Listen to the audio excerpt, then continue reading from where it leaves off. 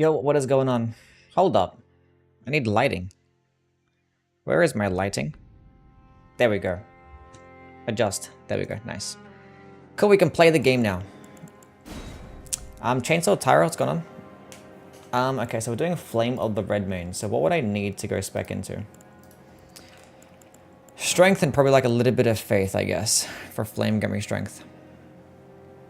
I could use like a regular ass dagger. I'm smoking, what's going on, man? What's going on, Yui? Gang. I don't think the regular dagger gets like a high dexterity requirement, does it? No, it doesn't go. We here. Everything's fine. Okay, so high strength. I think the hero is the play. Don't forget to smash the like button if you guys are against domestic violence. I wish I had 11 points into faith instead of arcane. That would be so much better. That's okay. It's the next best thing. Okay, we need a name for the character. Confessor? Nah, it's fine. Cryptic is gone, man. Okay, which one's a fire dude? Him. Can you stop with the spamming already? Jeez, I just got here. It's a quick way to get timed out. Kind of dummy first thing in the morning. So what's the name of the character? I beat Ludwig for the first time yesterday and finished it off with a tiny Tonitrus. Time yesterday and finished it off with a tiny Tonitrus. It was so epic. Good job, Aiden. Good job. Ludwig is a fantastic boss. Probably my favorite boss in Bloodborne. I don't know. I mean, since I've been doing these marathons, I think Maria... I'm starting to like Maria more than Ludwig, I'm not gonna lie. Knuckles? Ah, shit, it's too late. It's too late. Rip Knuckles. Okay, so we actually can go grab these things legit.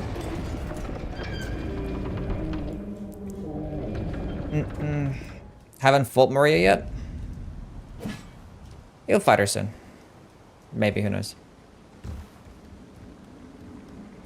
What's the coolest looking and OP build for the DLC? I mean, like...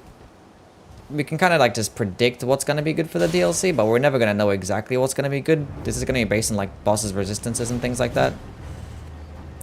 Look, just go what already the best stuff is in the game, because most likely the stuff that's going to be good for the base game is going to be good for the DLC too. It's not gonna be completely different meta, I don't think. I still think that like damage over time based things or like status effect builds are still going to be supreme. Especially if bosses are going to have like boosted resistances.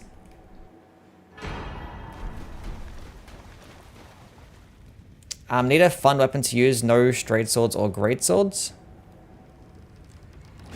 It sounds like you want to use the Siluria's tree. That's what it sounds like you want to use. It's a great spear that gets a horizontal attack with its heavy. And you get a cool weapon skill that has a melee version and a projectile version of which both get hyper armor. Sounds like you want to use that.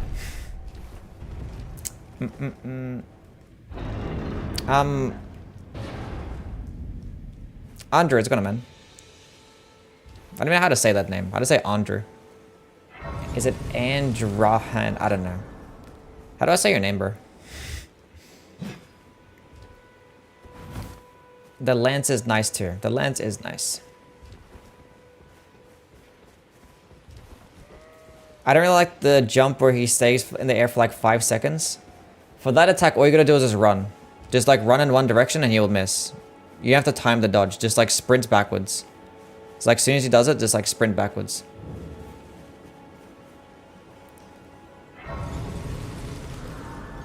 Started playing Liza P. The parry frames are super strict. Yeah, the parry and the dodging frames are not forgiving at all. It requires lots of skill. You get there though. What weapon am I gonna put it on? The regular dagger. It scales of strength. The dagger gets a good strength scaling. It just works. It doesn't scale off AR at all, so it doesn't really matter what weapon that I use. So a dagger is just good. It's light, easy requirements. You get it right at the beginning. And it's still gonna do like just as much damage as using anything else, so.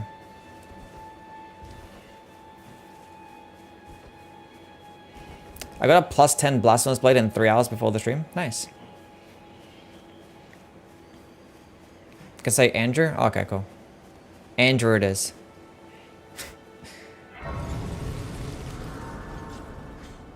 I'm letting parrying because I'm using the Azura's Glaive. Main skill is parry. Got bodied from the King of Puppets. I mean, the King of Puppets will body anybody with any weapon, so... It just be like that. Definitely like the first challenging boss. Or like... Nah, there's a bunch of challenging bosses, I lie. The 2 fingers. But you, I can play turning rune to 80. You need only the foot of... Then it's summon... Hey, Melina.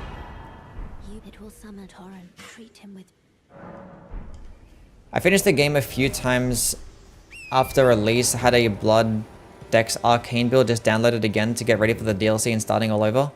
What build do you recommend trying out? I mean, if you did Dex Arcane the first time, I don't know, you should go like Faith or Intelligence. Faith, Intelligence, or Strength, so whatever one just tickles your fancy, I guess. Faith, you get lots of variety of spells. Sorceries tend to have like the best, I don't know, they have like the best damaging options, I think, in my opinion. But it's just like a bunch of magic damage. The weapons can be cool too. Do get access to Frost. And then strength builds are just like, you know, the biggest of bonks. Let's go the Faith build, I don't know.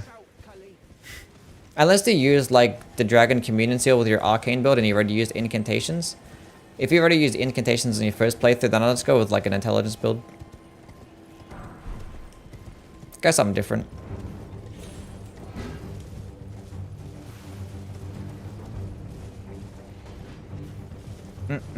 I just go start off with like the Wretch starting class just in case you want to change your build. You don't have like any wasted stats because you most likely will actually end up changing it.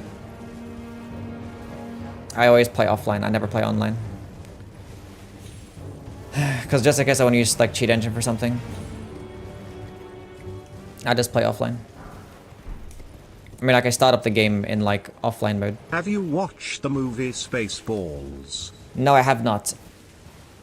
I got a map. I did pick up a map. What'd you look at that? I picked up a map. I did use the dragon incantations. Okay. It's up to you. There's plenty of other incantations that you could use if you wanted to go back with Faith, but I know if spells excite you, then go with But even if you do go with a strength build, you can still use incantations because the claw mark seal is actually pretty decent.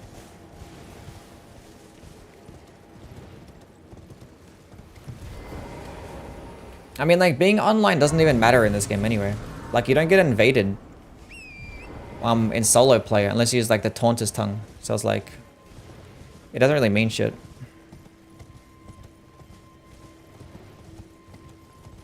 Liza P, maybe invest in vitality more than damage. The bosses are just ridiculous. And they get way harder in New Game Plus. New Game Plus is brutal in that game. Can I pick up all the maps? We'll see. Anyway, I dropped my top 10 best Dark Souls 3 weapons today. Did you guys check out the video? And do you guys agree? And if you don't agree, get out. I'm kidding. Playing Dark Souls 1 on the Switch. I have it on the Switch, but I haven't played it on the Switch, so I don't know how it performs there.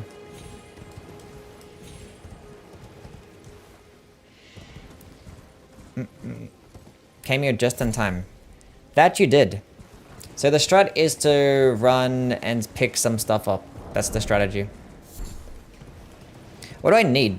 I don't know. I'm trying to think. I'm just like running here, picking up the Faith tier. I don't really need the Faith tier, I don't think. Gotta get the Strength tier. We gotta go pick up Flame with the Red Mains. That would help. Unfortunately, we have to go with a Smithing Stone upgrade system, which I don't like. I was actually gonna do the, what's that weapon called? The Godslayer's Greatsword weapon skill only. I was gonna do that run today. I was like, you know what? I feel like doing an Ash of War instead. Instead of a unique skill. Should I start New Game Plus 7? Sure. What drip are you gonna run? This is fine, I guess. This drip does okay. Weapon for Waves of Darkness. I like the Lance. Like, larger weapons is obviously going to be the only thing you can put on the Waves of Darkness.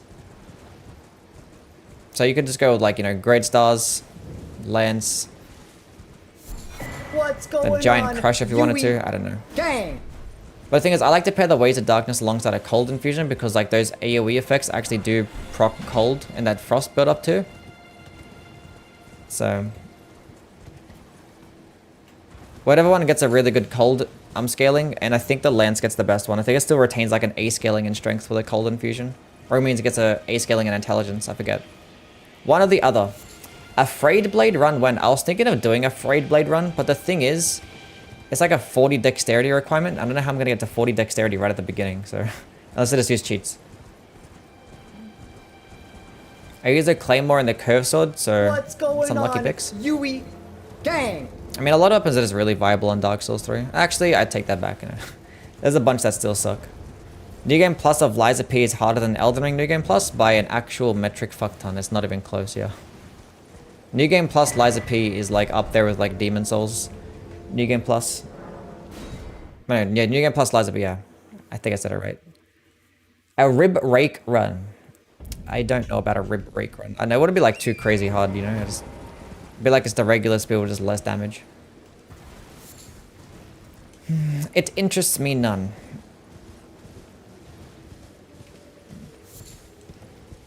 I got banned from the server for trolling. Skill issue.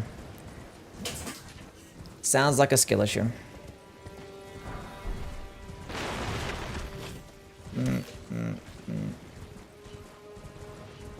So light weapon usually only has like 20 less AR than the cold Great Mace.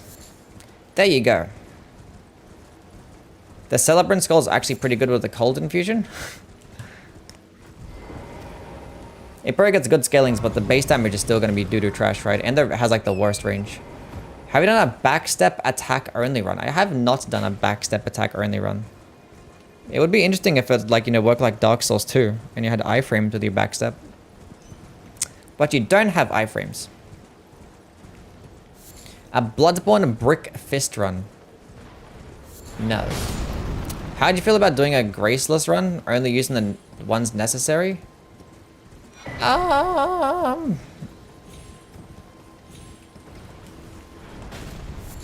don't know, probably not.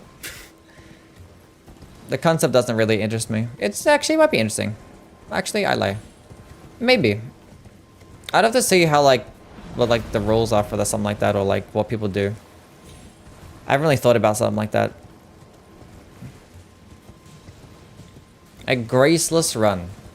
Wonder what the meta would be. But like, no, actually I don't want to do a Graceless run. It's like a lot of backtracking and no. No. No.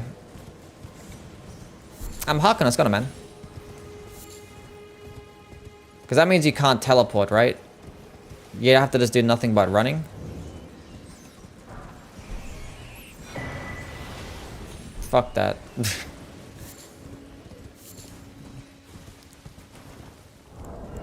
Not a fan.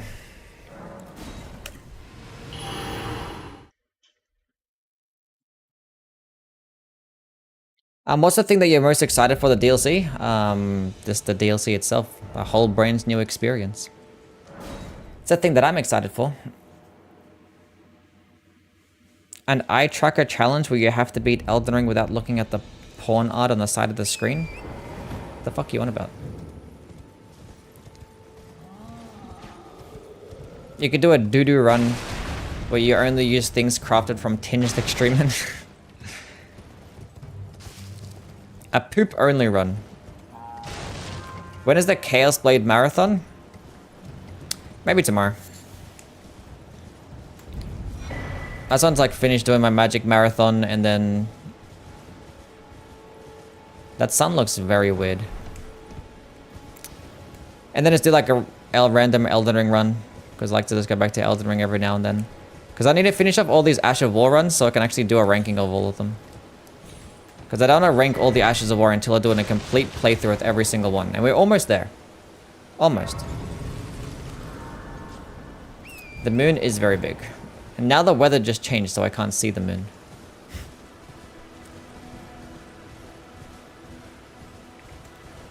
Which damage booster is good on Liza P? I think Shock is going to be the best one. Because like Shock is best against puppets, fire is best against carcasses and acid is best against humans. There's not many human bosses or human enemies in the game. So acid is going to be like the least best. But yeah, shockers is typically like the best one.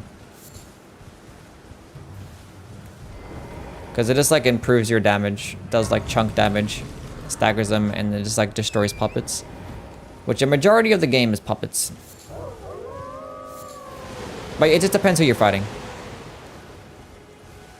It just depends. We can't go get Golden Vow just yet. A Golden Vow only run.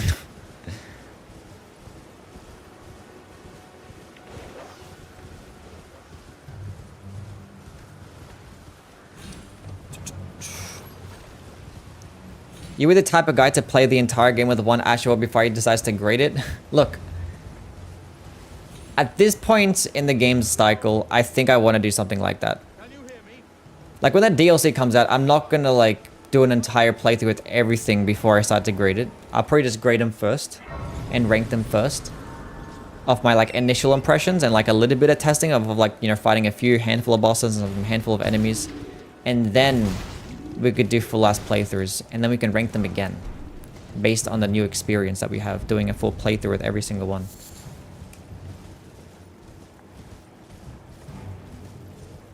Because anybody can test it out for like, you know, a couple of hours. But how many people are going to do a full playthrough from start to finish? Have I done an Ash Slam run? Yeah, I have. Like every single Ash of War, I've basically done a playthrough with. And even every single unique skill. So, and every single spell. I've done a playthrough with everything. Everything. There's like a handful of things that I haven't done that you guys probably don't even care to see. Like stamp sweep. I haven't done like a stamp run. Or like, I haven't done charge forth either. That one could be somewhat interesting, I guess. I haven't done any of the blood-based Asher Wars, but I don't think I care to do that. How's Night Maiden's Mist? It shits ass against anything that's past halfway through the game, because it's like flat 1500 damage. So against everything later in the game, it's just useless. Actually useless. Do you think they'll add a Twin Blade from Mikula and Melina deal? Probably. Maybe. Well, like that cut content Twin Blade you're talking about, or? Do an inverted camera run?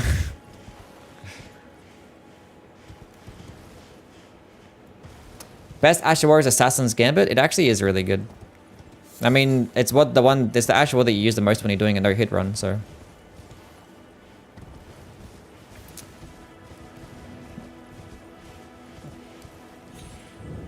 Yeah, the cut content? Maybe. I don't know. They're gonna add a bunch of like cool new weapons. I don't really care to get anything in particular. I just know whatever they're gonna drop is going to be some fire ass shit.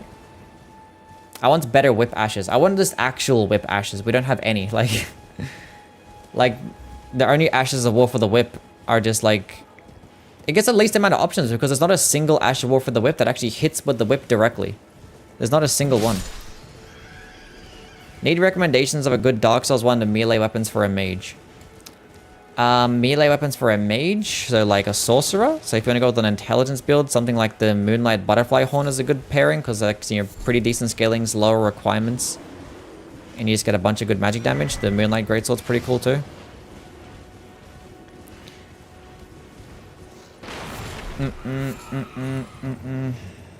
Do I need to grab that? No, I don't really. A heavy equip load run. It doesn't seem that interesting, honestly. Like an overloaded run will just be more interesting, and I wouldn't want to do that because that sounds boring. Elden Ring is my first Souls game, and I love it. Nice.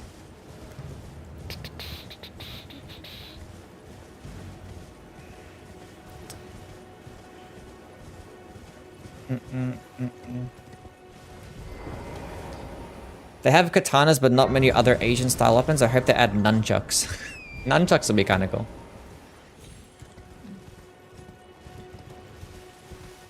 I don't know. I'm really hyped for the DLC though.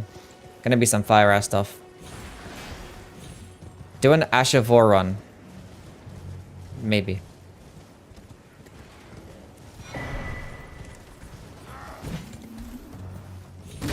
I'm gonna have to do top 10 best Bloodborne weapons next, and that's gonna be like mega cringe.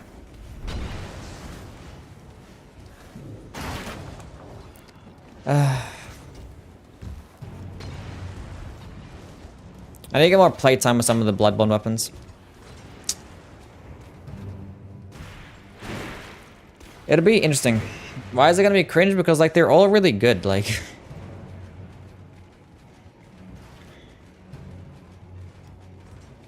they're just like all good.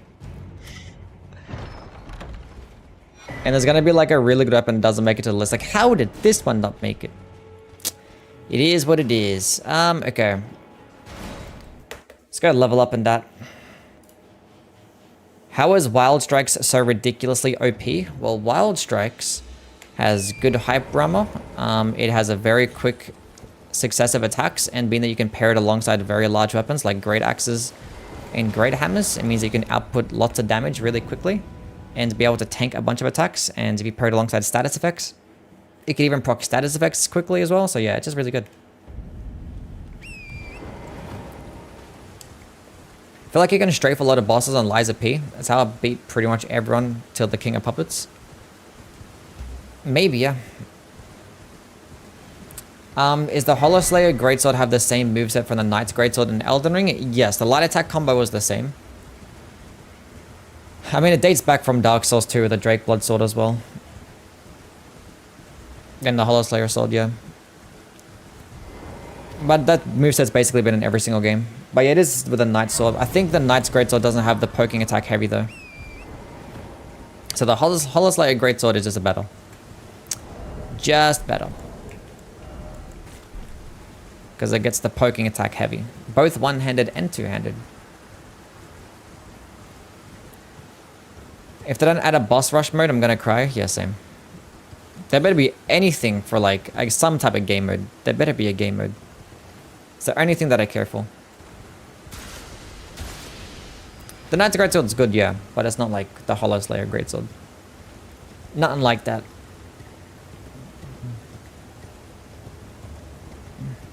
Hunter Axe is so good. Yeah, the Hunter Axe will most likely get to the top 10 Bloodborne weapons. I don't know what it's gonna be. Like, it'll be like Whirligig Saw, Ludwig's, Saw Cleaver, and Saw Spear. Might as well talk about them together because like they're basically the exact same thing. Church Pick, Moonlight Sword, Forgive me to determine if you had seen, and then the rest will just be like hard shit to pick from. Like the Beast Hunter Scythe, that's good. The Chikage and the Rakuya are also really good.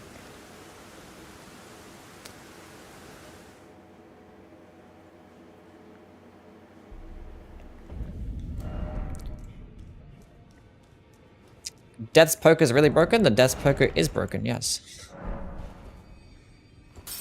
Actually, I need to go pop another one of these things. Anyone know if there's a mod that replaces Melina with Joe Biden? Maybe there is a mod like that.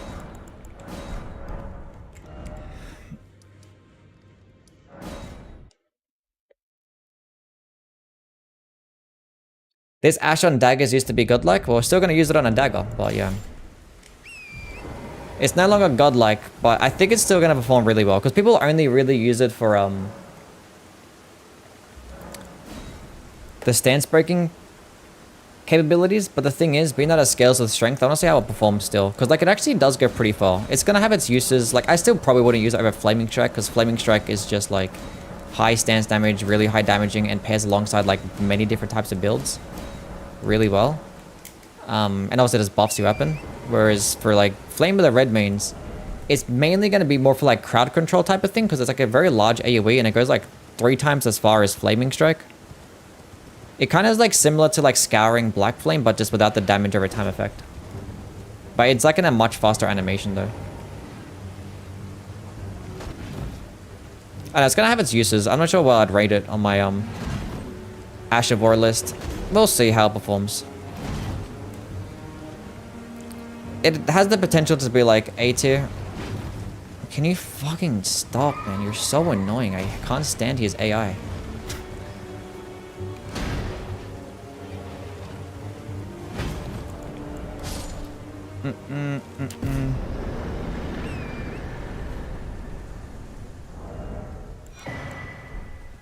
And it should be okay.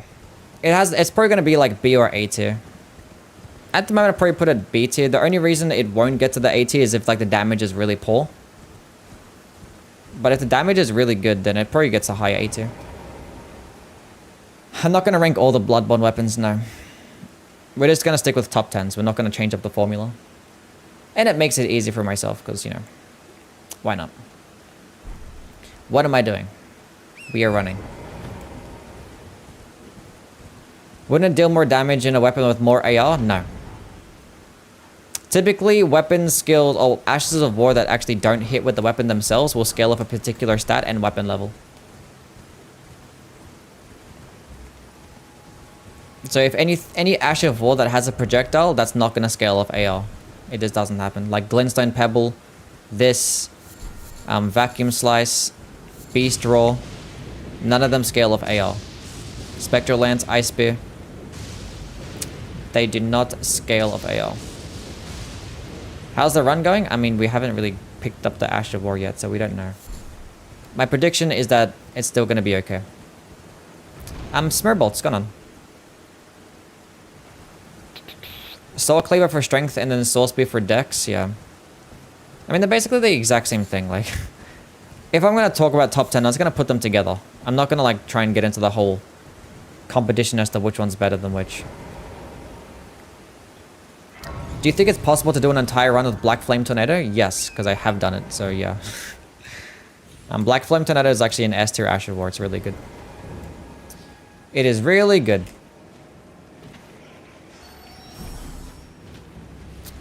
Well, Thunderbolt? Yeah, Thunderbolt scales up dexterity, yeah. It doesn't scale up AR. Like, typically, like, the Sombra-based weapons, they kind of scale up AR with their projectiles, but Ashes of War don't. So, like, something like Bloodblade, that scales off Arcane, but Reduvier Bloodblade scales off AR. If that makes sense. Soul Spear is probably better. It probably is.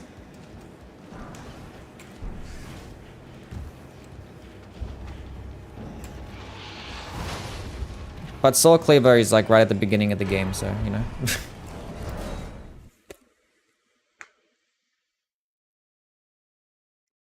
Ash of War scaling is so confusing. The wiki often doesn't say about this. How do you know this? Is this trial and error? Yeah. I mean, I tested it out ages ago. Like back when I did my Ash of War ranking videos. Like a long time ago. I just tested it out. Cool. The way Black Flame Tornado stacks with the Black Flame damage over time is illegal. Yeah, it's just really good. Ixnay, what's going on?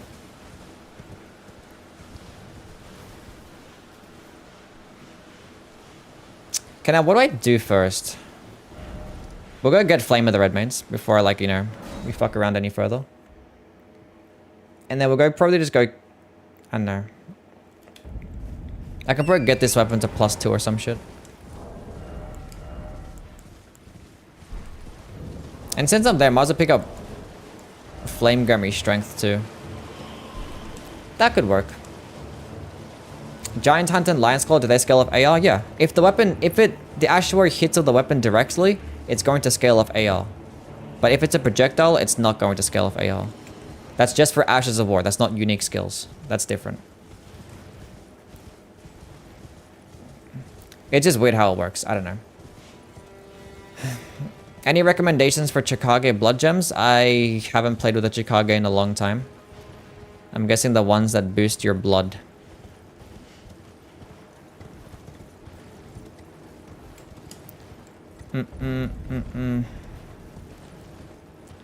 Probably those ones.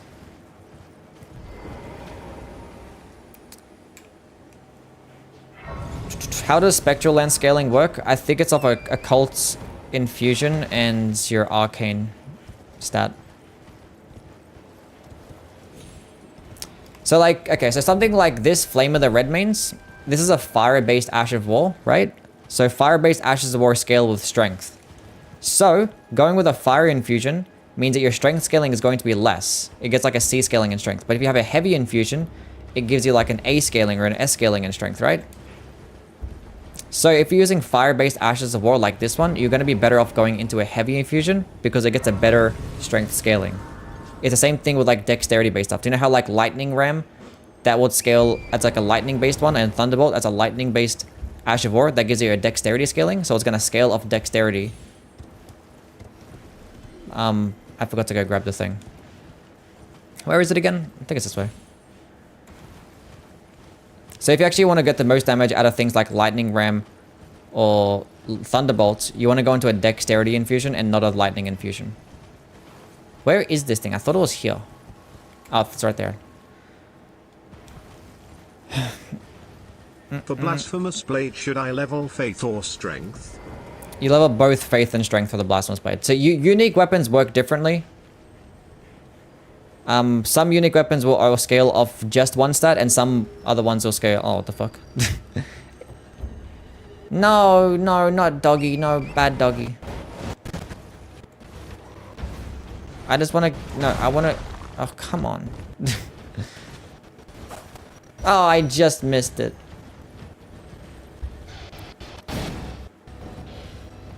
Let me hit the thing. Come back. This is fine. But for Blasphemous Blade, you mainly want to level Faith, but you want to level some Strength as well. I'm just like chasing it around and not meeting it where it's actually going to be. That would be the more intelligent option. Oh, where?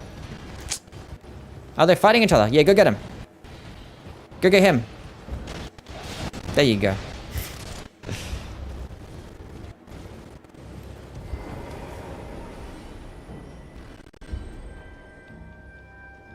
Okay, now where is this stupid scarab?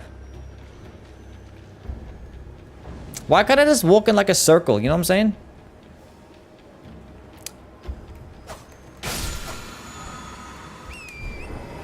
We did it. One strength, one faith. I think the Blasphemous Blade Ash of War scales off faith. So you want to go mainly into faith, but like you still want to go... I don't think 1 for 1. Maybe like 2 for 1. I think in terms of AR, they get even amounts. Actually, no, I don't think it's even amounts. It might be. But like 60 faith, 40 strength type of thing is what I'm saying. Kind of something like that. So a Flame of the Red means you want to have the highest possible strength scaling on a heavy infusion. Yeah. Kinda. I mean, yes, exactly that.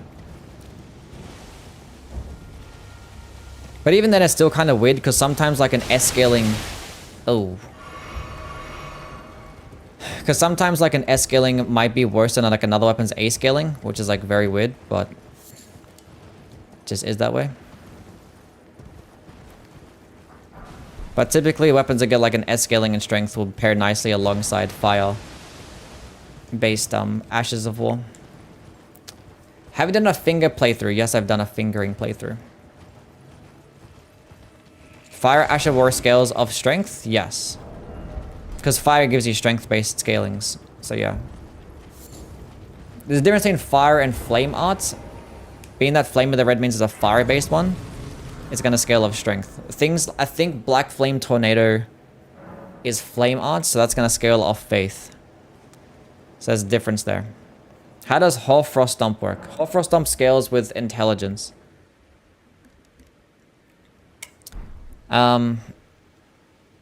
Even with the Ice Rind Hatchet, I think it scales a bit of intelligence. Even though it doesn't get an intelligence scaling, which is really weird.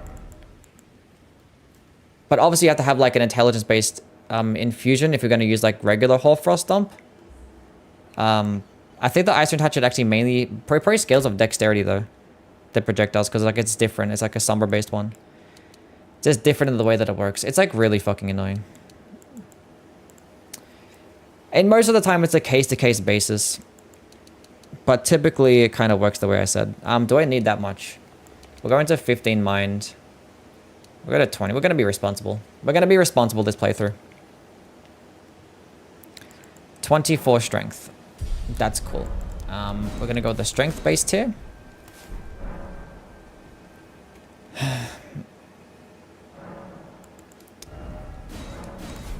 Yeah, the ice rend hatchet is gonna scale of dexterity, so I'm pretty sure the weapon skill scales of dexterity. Either way, you wouldn't want to use Hoarfrost Stomp with the ice rend hatchet anyway. You just want to use the ice rend hatchet, the Hoarfrost Stomp with, like, you know, another weapon. With like a magic infusion, you're just gonna get more damage. Do you think they should bring back something like blood gems? Not really, no. Because your infusion system is kind of like just a better version of blood gems, honestly. And there's plenty of buffs in the game. We don't need more, you know. Why do people hate magic so much? I don't think people hate magic. I think people just make fun of it. Because, like, obviously, the game is much easier when you're using projectiles. You don't have to, like, learn a bunch of the boss's movesets. You can just sit at a distance. So people just, like, probably get mad about people that beat the game using such methods. +2 dagger. If you Let's go grab Golden Vow and go kill Alexander. Would its power scale with? I followed your beginner's guide for Elden Ring the other day and I'm doing so well. Thank you for the good content. Oh, nice. Glad that you're doing well. Hold up, I need to go equip the weapon skill. If you could... What? Mate, what the fuck, man?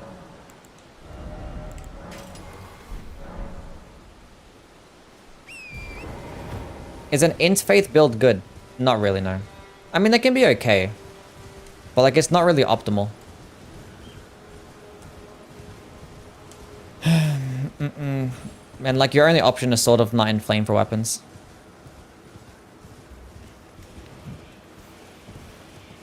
So, it uses your strength plus the scaling modifier of your weapon. Yes. That's, in fact, what it uses. Tis, in fact, what it uses. Like, it staggers them nicely. It doesn't do good poise damage anymore. It's like 10 stance damage. But it staggers well. That's cool. What else was I getting? Have I beat Margit yet? No, we're doing some more preparation type things.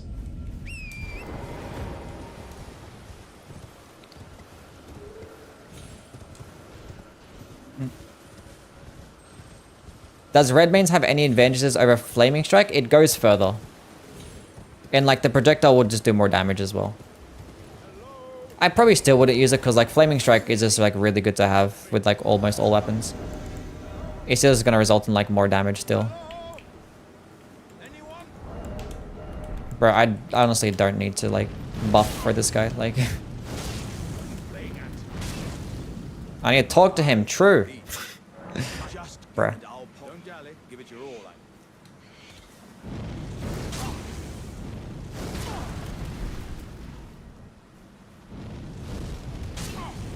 Wait, look how much further it goes. You could probably hit him from, like, here. Maybe not there. Did it hit him there? I think it did. I don't know. That time I hit him.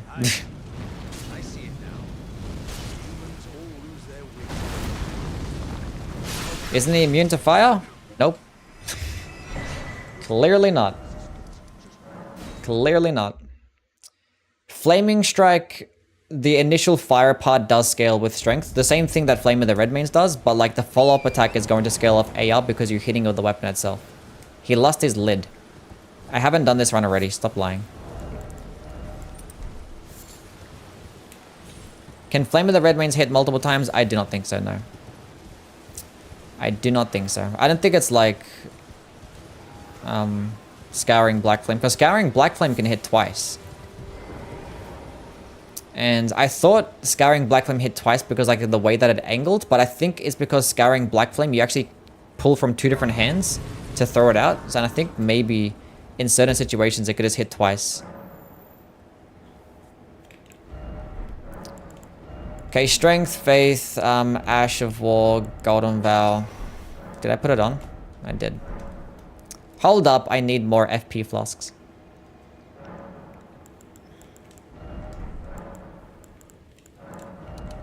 Yeah. Raw, what's going on, man?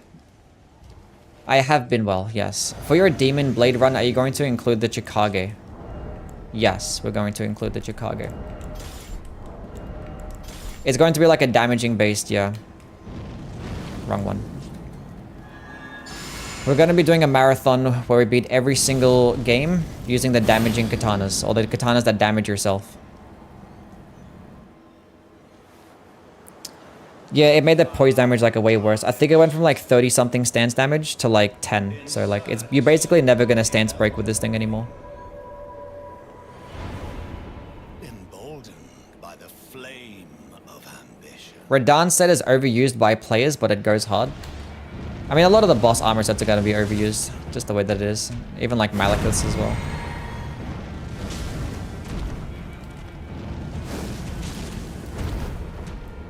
See, this is going to be the use that Flame of the Red Mins has a flaming strike. You can like just hit at a distance. So you couldn't hit like that. And like projectiles just make the game easier. It just does.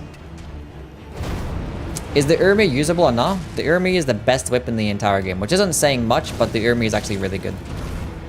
The heavy attack builds go super hard. That's gonna hit me, but I don't care. Do you think they'll add a Chaos Blade in the DLC? Probably. I think the reason why they didn't is because they added in Ashes of War that already actually drain your health. You know, things like Seppuku and Bloodblade, Bloody Slash. That's probably the reason why they didn't add a Chaos Blade.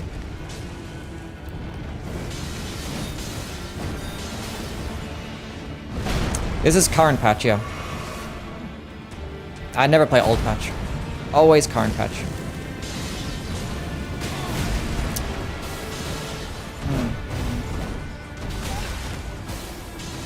Can you stop attacking for 3 seconds? I need to just be able to hit you.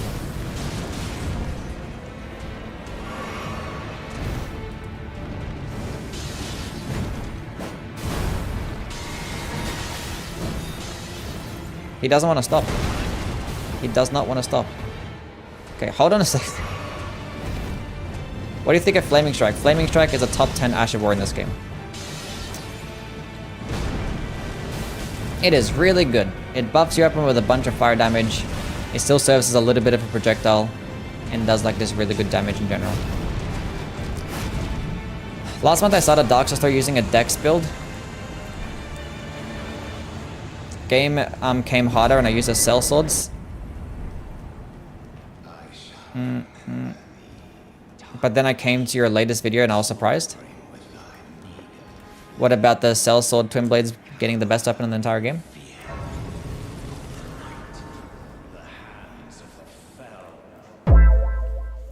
Elden Blink, thank you for the follow.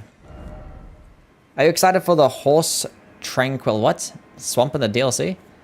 The Horse Tranquilizer Swamp? I'm excited for any swamp that they make.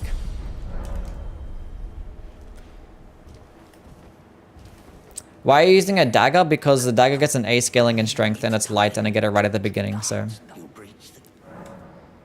And the A scaling that the dagger gets is actually really good compared to like most other things, so. Like the A scaling is like on par with like the S scalings that like you get with like the Knight Rider's Glaive.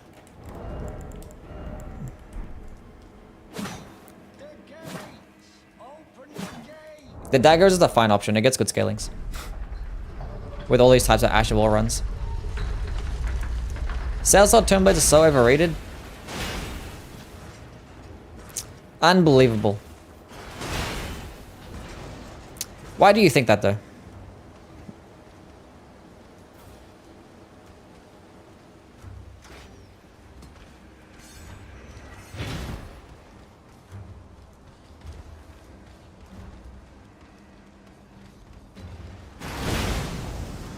Bro, use a Cell Sword to make the game harder and accidentally use a stronger weapon by far. It is what it is. But so you saw the Cell Sword Twin Blades, realized that it was like swinging 2 weapons that quickly, and you're like, you know what? This seems underpowered. Let's use this. What's my favorite Ash of War? Huh. That's a good question. Probably Phantom Slash. Shit's cool as hell. Not a fan of slow gameplay, that's why Sekiro is my favorite. What's your recommended vigor for Orphan? 30, 40, somewhere around there. Minimum 30.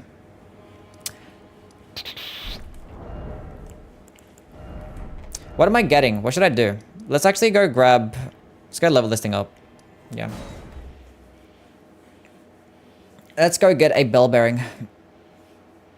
I want to play dagger only run. What should I start and end in mid game? Well, it depends. Like, I don't know. Do you just want to like... Because you could just go use the black knife Ash of War and you can just spam the Ash of War the entire time. So it's like... It depends what you classify as a dagger only run. Like, do you only want to use the dagger to do damage? Or like, are you going to allow projectile-based Ashes of War?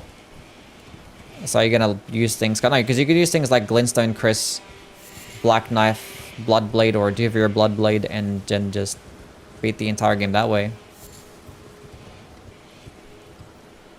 And you're technically using a dagger, so...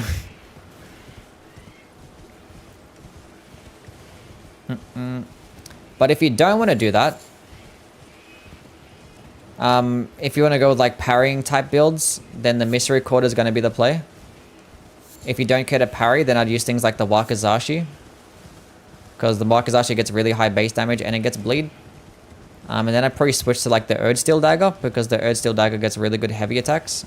And it gets like really high AR with Faith Infusions.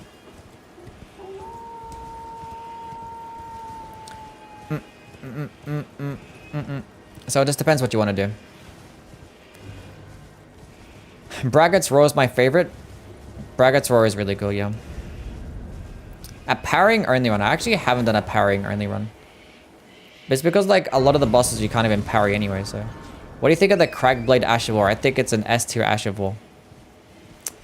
The fact that you're just adding 15% more physical damage to your weapons just makes it a good pairing with like any type of strength build.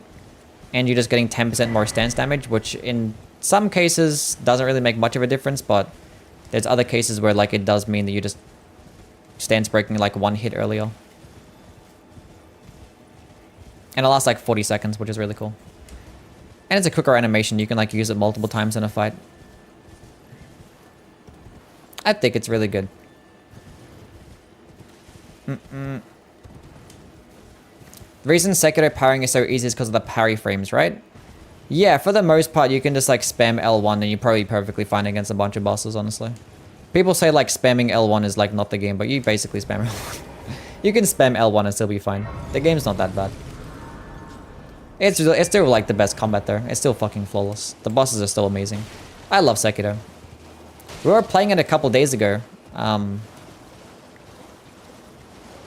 But unfortunately, we had to end the stream because like it was just getting too hot in this room. So I didn't actually finish off my prosthetic tool only run. And I kind of wanted to because like I only had like a few good bosses to go. Sword of Night and Flame is a top 10 best weapon in Elden Ring. I agree. Yeah, maybe I agree. I think purely based on the fact that it's like the only Faith and Intelligence option means it actually has a lot more uses than like almost anything else. So based on how like that alone, that's like enough reason to put it like top 30 maybe. But the fact that it's still like overpowered still with its weapon art or weapon skill might propel it to the top 10. I was there for the Sekiro run, you were baking. I wasn't even playing that bad as well, like. I thought, because I hadn't played Sekiro in like an entire year. I thought I was going to go in there and play like ass. But I could basically kill a bunch of bosses first try. Have you done a winged Greathorn run? I haven't done a winged Greathorn run because its weapon skill is just a debuff. And I don't really care to do that, so. It doesn't sound fun to me. A Faith Int Infusion would be very cool. And necessary. It's just so upsetting how like we went from Dark Souls 3. Like the first game that actually introduced a Faith and Intelligence starting class. And then they were just like, you know what? Fuck it, who cares? No Faith and Intelligence in the next game. It's like, what? Why? Because like either way, like typically speaking, you're always going to get more damage just by speccing into one in particular, because you could just like stack the talismans for that particular spell type and you could be perfectly fine that way. So like you have to like stack on multiple different types of buffs if you're going Faith and Intelligence, and you're leveling up 2 different types of catalysts too. So it's not like it's a broken build. Like I don't understand why they had something against it. Maverick, what's going on, man?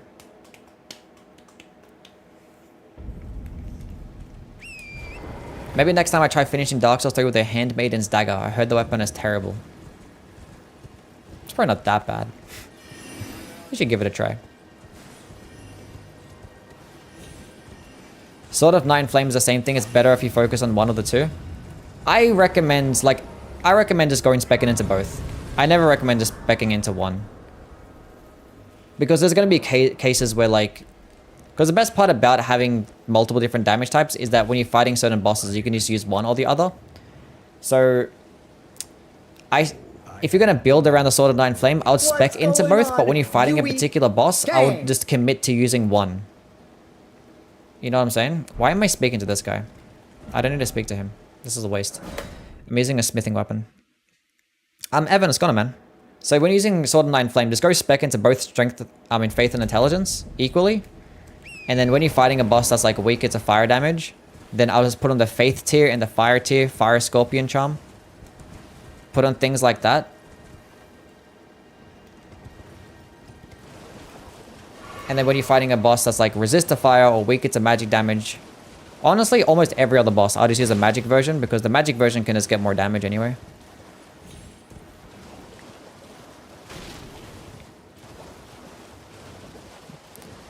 So yeah, kind of like you commit to both, but like you use one for a particular fight, is what I'm saying. Is the Bloodhound Claws good? Yeah, claw weapons are just amazing. Really good stuff.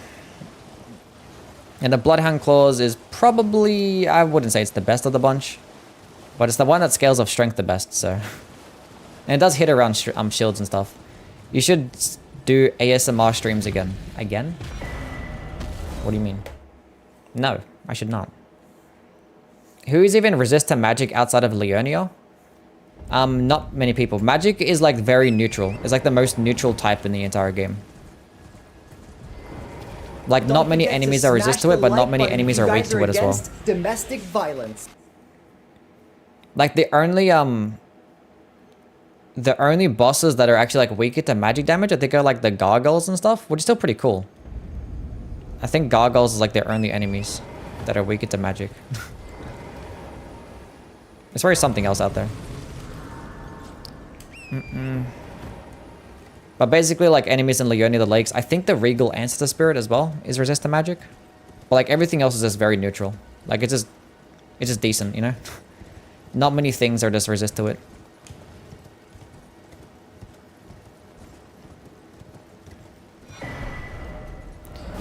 I wonder what Renala was like in her former glory, because it stated in her headpiece's description she became a lot more weaker from the heartbreak after Radagon left her. Renala in her prime, so to speak, is probably second phase, right? Because the second phase isn't actually her. Isn't that like a projection? Right? Because the first phase is actually Renala, where she's like just sitting still doing nothing. So like, the second phase, being that it's just like a projection or like an illusion or some shit like that, that's probably what she's actually like when you're fighting her. Am I wrong? Did I actually answer a lore question correctly? First time ever? I'm probably still wrong. What do you guys think the worst weapon is in Elden Ring? The Vari's Bouquet is the worst weapon. It sucks so bad.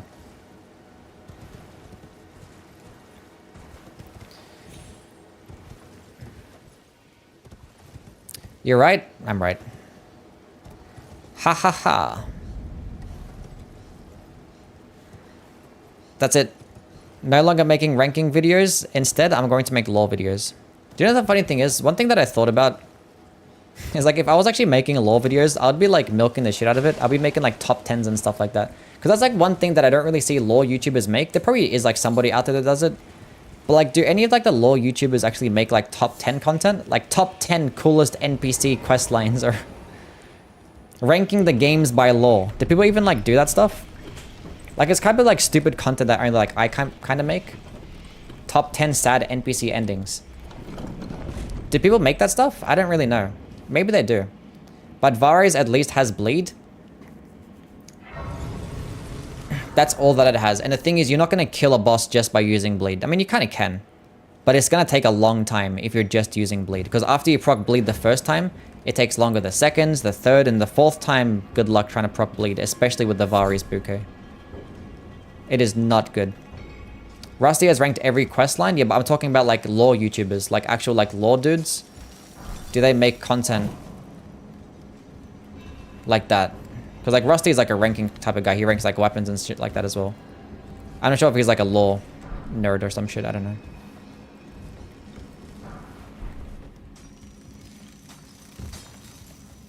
Yeah, Blade by itself is weak, yeah. I know, I did a Vari's Bouquet only run and it is not fun. It felt like I was doing a +0 run. Honestly, I was doing more damage with a +0 run. I did a +0 Weathered Straight Sword run and it performed better than a maxed out Vari's Bouquet.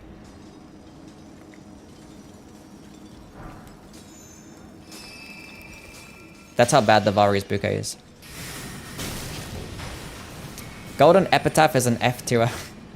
Golden Epitaph is mid, but like it's still going to have some uses over a lot of other weapons because its buff is like the best buff to use against like Deathrite birds and like undead enemies in general. It's fine, we shouldn't die. Dark Tark made a divorce in Elden Ring tier list. Interesting. Top 10 worst NPCs. See, if I was like more familiar with the lore in all the games, I would make videos like that. Would you marry Selen IRL? Sure. If she treated me right. I wish flails weren't so shit. They could have been so cool. Yes. Top 10 item descriptions. The Bloodborne Pebble, #1, and the rest don't matter. The rest are irrelevant.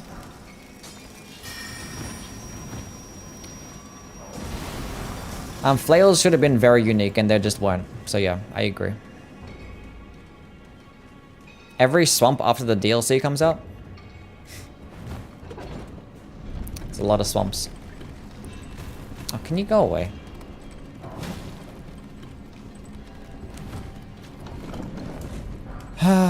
This dude.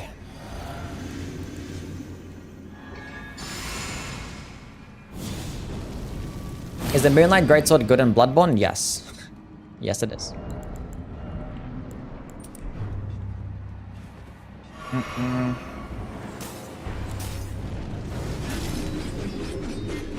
I don't think it's like top 5 or anything like that, but I think it's gonna be top 10. Because like, I don't know, the fact that you're having projectile attacks that don't consume many bullets at all is just always gonna be really good. But like the arcane damage is kind of cringe, and like you're gonna need like nourishing gems to really make it good as well.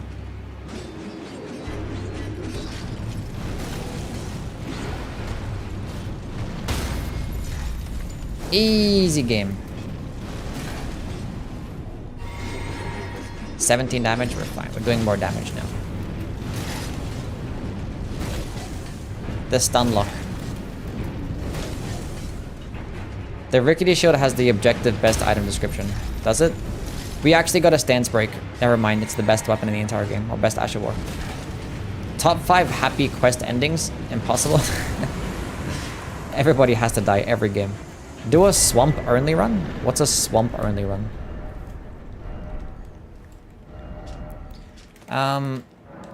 Let's go back and go buy some stuff.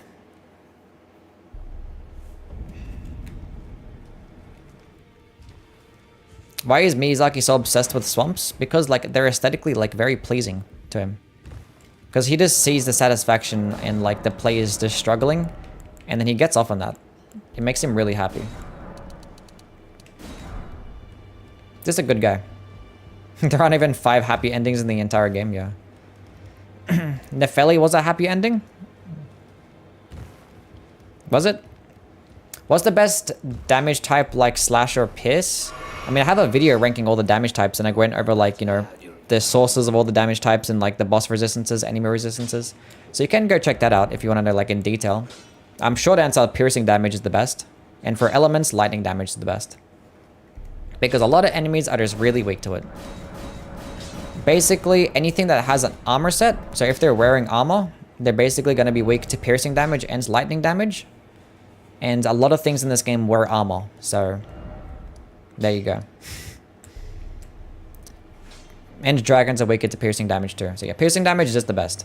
And obviously you get access to like, you know, counter hits and the spear talisman. It does not get much better. Let's go kill Godric.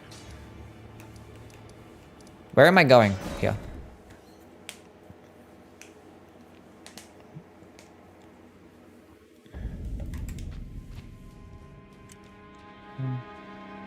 Michael's lucky. He definitely wanted to make the entire Leonia a poison swamp. Yeah, he did.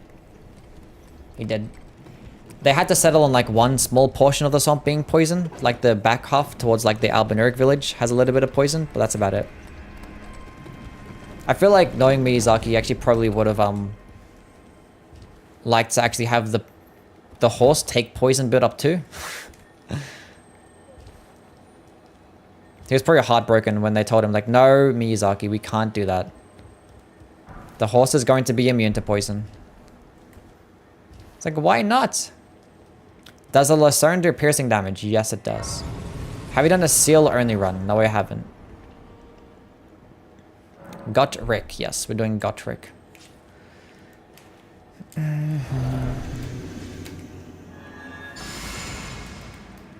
Least favorite enemies? Dogs. Every single one. I hate them. They all suck.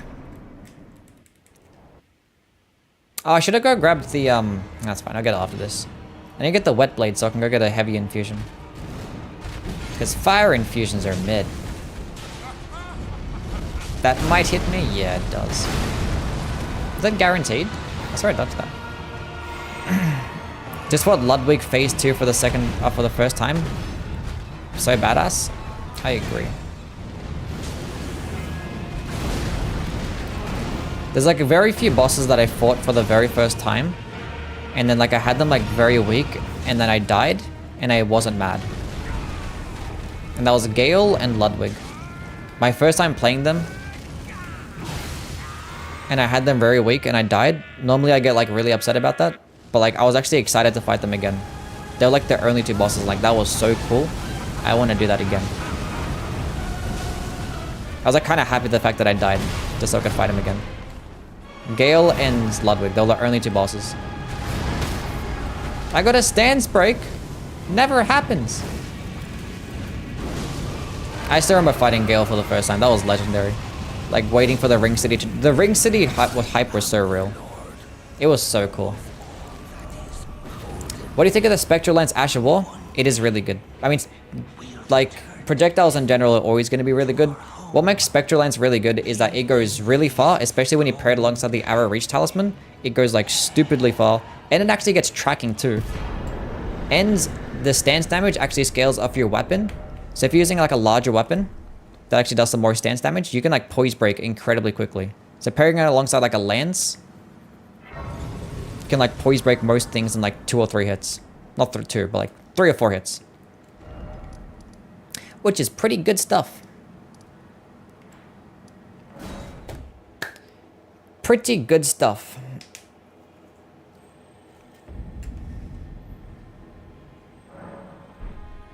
Yeah, Cult Infusion for Spectral Lance, yeah. Which, like, yeah, which the Spectral Lance paired alongside the Lance is probably not going to be the best option. I went the wrong way, but that's fine. We can pick up the Golden Seed. Because, like, Occult Infusions typically are paired best alongside status effects, like Bleed. Or, you know, Deadly Poison. But, for the sake of making Spectral Lance completely optimized, the Lance is the best pairing. Which hopefully, if there's a Great Spear in the DLC that gets passive bleed and can be infused, oh my god, it's a wrap. Spectral Lance would be like 10 times better. And I'm not even kidding. I'm going this way. Blood Infusion would be better on Arcane? No, Blood Infusions only give you like a D scaling in Arcane. In like most cases. Sometimes you get like a C scaling too. But in that case, it's going to be doing less damage with the projectile. Because obviously like projectile-based Ashes of War that we just talked about, they scale off the particular stat scaling and the stat itself. So Spectral Lance is going to scale off Arcane stat and your Arcane scaling.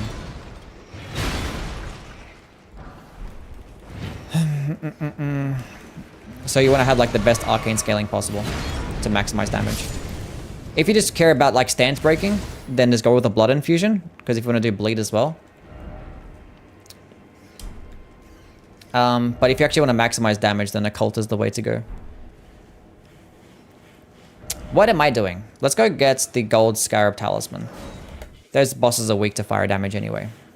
What's your opinion on the Saint Trina's swords? I don't care for it. It doesn't get that good at damage. You get a descaling and intelligence, and sleep is like one of the most useless things in this game, outside of fighting like 2 bosses. And that's about it. I know sleep should just do more against like, because it can like stagger enemies, but like almost any other status effect just works better. Like, I don't know. Staggering enemies doesn't really do much for me.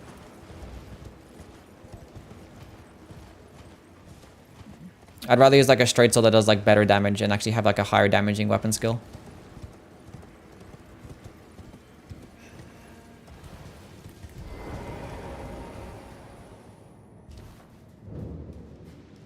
The land seems to scale very nicely on almost all infusions in my experience. Not with me. I noticed a pretty decent difference.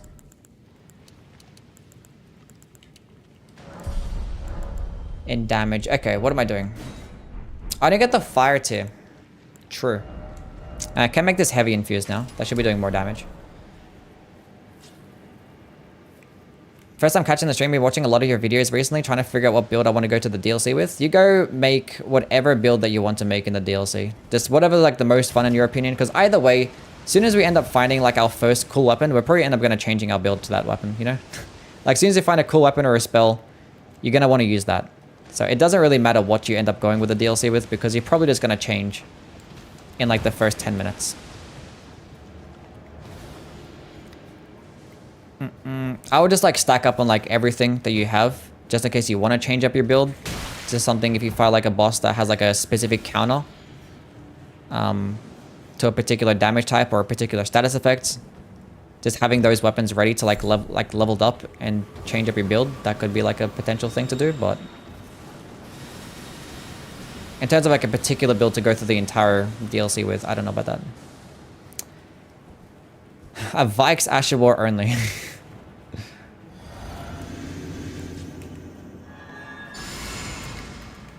What's the best generalist starting class? The best starting class? I mean, I have a video on that too. It kind of just does not matter at all, but like... Best starting class is like the most... I don't know. I go with the Wretch when I'm ever in doubt. The Wretch is just the best. Like, you start at level 1, 10 in every single stat, so if you want to change every build, it's like very minimal stats wasted. These guys are weak to fire damage, if you don't know. So they're getting hit really hard. I think that guy's might be a resist because he's standing in like waterish type of thing. Maybe. Okay, should we go kill Doug? I think we go kill Doug. Actually, I want to get the Ritual Sword Talisman. Let's go get that. And the Vagabond is really good because it starts you off with like... Doesn't start you off with a straight sword. Ends a halberd, which is like both of them are really good. So... And you get like a 100% physical block shield, and you get like a decent armor set. The only thing that doesn't make the Vagabond noob friendly is that it starts you off medium rolling. I mean, it starts you off fat rolling, I mean. Which is like kind of cringe. I don't know why it does that. It just like punishes new players. Don't forget to brush your teeth. I did. I did this morning. I had some Fruit Loops, and I was like, this is very sugary. I need to brush my teeth. Confirmed. What's going on? Ethereal's gonna, man. Dang. I'm thinking of doing a dual S-Stock build. Any tips? For a dual S-Stock build? I don't know. What do you want to do with a dual S-Stock build? Like, do you want to proc status effects? Do you want to pair it alongside spells?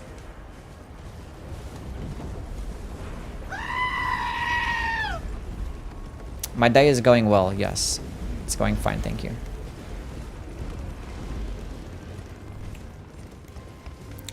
Yeah, the new players is basically a death sentence, yeah. I can't imagine how many like brand new players like started off with the Vagabond and they're just like fat rolling.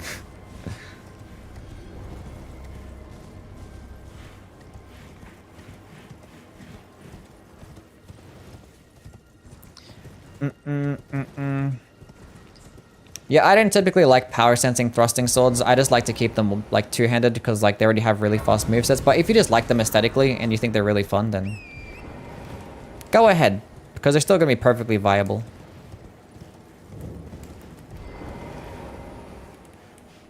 Thought you said did a foot loose? No, fruit loops. What? Peeper Rat's gone, man. How am I doing?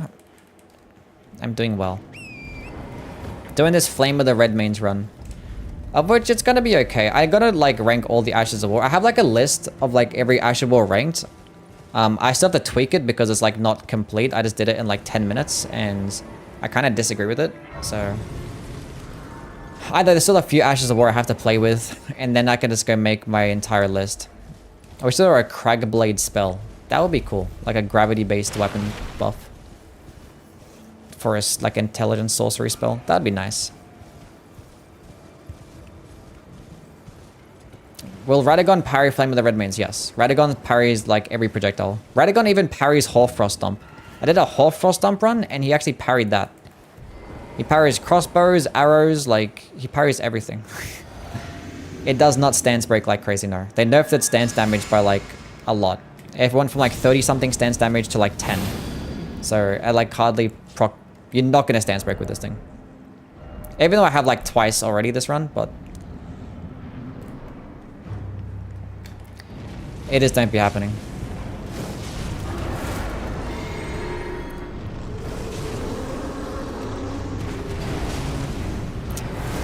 See, Gillica. Like, it's still good. You can still cast it quickly, and for only 14 FP, you can't really go wrong. And it does go very far. You just gotta pair it alongside a strength build to just really maximize damage. You can't just like use it with any build anymore to just like stance break. So it has its uses. And the thing is, you could put Flame of the Red Mains, I think, on like every single build. You can't put Flaming Strike on everything. Flaming Strike is only for specific types of stuff. So if you like want a projectile option with like a strength type of build, Flame of the Red Mains might be a good one. Like say if you're using like the Giant Crusher, you can't put Flaming Strike on that. I mean, I'd probably just pair it alongside Cragblade. Or like, you know, Lion's Claw or some shit, or anything else. But if you wanted a projectile option, this could be it. Because it goes pretty far. Look, I just really wish we could be like, use Ashes of War on horseback. It wouldn't make much of a difference. I probably would still never do it, but like, it would just be cool that if we could. How are you doing so much damage? It's stronger than using a weapon? I mean, first of all, Gillica is very like, you know, doesn't have much health in general. And you using things like Flame, Memory Strength, and Golden Vow can make anything do good damage. Which boss attack do you think deals the most damage? Which boss attack deals the most damage?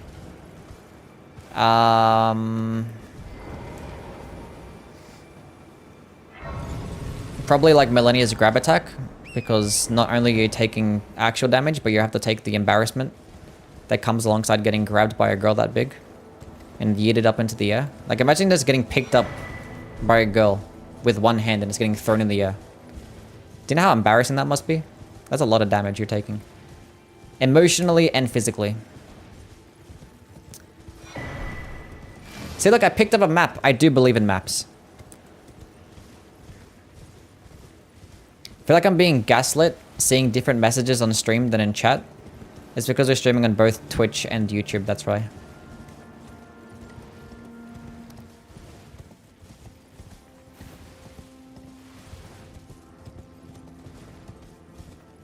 Elden Beast comes to you if you just wait, TBH. The Elden Beast? Force YouTube chat to come to Twitch. It's fine, they're allowed to do what they want.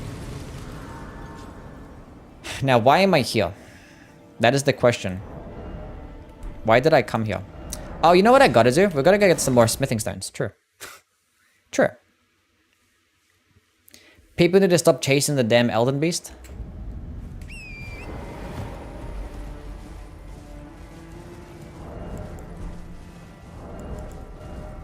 Maybe they do. Maybe you should call them out individually. YouTube chat discrimination? Ah, you guys will be fine. Feels like a perfect arena to use Torrent. Maybe. Look, I didn't mind the Elden Beast boss fight. Like, the swimming is not unbearable. It's just like when you get certain types of RNG that he swims too much. That's like the problem. Because sometimes you can get like super cringe RNG where he would just like swim around and just shoot a bunch of like projectiles. When you get like good RNG and he does nothing but like spam melee attacks, that's when it's kind of cool. Because he has like a bunch of like melee combos, and not just like the ones that like he just does by swinging. Like there's other ones as well where he summons like holy types of blade shit.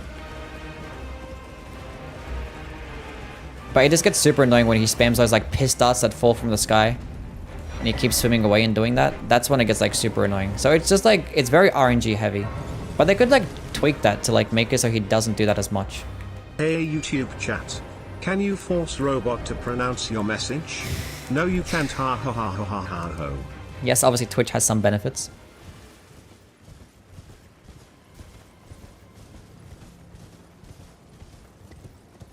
Yeah, because like if you had certain fights against the Elden Beast where he just does like a bunch of melee attacks. Because he has like a few like combos with like his sword that he does. What's going on, Yui gang? It's actually really cool. Like some of them feel very satisfying to dodge. And even like the AoE attacks that he gets when like at point blank range, the one where he slams the weapon down to the ground, that one can be very easily countered, gets to like high amounts of openings. The other one where he like swims backwards a little bit, you can like meet up with him there. It's pretty good. It's just like the piss darts and then Elden stars. Ugh. Those little darts that fall from the sky and Elden stars, those are like the most annoying parts about the entire fight. Because like it just involves like having to just like run and shit, you know what I'm saying? This involves a lot of running.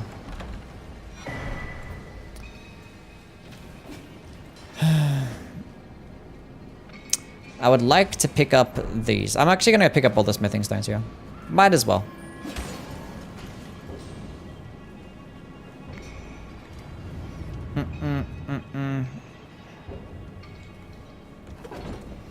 Yeah, some attacks you can like meet up with him. You can kind of like see exactly where he's going to run towards. I forgot to jump.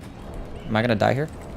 Dodging the Elden Beast's holy darts that rapidly come down by simply I knew I was gonna die. No, I didn't put it out. is so satisfying, I'm starting a marathon of replaying all the...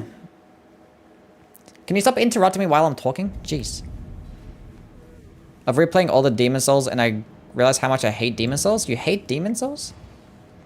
The thing is, when I'm doing my marathons, Demon Souls is becoming like my least favorite in terms of like replaying the game.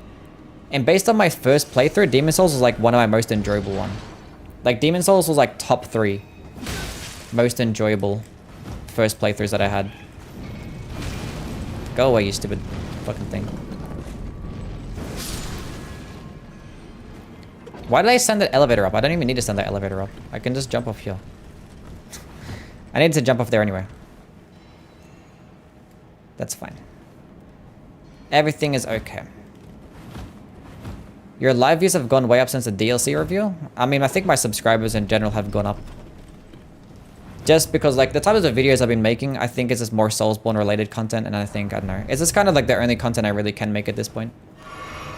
Elden Ring content has kind of run its course until we get to the DLC.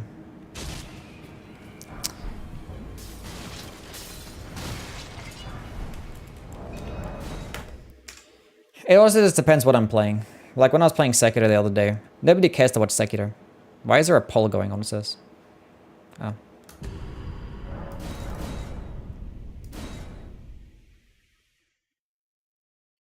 I need tips on weapons, I go to you. You know what? I would go to me too. Honestly. Hey Yui, what's your favorite D3 boss? Gale. Obviously.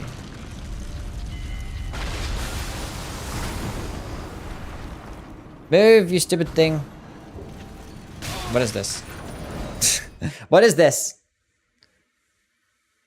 Dark Souls 3, I mean, Sekiro lacks variety. It's not the most fun one to try and replay. Because, like, it kind of, all the playthroughs feel the same. I mean, like, the prosthetic tool run that I was doing did feel a bit different. But, like, there's not really much you can really do in that game. That's different. That's why I don't really include it in my marathons. Because, like, what are you really doing? You know what I'm saying?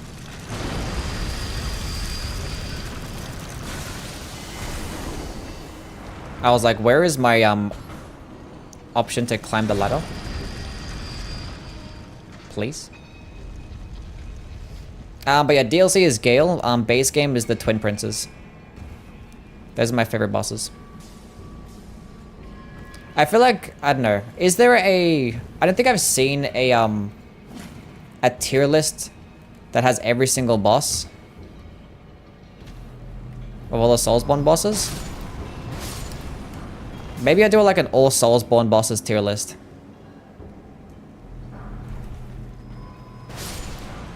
Wait, should we do it after the stream? We might do it after the stream. After this run. We're gonna look up a tier list. We're doing all Souls bosses. All Soulsborne bosses tier list. Hopefully it doesn't include like Chalice Dungeon bosses because I haven't played the Chalice Dungeons in a while. We can go look one up there. Okay, after this, we're gonna go get the fire tier. I keep putting that off.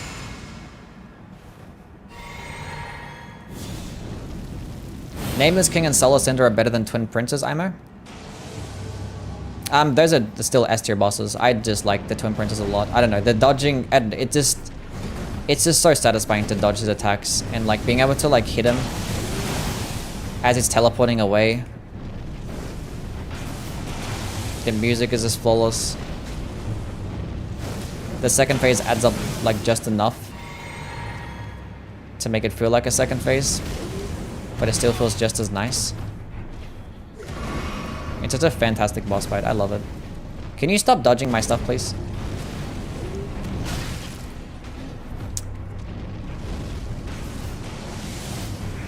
It's okay. I still wish that the stance damage was like at least somewhat decent. Because I would have liked to stance break this guy by now. Because like 10 is like a bit harsh. Like nerf it to 20. But I guess when like something's like that overpowered, they feel the need to like nerf it to the ground. Which I guess is valid. I suck at Medea. You'll get there. Like Medea's is one of those bosses that will just end up clicking. Like, can this guy stop? Oh my god. What is wrong with him?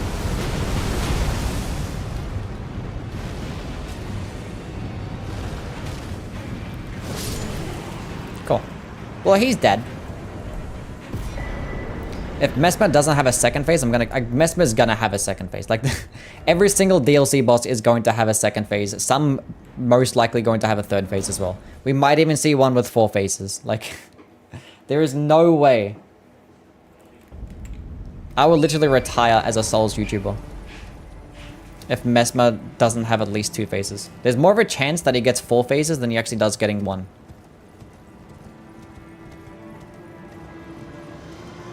Anyway. Thoughts on being an absolute Cheeto head that can't quit yapping? Look, would you rather like watch a streamer that doesn't talk? I don't understand.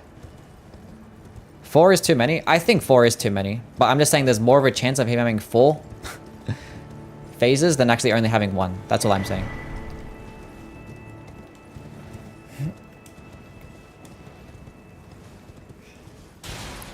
Because like 3 is fine. Like the thing is, when you're having different phases, they don't have to change it up that much. Like Gale has 3 phases. But like his phases don't differ that much. You know what I'm saying? There's like slight different mix-ups. You can have like a 3-phase boss fight and not have it be like that complicated. What do you get for killing this Margaret? You get the stamina talisman. The one that boosts your stamina. I think it's like the +1 or +2 version or some shit. I don't know. It's okay if you're using certain types of Ashes of War or spells that consume a lot of stamina. Like Hand of Millennia. I think when I'm doing my Hand of Millennia run, I used it. Ends the Beast Claw, Garang's Beast Claw, that consumes a lot of stamina. I used it there too. Anyway. Godfrey kinda has 4 phases. Does he? Kinda, yeah. Kinda does, yeah, true. Yeah, Godfrey kinda does have 4 phases, that's right, yeah. Good point. What am I doing now? We're gonna go get the fire tier. That's what we're doing.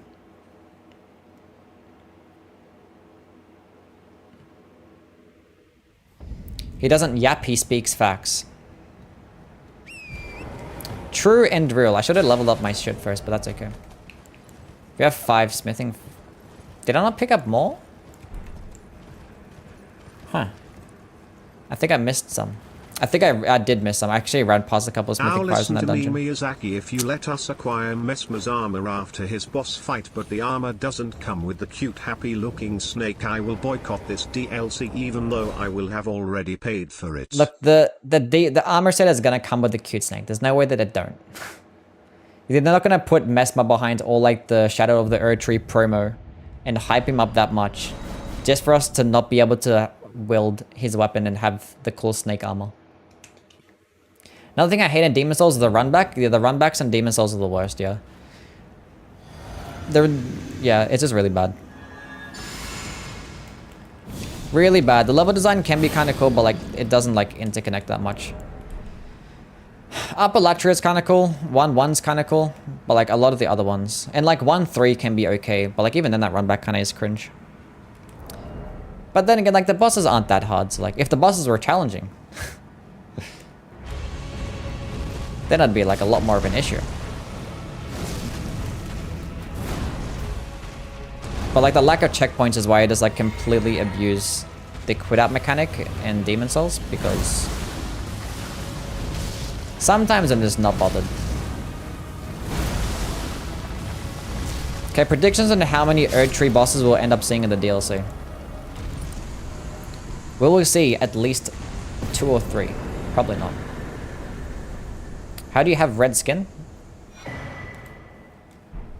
You can just make characters different colors.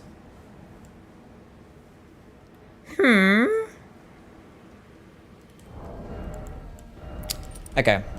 Let's go back. Let's go get another talisman pouch.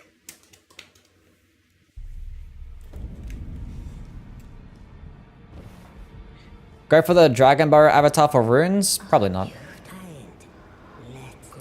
I don't need runes, it's fine.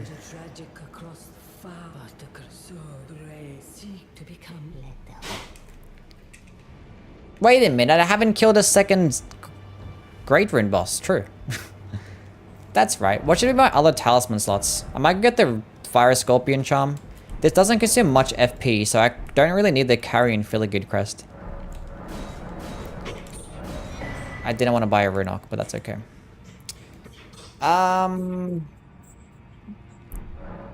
What's my shit at right now? Okay, cool. I need to buy 4 of these, and then I need to buy 12 of these. Fantastic. Can you re-edit your character? Yeah, at Renala. I think you can do it for free as well.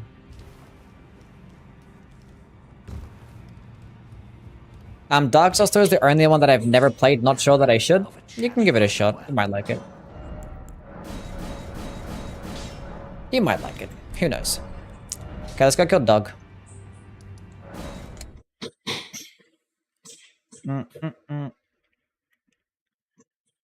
And the mirror in Fear's room? Wait. You can edit... You can? The mirror in Fear's room, you can edit your appearance? How have I never known this? I have never known that. That's crazy. And your name? Huh, fascinating. I thought you could only do it at Renala. I mean, I never really changed my appearance or name anyway, but... How did you not know that? I don't know. I don't watch YouTube videos, you know? I just make them. But then again, it probably would have been self-explanatory. There's a mirror in her room? I don't know.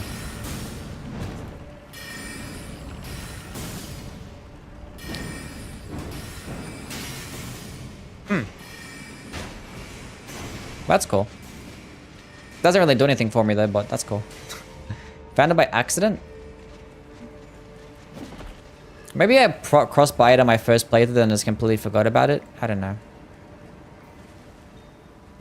Who knows? Do you love me? Not really, no. You're fine. Love is a very strong word, you know what I'm saying? It's very strong.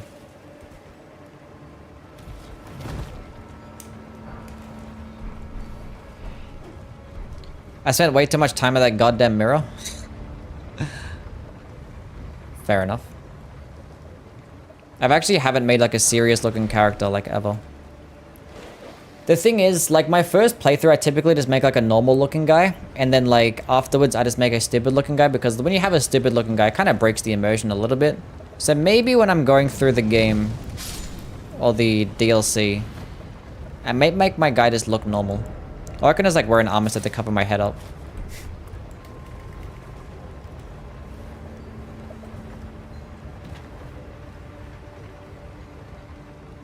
I don't know. I like making stupid guys, it's funny. It makes my brain happy.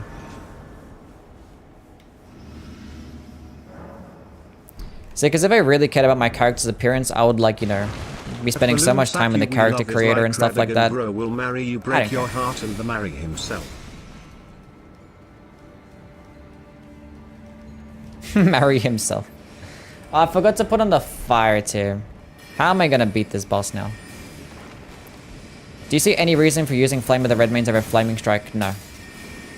If you have the option on your weapon to put Flaming Strike or Flame of the Red Mains, Flaming Strike every single time. But the thing is, Flame of the Red Mains can be put on more weapons outside of Flaming Strike.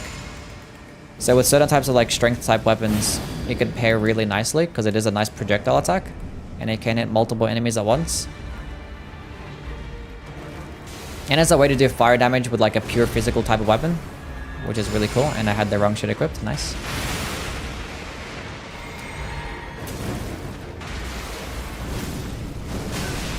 Jump up.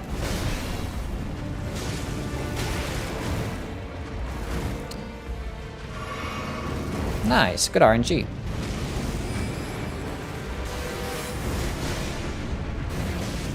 He's like literally one shot. Now he's literally dead. Flame of the Red Mains is spammable, yeah. I still wish it did more stance damage. Would have been nice. We have 46k, we might as well level up. What soul level we'd be going through the DLC? I'm probably just gonna go with my like regular character, like at level 150, just to like test out multiple things. You can go in at any level, honestly. Vigor, strength. I didn't need. Nah, it's fine. H&K, it's gone, man. When Dragon's Dogma 2 is out, I gotta play the first Dragon's Dogma game. See if I actually like it to play the second one.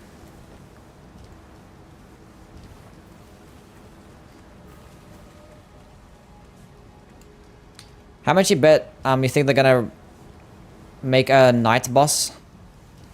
They reuse a bunch in the DLC. There'll be some reused assets.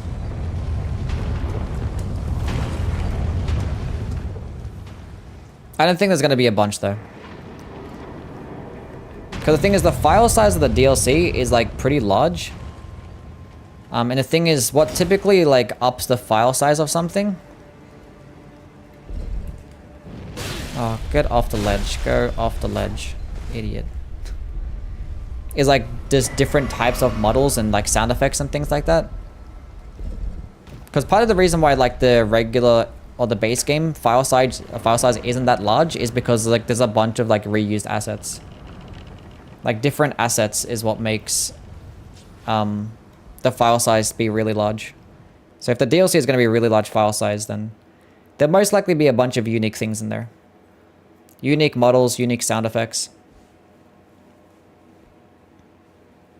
Question mark. Brian, TTS man, does not speak other languages. Confirmed. Everyone says that Malekith has low stance, but I've never broke his stance. You've never broke Malekith's stance? Maybe we should use charge heavy attacks. He doesn't have like as low a stance as like Millennia or like Radagon, but I think it's like not that high either. It's not like fucking Radahn poise, you know? I'm just gonna hit him with this, I don't care. I did not care. I forgot to reload my flasks. Can I hit the stupid child? Wait. That's fine.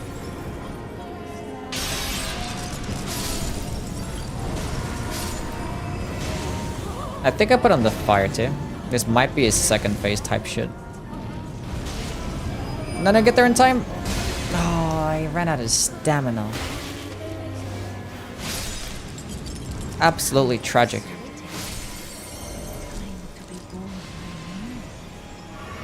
Bad PC optimization? I mean, I've never had it really lag that much. It lags sometimes. Rarely happens in this boss fight, I'm not gonna lie. Rarely happens in other boss fights.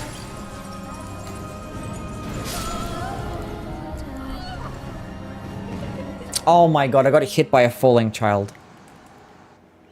Wow. Now I'm gonna rip my 10% damage. What if that's happened to somebody in like a no-hit run? Oh no, he's hot! Let's stay at full health, why not?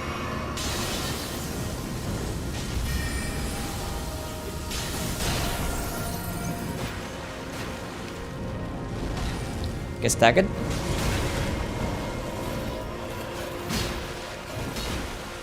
Jump backwards, please.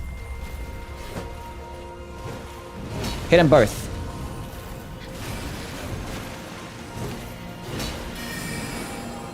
Nice.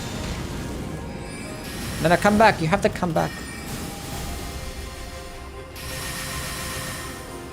Are you capturing too? I mean, like, I'm streaming on 2 platforms and, you know, I'm recording gameplay at the same time.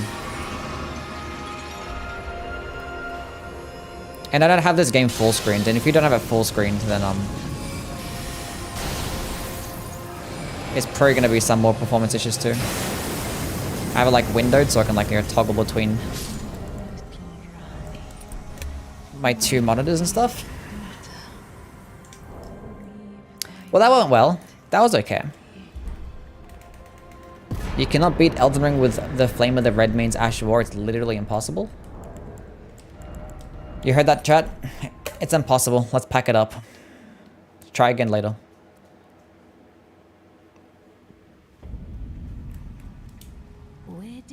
Would you rather be naked to the whole world or have clothes of the world but never leave the house? The fuck does that even mean? How are you gonna do Fire Giant? With great skill. That's how we're gonna do the Fire Giant. Get some more mind. Actually, no. I need faith. Because I don't want to keep having to switch back and forth with my 2-finger heirloom. Where did he flee, my sweetings? Fire Giant is not that resistant. He's only like 50% resist to fire damage. It's not like Moog or Rykard, where they're like 80% resist, you know? Gonna try Moog for the challenge. We'll like attempt it for like a second and then realize that our damage sucks and then be like, you know what? Let's not do this. Okay, Fire Scorpion Charm. Let's go grab that. I wonder if Rhea and Tanith will be in the DLC. Why would they be in the DLC?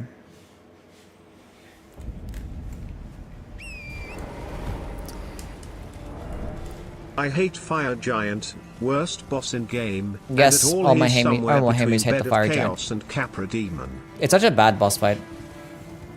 There's like nothing good I can say about the Fire Giant. Maybe it's like design is kind of cool. I don't know. That shit's ass, bro. There's like nothing good I can say about it. How many new ashes do you think you will get? At least 20. Cool cutscene? Maybe, I think Godskin Duo is the worst. I mean, like, at least the Godskin Duo has a good OST. The boss fights aren't too bad mechanically by themselves. There's something that I still don't like about them, but too bad they're not the worst. And the arena is actually good. It's a good boss arena. So those are the things that I can say that is good about the Godskin Duo. The Fire Giant, there's like nothing good I can say about it. Even though I still hate the Godskin Duo more, the Fire Giant, there's like nothing good I can say about it, honestly. This shit is just like an absolute snooze fest. It is just the most boring boss fight and the most frustratingly boring boss fight of all time. And combined with the fact that the arena and terrain of the arena is just complete dog shit. It is not visually pleasing as well. The guy takes like one step, then you have to like chase him from half what, so it's fine. We're not gonna get into it right now, okay?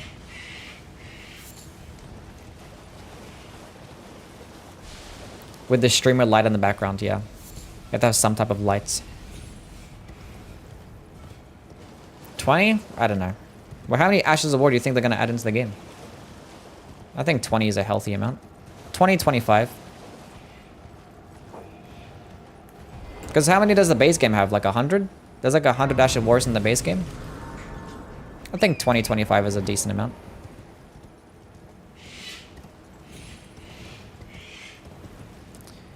But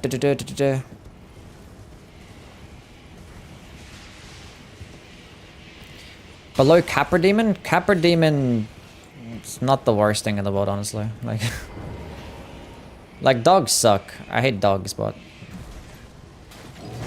the Centipede Demon and the Bed of Chaos are like the worst boss fights in that game, and it's not even close. Not even close. Why do you have the sound of someone fucking in the background, or what is that? People are doing renovating and stuff like that. Little That's what it is. Do you think Fire Giant's schlong is bigger than Drake's? Maybe it is. I like the Bed of Chaos. What? What do you like about the Bed of Chaos? I'm confused. Godskin Duo is actually a good boss? Oh my god. Okay. These are very interesting takes. Why do you guys like these bosses? Ban him? How dare you like the Bed of Chaos? I mean, it's interesting to see someone that actually likes the Bed of Chaos. Why do you like him? Oh, it's, thing, her, whatever it is. Why do you like the Bed of Chaos?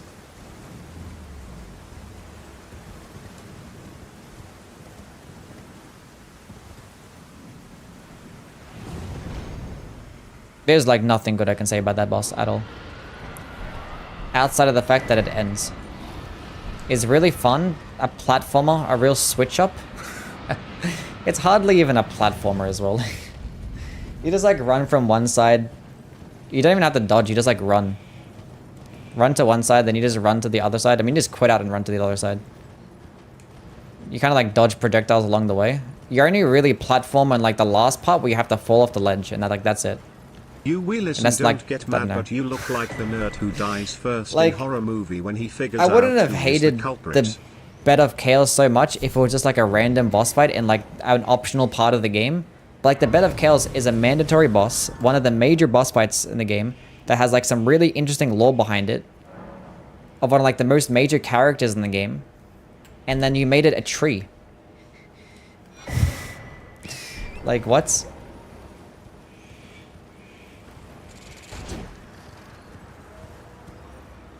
I don't know. I don't know. Like, if it was like an optional boss, I'd be like, whatever, who cares? Not gonna hate it that much.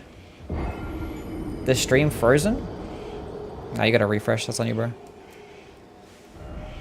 Don't ignore a message. I'm gonna ignore your messages because you say a bunch of stupid stuff. Like, you just say stupid things. So, half of your messages I just don't bother looking at because it's just like a waste of my time.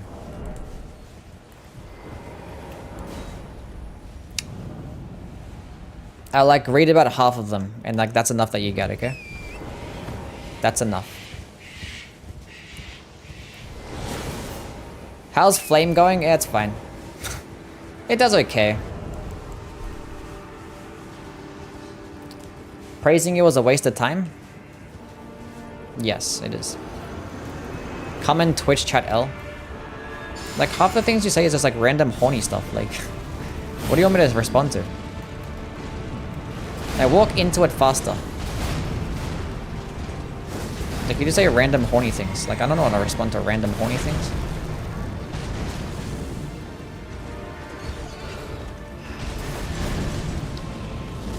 Die. Die. I'm out slamming beers Friday night. Nice. Hope you're enjoying yourself slamming the beers.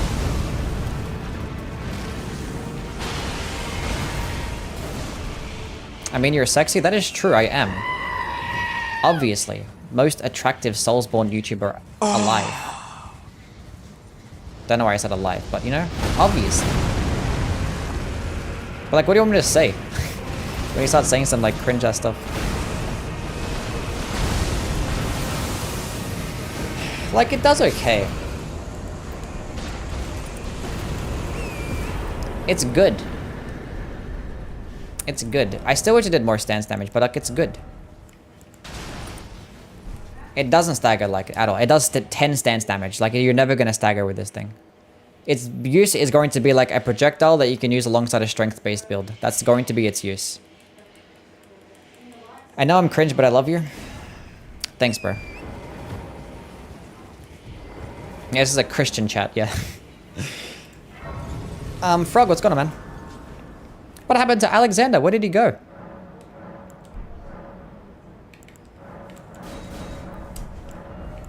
Damage. 25 vigor. It's a healthy number. Intervals of 5.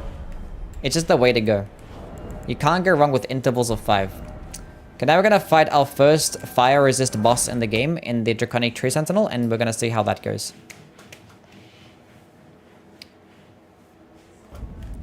It's something that does, yes, fulfill a specific niche. That is true. So if you have like a strength-based build where you can't use Flaming Strike, and you still want to have access to fire damage, then Flame of the Red Mains is going to be good, because like it still goes like 3 times as far as Flaming Strike, and like the initial hit is going to do more damage and like a wider spread, so it can hit multiple enemies. So it's nice. But the thing is, in most cases, if you're using a strength-based weapon that cannot put on something like Flaming Strike, you most likely have like a Colossal weapon or like a Great Hammer or some shit, of which if you're using a strength build with a Colossal weapon or a Great Hammer, I'd still rather use things like Lion's Claw or like Crag Blade. But like, if you felt the need that you're lacking a projectile option, because projectiles still make the game easier. If you want like a projectile option or like a crowd control option, then Flame of the Red Mains could fulfill that, yeah. We'll see how the damage performs against like later game bosses, because a lot more bosses towards the end of the game are resist to fire damage. So there is that.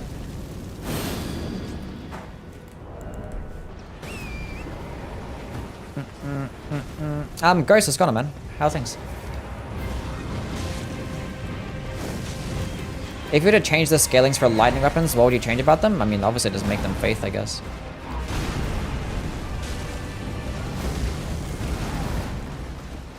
Like, it's always gonna be a downside of weapons. Like, the weapons that just don't get elemental scalings is always gonna be a downside due to how good spells are in this game. Like, just not having access to elements. Elemental stats like Faith or Intelligence or Arcane is always going to be kind of cringe. Especially if you have like a pure dexterity type of weapon. Because like there's not even a dexterity seal or a staff in the game.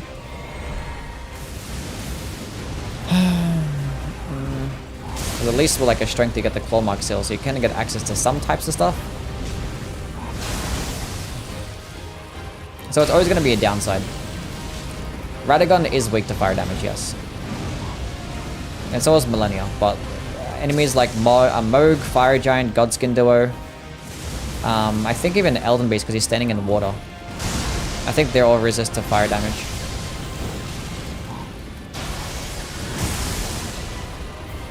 It just is what it is.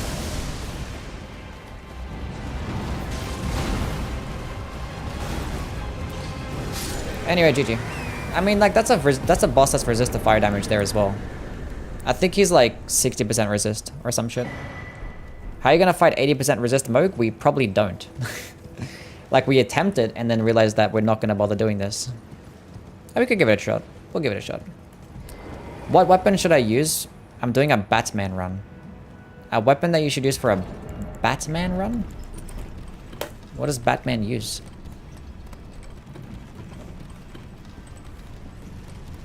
Look, I don't mind lightning weapons getting a dexterity scaling. I just wish there was a dexterity scaling seal or a staff. Like, the Gravelstone seal should have 100% scaled with dexterity. I don't know why the Gravelstone seal doesn't. It's just really weird. Like, lightning doesn't really have much of an identity. It kind of is like half faith and half dexterity. It's like, just commit to one, please. Night spells? Yeah, you can go with the night sorceries, maybe? I don't know. Is that like a Batman thing? I mean, he's a nighttime type of dude. I'm not sure if he uses like projectiles like that. Even when taking water into account, fire is the best type for Millennia? Yes. I mean, it's tied with lightning, but yeah, it is still the best. And thus I shall farewell. I shall leave. You have But I'm pretty sure the water in the Elden Beast fight. Would you be happy if I gave you 100 bits? Look, I mean, you don't have to give me 100 bits. I'm happy with you just being here in general. Like, I just, like, appreciate it with people that is here and being active in chat. It's cool.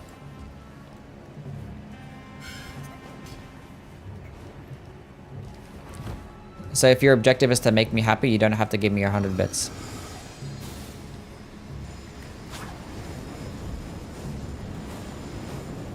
You can spend that dollar elsewhere. You can save it for yourself.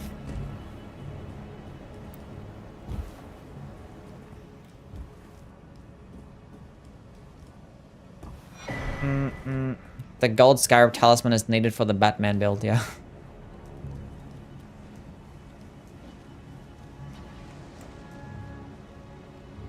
Why lightning scales with dex anyway? I don't know. Is there a lore reason as to why lightning is scaled with dexterity? Chat?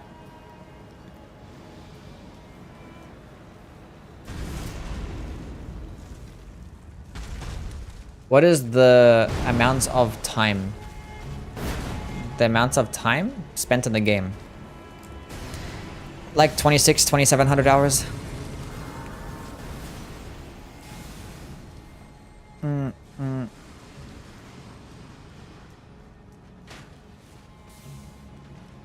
Use Kestis as melee? Bestial sling Discus of light? Maybe. Does that even make fun of Steven? Humble, so you deserve it. Maybe. Also, you got big balls for choosing content creation. Balloon, thank you for the 100 bits, man.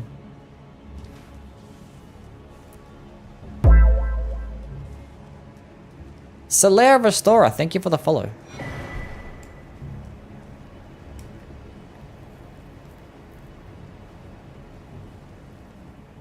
You're just happy if I'm watching you, so don't you pay extra 1 million? Yeah. I didn't need it. Because Dexy stuff is lightning fast. Wouldn't it do more damage on an S scaling weapon like Knight Rider's Glaive? I actually tested it out and it doesn't. The A scaling that the dagger gets is still perfectly fine. Okay, we're gonna go rest at the Grace.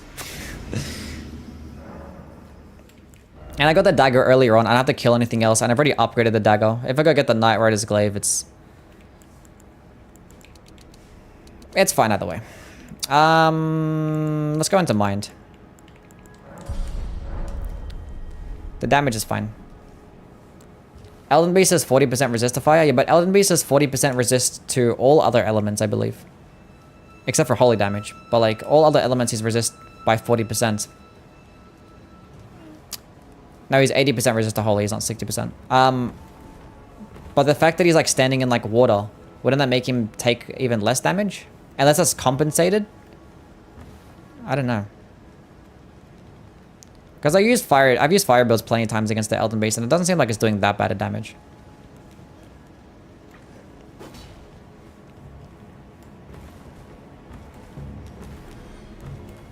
Why are the grade scalings for levels so off compared to the damage scaling? Scalings in this game make no sense. Like, half of them are just stupid. Like, I don't understand what the scalings. They need to, like, ditch the lettering system. I mean, like, you can still keep the lettering system, but it needs to be, like, more specific. And not, like, a case-by-case basis. Like, I don't know. Like, motion values are, like, the worst thing in this game. Like, it just makes shit so much more, like, harder to try and figure out. It's just dumb. Because, like, an A scaling in one thing could be, like, better than an A scaling in another thing. Some, like, weapon that has a D scaling might be really shit. Another weapon with a D scaling might be really good. It's just like, why don't you just make it all the same?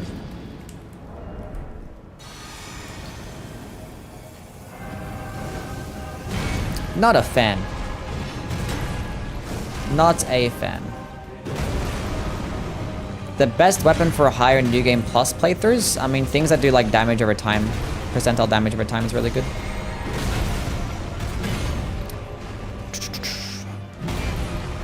And like status effects. So whatever procs status effects quickly or does percentile damage in general really quickly is going to be best.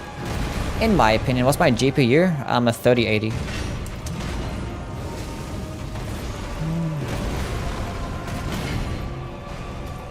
For some reason it always like lags in this boss fight. I don't know why. Fight Rykard today? Not with this build, no.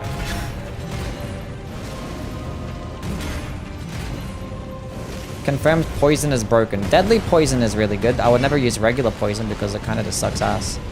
You're doing like 4% damage over like 2 minutes. It's like it's kind of stupid. We'll attempt to do Moog. We'll attempt Moog. If I end up hating my life over it, then I probably won't do it. But we can attempt it. It only consumes 14 FP, so it's definitely possible. Okay, what should I use? What should be my last talisman slot? Because I don't really need the carrying for the good crest. It only consumes 14. And using it probably makes it go to 12, which is like not that big of a difference. Go for the Frenzied Flame ending? No, that involves having to kill Sewer Moog. Which is also 40% resist. Can I like just rest? Thank you. Alexander, I already have the Warrior's Jar Shard, so...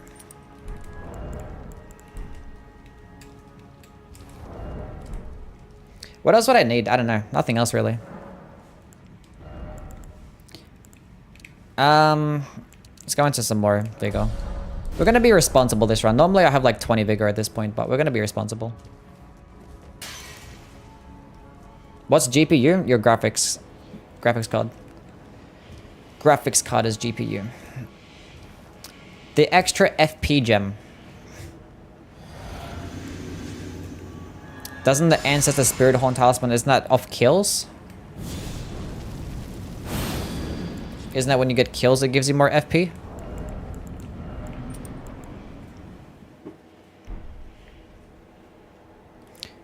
Wait, do I have my, I do.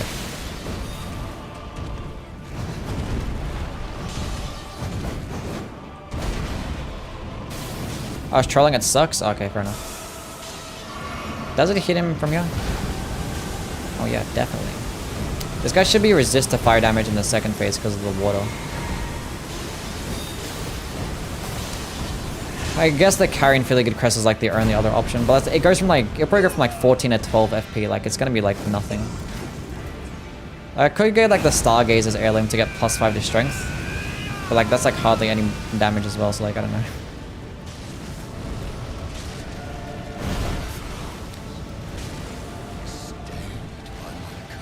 I don't know.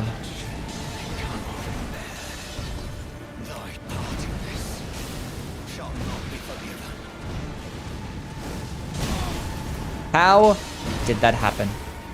Have I beat the Soldier of God, Rick? No, I have not. He did a lot of damage there.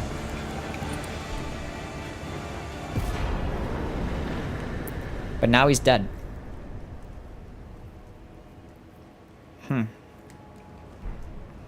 Make a new character and kill Alexander one more time for fun. Just kill him for sport.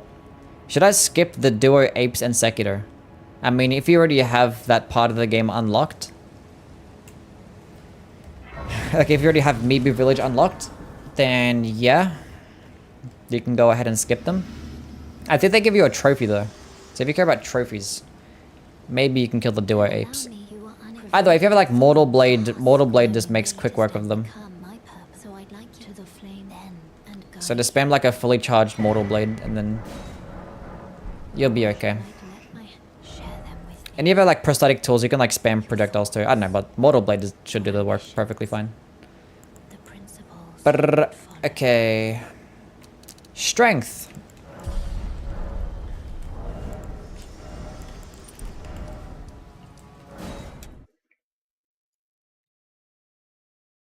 Mortal Blade has the coolest attack effect in Soulsborne? Is Rivers of Blood a good weapon? It's okay.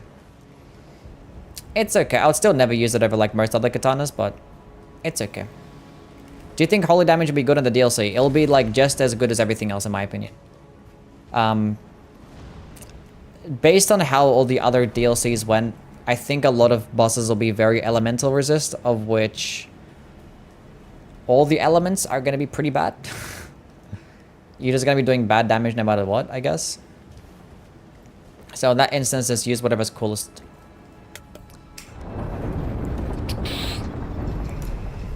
That's my prediction. I'm using OBS, yeah. Like, Rivers of Blood is okay. Like, the only benefit that it has over the other weapons is that you get... It's a Somber-based weapon, for one. And that you get, like, an extended part with double slash, so, like, it goes, like, twice as far. Even though it still doesn't do as good a damage or blood loss build-up, but, like, it does make certain types of enemies. It's kind of like Flame of the Red Mains compared to Flaming Strike. It just goes, like, a little bit further. It's like that extended range can come in handy for certain types of bosses. But like a Naga Kiba with double slash would just do like better blood loss build up, better damage, better arcane scaling, so I can pair alongside the Dragon Communion Seal and stuff a lot better. Why do you like Marika's hammer? Because I like Radagon the best. He's like the coolest boss fight. He's like just so flashy, very cinematic, and his weapon just looks really cool. I like the way that it looks. I like hammers aesthetically, and I like holy damage aesthetically. Like those things just, I like them. Too bad they don't like me back because they're like kind of mid in this game, but they're really cool. I wish holy damage was better because holy looks really nice.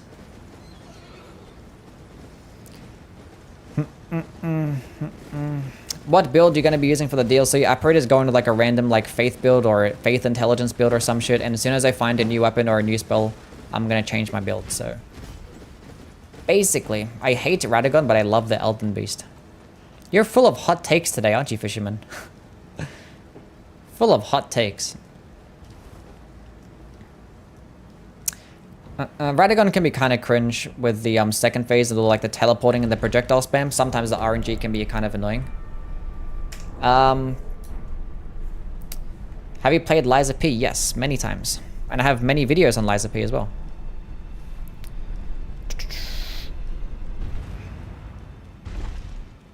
I even did a level 1 run on Liza P. I'm pretty sure I was the first person, maybe first or second person to do a level 1 run in Liza P. And I did it without using the perfection grindstone.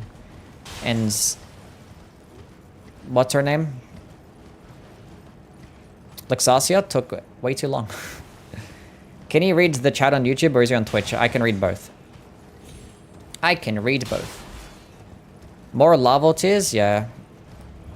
I'm telling you, like, if we get an endgame PvE game mode, and if the rewards are lava tiers and dragon stones, it'll make everybody so happy. Have you ever tried Soulsborne Sacrifice? No, I played Soulsborne Sanctuary like a long time ago. Like back when it came out. I'm pretty sure Soulsborne Sacrifice is like the sequel to that, right? But no, I haven't played it. Are you going to do a giant pot run? Of course I'm going to do a giant pot run. We're going to do so many challenge runs when the DLC comes out. So much stuff.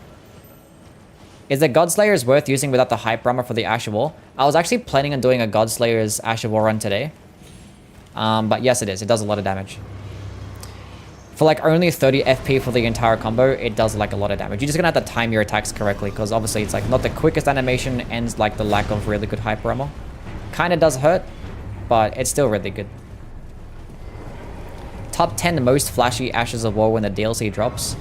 I don't think I'll do that. I kind of like talking about the performance of weapons and skills and shit like that, more so than how cool they look.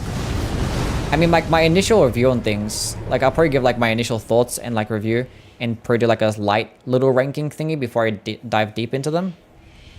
And in that type of video, I probably like talk about how cool they look, I guess.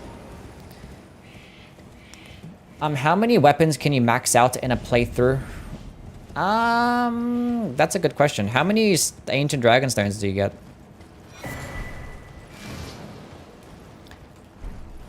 That's a good question.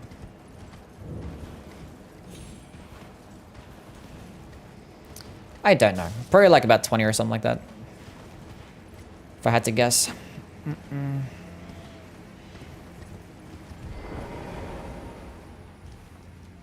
Is it possible to do a good build with America's Hammer? Yes, it is. I think... Did I make a build video on that? With my top 5 most fun builds? I think if you got my top 5 most fun builds, I think I made one with America's Hammer. Maybe. I'm not sure. But yeah, like with America's Hammer, you just go all into strength.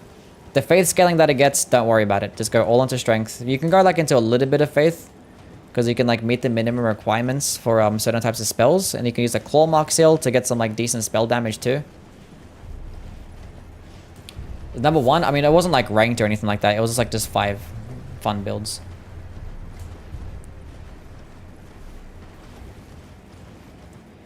Remove the hype. I don't think there. I think the Godslayer's Greatsword still gets hyper armor. It's just like not much hyper armor, I didn't think. How many times you beat this game? A lot. Hundreds. I don't know, like I don't know. I could probably try and figure out like a rough amount by like calculating how many spell runs that I've done, like calculating all like the spell types, all the Ashes of War, the unique skills. But I've also done like a bunch of randomizer runs. I also done some speed runs, no hit runs, like, you know. There's like a bunch of random shit. It's definitely in the hundreds though.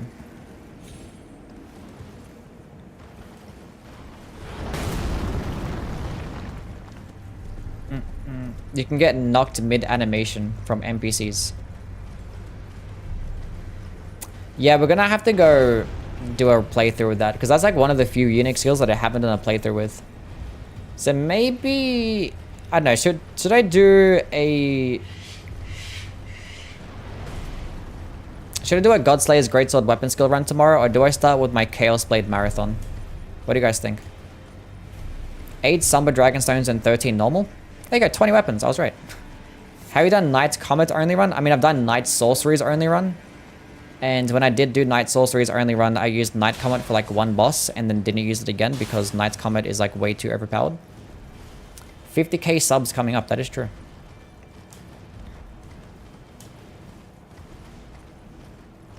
Should I not run a bleed build? I don't have one of the Millicent Talismans. I mean, the Millicent Talismans just boost your damage. It has nothing to do with bleed, so... You can still get good damage. Like, Millicent's Prosthesis, that, like, just adds, like, a bit more dexterity. And it can get you, like, 10% more damage. Godslayers. Okay, I guess we'll do Godslayers tomorrow. Do you guys even care about the marathons? Because, like, I want to do the Chaos Blade Marathon. Because I actually want to rank every single katana across all the games. Like, every single katana across every single Souls game. I want to make a video like that. We'll probably start the marathon the day after.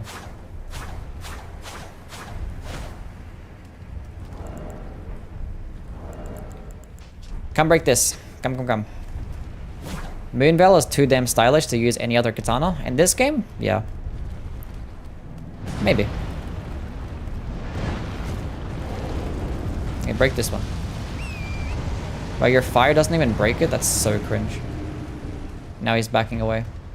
That's awful. I hate this guy so much. Oh, he's going. He's breaking it. He broke it. What a nice guy.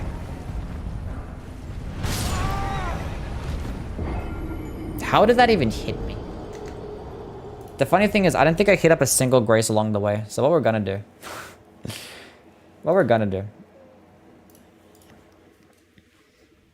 Jeez, I didn't hit up a single grace. Okay, cool. Cheat engine time. Your trash, kid. I'm not running all the way back there. That's not happening. Do you think they'll expand on Black Flame Miracles in the DLC? Yeah. I think they'll add like at least 1 spell of every single damage type or every single spell type. Run Invalid? Yeah, I know. What can you do? The Sabimaru has to get number 1, yeah. Like, if I don't include the Sabimaru to the list, everyone's gonna be like, oh, what about the Sekido Katana? Oh, the Kusabimaru, not the Sabimaru, yeah. Kusabimaru. The Sabimaru. I don't know, I wanna... I might make a video, because I was going to think of actually talking about like Sekiro prosthetics and stuff. I don't prosthetics, the combat arts. But I could just do like a ranking video just for that alone. Because the thing is, I've been doing like magic-based things. And the prosthetic tools are kind of like magic-related. So when I do my magic-based ranking video, I'm going to include the prosthetic tools. And I could probably make like a weapon skill ranking video, like which game has the best weapon skills, which will be like 3 different games, but like kind of be a useless video because like it's obviously going to be Elden Ring, but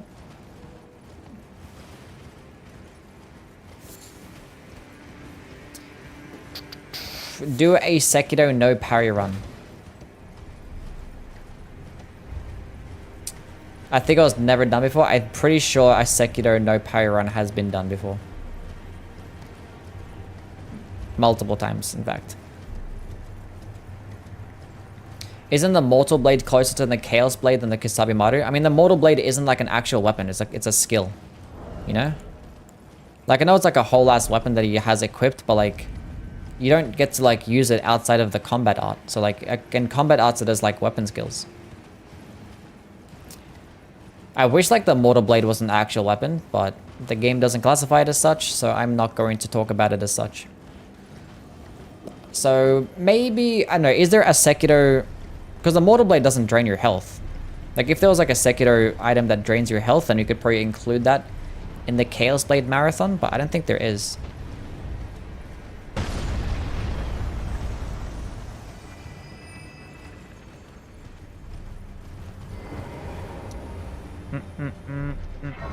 I hope the next Souls game is more linear, like the previous entries. I hope so as well. I think it will be.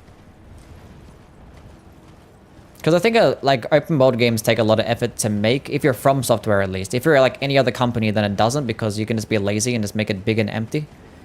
But yeah, From Software really tries to make it open world, and they try to make it like really large, which takes a long time to make as well. So hopefully the next game is linear, because it would be like quicker to make, hopefully at least.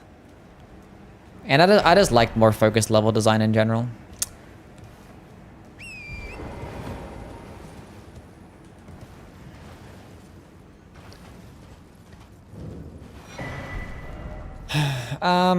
Okay. There are some benefits to open world, like it's good for like build creation and stuff. But for the most part, can be kind of boring. Okay, what am I doing now?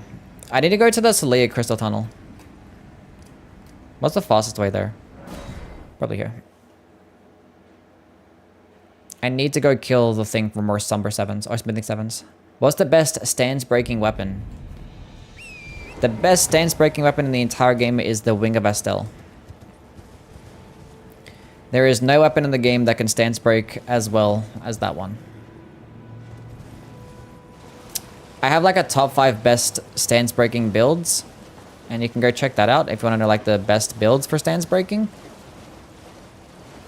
But yes, the Wing of Estelle is just ridiculous. Like both the weapon skill and the heavy attack could do like absurd stance damage. Like the heavy attack that the Wing of Estelle gets, the charged heavy attack gets just as much stance damage as a colossal weapon. I think it actually gets more stance damage. It's like really dumb.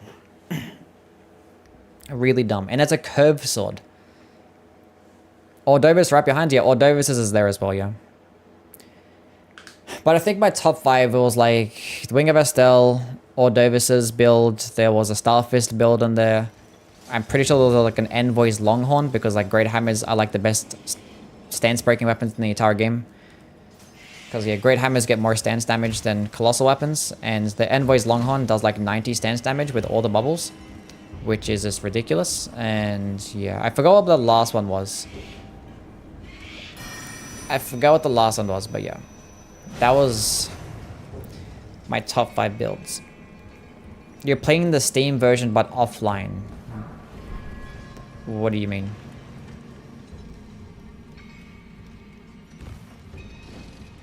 I'm playing on PC, but I'm playing offline. Yeah, if that's what you're asking. Yeah. Flame of the Red Mains used to be broken. That is correct.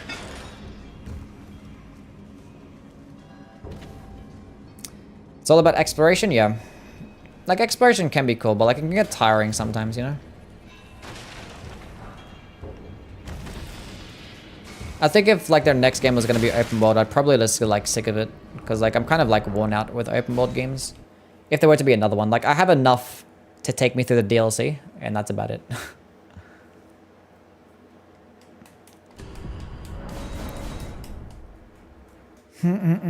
The buckler shield could be great stance breaking. Yeah, I guess. I mean, it's technically not stance breaking, right?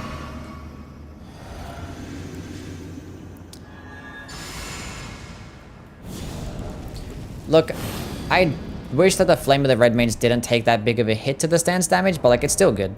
It still has its specific uses. I still rate it.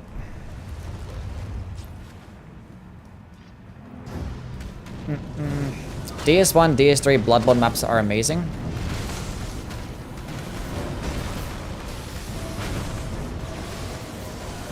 They're good. They're okay.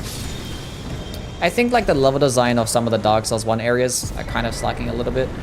Like some of the level design is kind of like, I don't know, they did it much better in the later games. Like Dark Souls 1, like world design, like the interconnected world is obviously really good, but like the levels specifically aren't that great.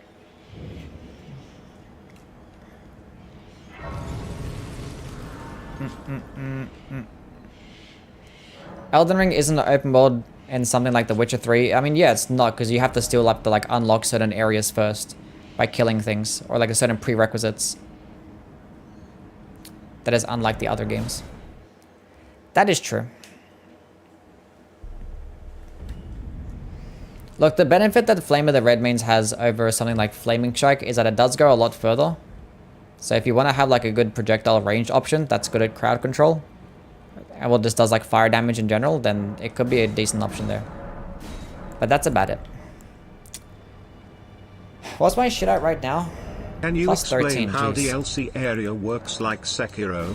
A level won't matter, then what will?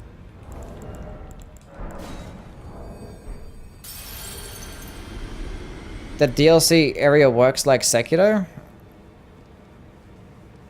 Have you played Sekiro? Because it's like you have to go kill bosses to get these memories, and then you use these memories to improve your damage. Like you just consume them and it improves your damage.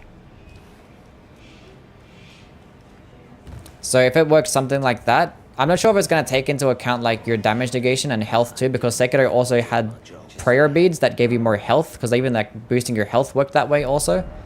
So I'm not sure if it's just going to be for weapon damage or like damage negation. I wouldn't be surprised if it is for damage negation too.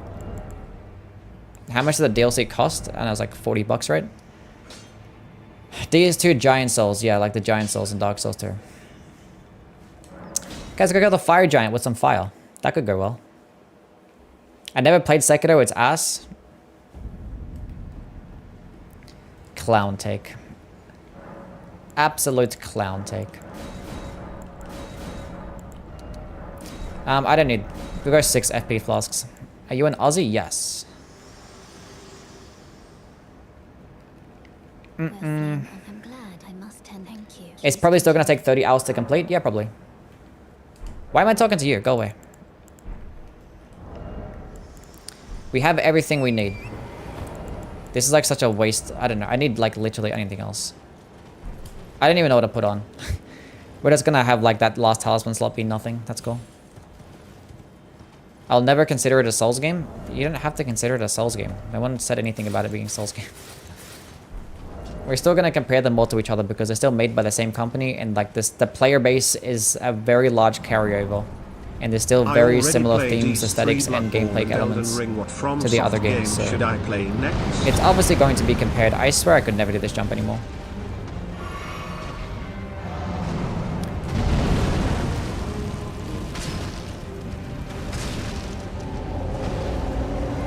Yeah, it's okay damage.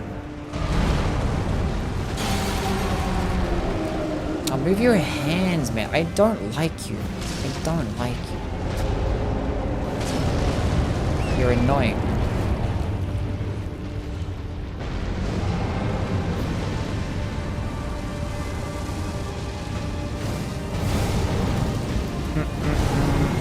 But yeah, the DLC is going to work the same way Sekiro Memories, basically. So most likely you have to kill a boss, and then you'll probably like either just have it in your inventory, and just having it passively in your inventory will just mean that you just do more damage to like everything else when you're in the DLC area specifically. Obviously your level is still going to matter. Like, I'm not sure if it's going to take into account your health and damage negation. I got a poise break. I don't think he said anything about health and damage negation, right? Didn't he say this specifically damage? Because I don't want enemies to, or people to steamroll. So arguably your vigor stat is going to be even more important than what it normally is. Wait, no, hit him. Second phase. And I fucking missed my dodge like an idiot. I'm so stupid.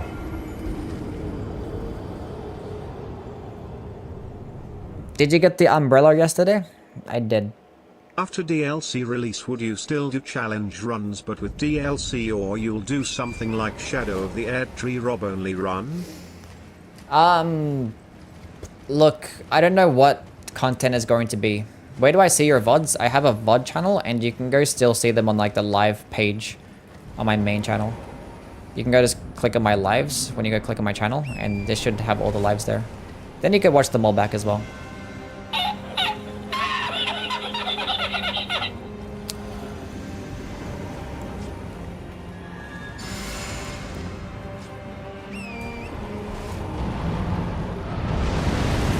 Clicking X to jump, yeah.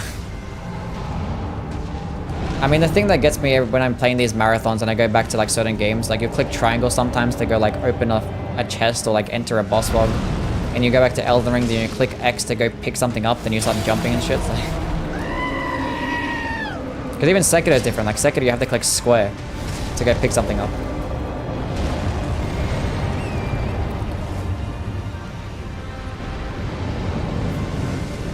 What are the soft caps for the damage stats? They're like at 40 and 60, I believe. I think it's like 40, 60, 80 for like the damage.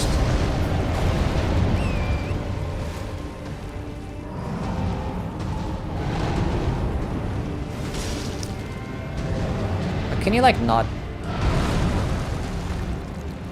What's the hardest Souls game in your opinion? I don't even know anymore. I don't know which one I find the hardest. I find them all about the same, I guess. I mean, probably not Elden Ring, because I played that one the most. So Elden Ring's probably my easiest game, because I played it the most, I guess.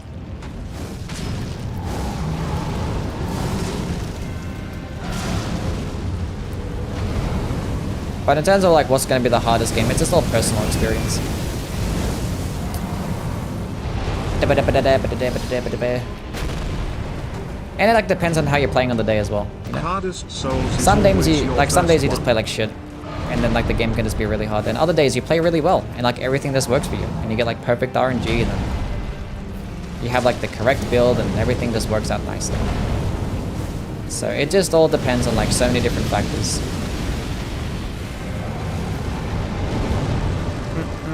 The hardest is always your first one? I disagree, because it's different for other people. It's never the case.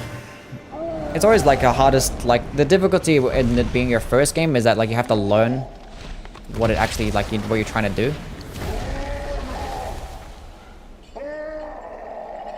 So I don't even think it's that, because I can guarantee there's plenty of people out there that, you know, have their hardest game be not their first one. So this immediately disproves that. So there's no such thing as the easiest or hardest. I say it all the time. Yeah. Whatever is the easiest or hardest, no such thing. There's no way to categorize it. It's case by case basis. And it takes so many different things into account, just like in real life with everything else, you know? Like, we always try to categorize things like all the time. It's like, which one is this? Which one is this? Like, who cares?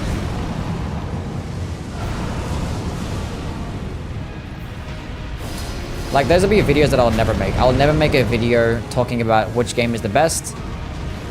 And I'll never make a video talking about which game is the easiest. Because, like, it just... There's, like, nothing objective that you can say. Because it's so heavily, like, relied on personal experiences. Like, why am I going to bother making something like that? Unless I say, like, my Like, I wouldn't mind making a video talking about my favorite experiences for the games on my first playthrough. Like, which ones I enjoyed the most, but like, it would be like a very subjective video because I'll be talking about my personal experiences. I don't know, like those arguments, they don't interest me at all.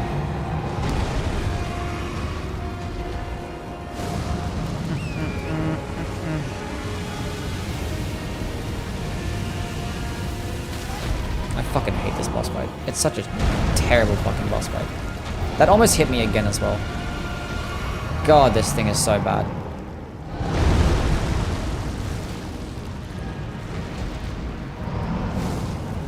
The terrain is like one of the worst things about this boss fight. I don't know why they made the terrain like this. It's bad in so many different areas. Like when his leg gets stuck up on a rock and you have to go try and hit him. The fire like deflecting bullshit. And then sometimes when he's like legs on higher areas and he's trying to do like the stomping attacks, sometimes it comes down like much sooner than you expect as well. It's like there's so much just bullshit.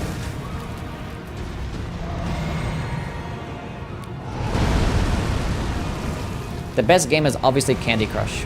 True. Can I like... Bro, what am I playing right now? Why isn't this hitting? I'm gonna run out of FP at this rate. Oh, come on. Can you just plop your hand down right here? What is he doing, man? When it comes to judging which game is the hardest, find it helpful to limit your first playthrough.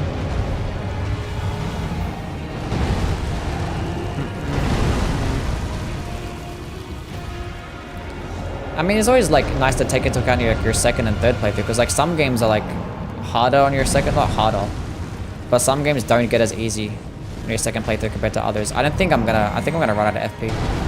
I thought 6 plus was gonna be enough. I missed so many projectiles. We might be enough. I just gotta like not miss at this point.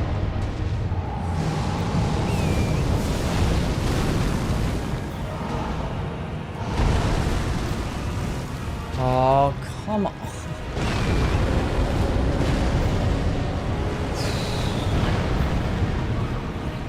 Do I have a starlight shard? I think I picked one up, right? Yeah, I did.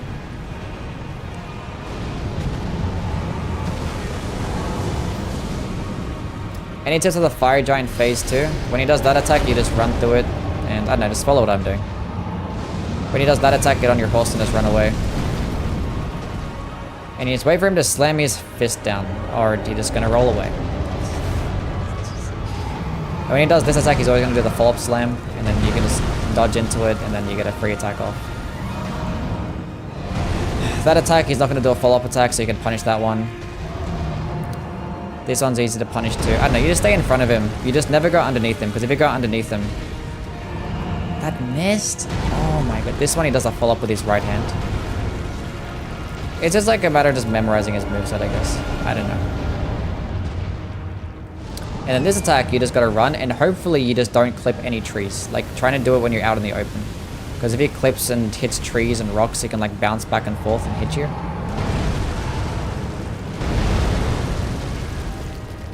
We have one left, and he's literally 1 HP. I've never seen this man so 1 HP in my entire life. Thank you.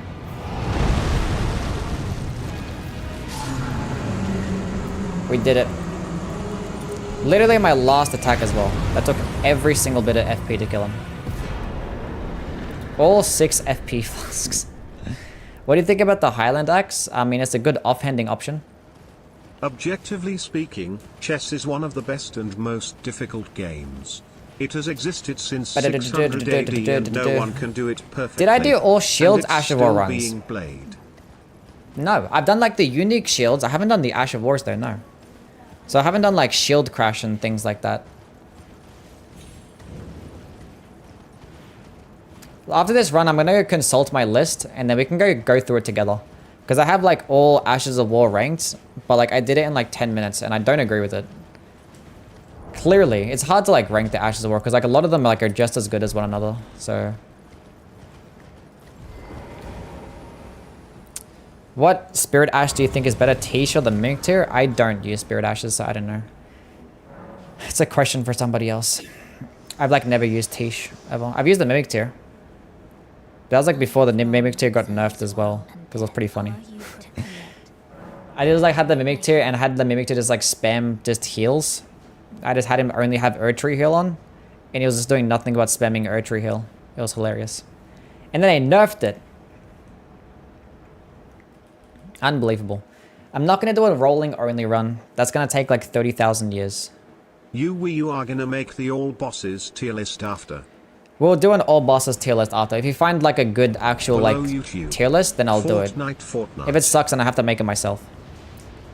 Chess is one of the best and most difficult games.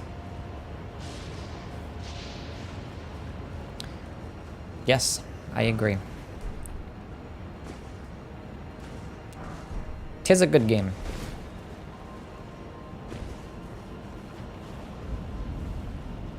Now, Godskin Doer shouldn't be too bad. They resist the fire damage, but like typically when you have projectiles, Godskin Doer is like incredibly easy. Because all you gotta do is sit behind a pillar and spam projectiles. And it should hit both of them at once. It's gonna be easy clap.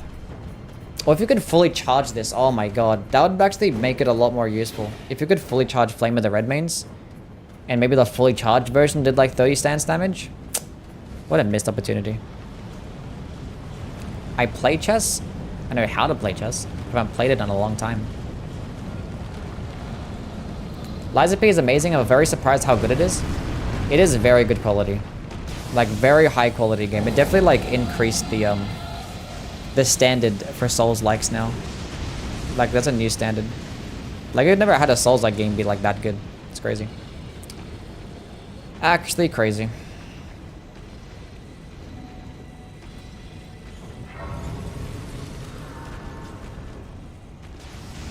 If chess is so good, why did they never make a sequel yet? Why is there no chess 2?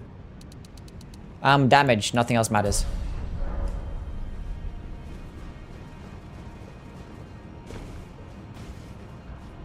What's an infusible axe in ER that's decent? The warped axe is probably the best infusible axe. The warped axe is really good. I'm trying to think of another one.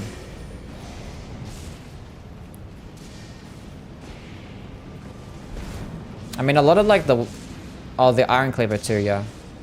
I mean, I kind of think the Iron Cleaver is just outclassed by the Stone Club because of striking damage and just higher stance damage in general. I think the Iron Cleaver is pretty good for PvP with like the roll catching potential. I didn't even think. I like the Somber axes are kind of shit too as well, right? Rose's axe is pretty good, yeah. Out of all like the unique ones, Rose's axe is probably the best axe. But yeah, probably the Warped Axe. The Warped Axe just gets like amazing scalings. I think it gets like an S scaling in strength. Even with like a Blood Infusion, it gets like an A scaling in strength. And it gets like a very unique light attack combo. Like the follow-up light attacks are actually really quick. But yeah, axes in general are just kind of mid. Ever do a fist only run? When I bare fists, I don't think you guys know how much damage a bare fist does. Like a bare fist does like ridiculously low damage.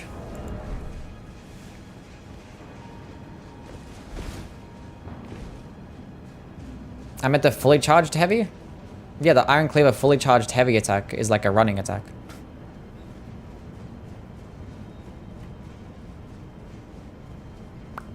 It like you do like a little charge and it takes a few steps forward. I don't really care for it much for PvE, but for PvP it's nice. Let's go sell these or consume these. Golem's Halberd is the best weapon. I would disagree wholeheartedly. I think that Golem's Halberd is a pretty big missed opportunity. Its moveset could have been more unique outside of like, you know, a horizontal swiping heavy, which I appreciate a horizontal swiping heavy, but like, he could have given it a unique light attack combo and not that stupid dog shit rolling attack that it gets as well. Have some type of poking attacks, you know?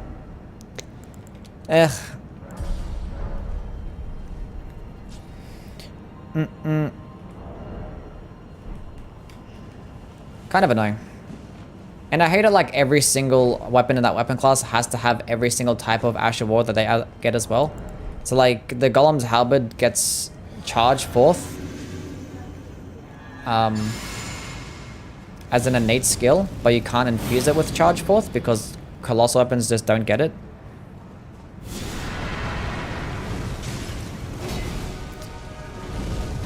This should be fine for this boss. I should be able to hit them through this. Yeah. We're fine. So even if they resist the fire damage, it's like not an issue. I can just get them fucking both dead at once. It doesn't make a difference. Oh, I had no FP.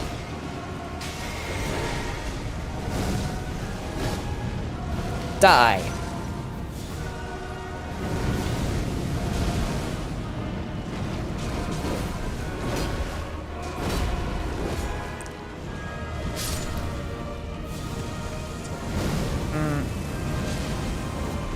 Easy game.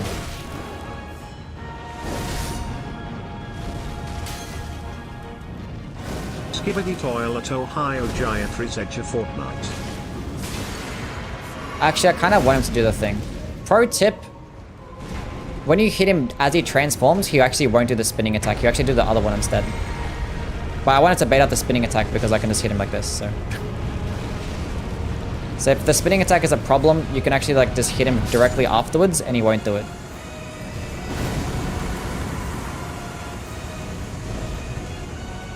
Look, that still hit him. That's nice horizontal spread. That one missed. This is why projectiles against the Godskin are just so easy. It's just free.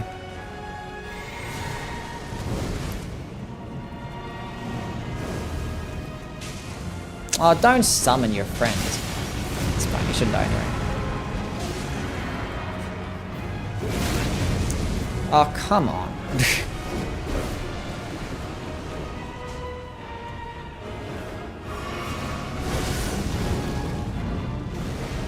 Like the fact, like the pillars are like the best thing about this boss fight. Like the fact that you can actually shoot through the pillars is like the most best thing they've ever like thought of in their entire lives. I don't know how many runs would be impossible if you couldn't shoot through the pillars. I'm not gonna lie.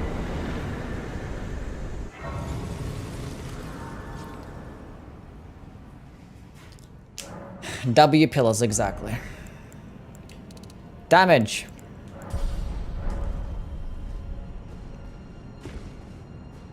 Best build is a rune level 1 whip, nothing else. Whips are so bad.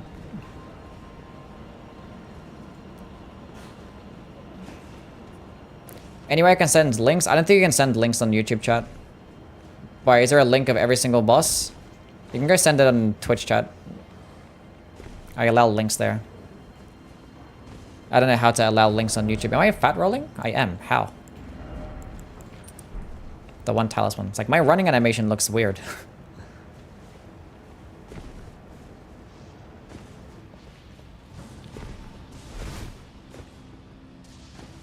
I mean, it's like the first one that you search up. Like, I could just look it up myself. I'm Tamatim. I'm not sure if I said that right. But thank you for the Tomato Tim. Thank you for the follow.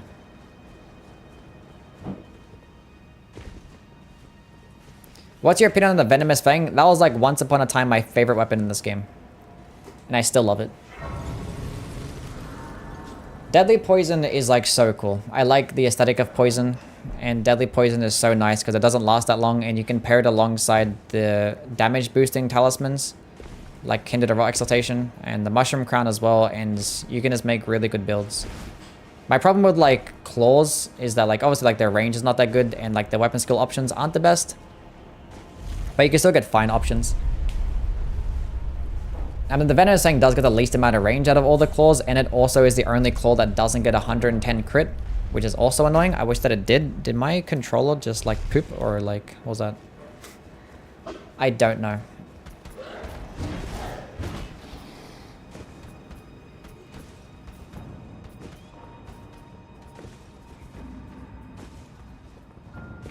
But yeah, Venomous Fang is really good.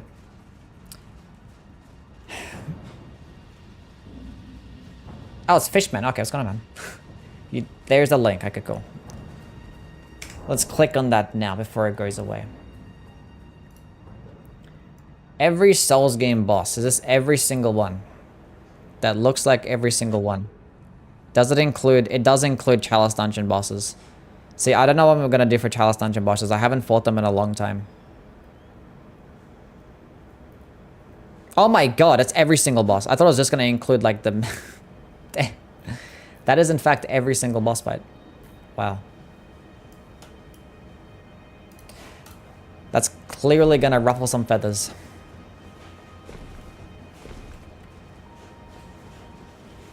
Based on how long the stream is, I take it the run's going well. I mean, yeah, typically when you have projectile attacks, it is gonna be that way. We're gonna do an all bosses tier list after this.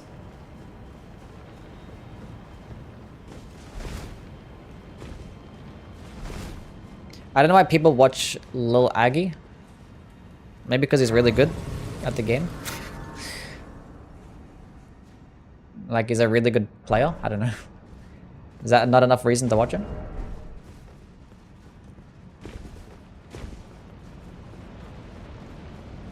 I'm not clicking on that one.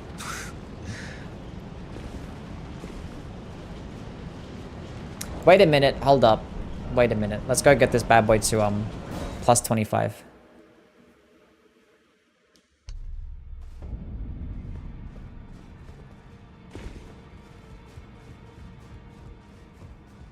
It isn't the first link on Google? Oh, okay. That's valid. How many do I have enough? I think I had enough spitting sevens. Oh, wow. What's my shit at? Plus 21. Yeah, I had enough. 2 of those. Cool. That's fine. We can get this at plus 25 now.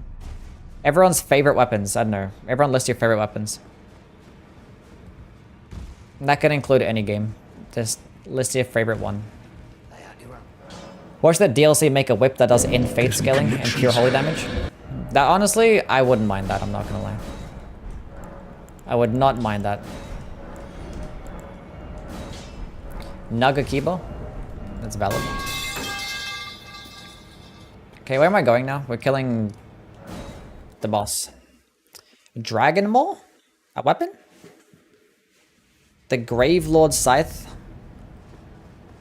from Dark Souls 3?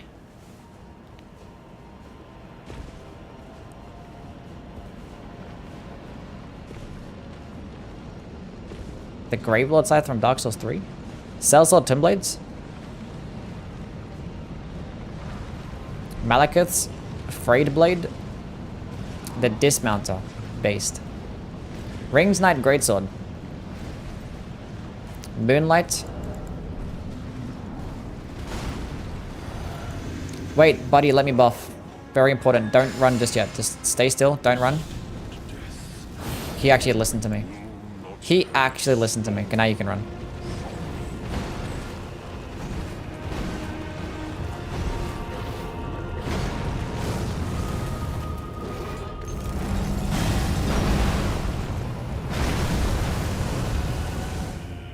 Jeez. I wasn't even paying attention to how much damage I was doing. Oh, I'm so bad at this game. How did I miss? I have to drink my juice. If I had known he was going to go to the second phase, I could have did way more damage. That's fine. Can you, like, walk into this, please? Thank you. Okay, do the follow-up. Well, it's really good. And now he's dead.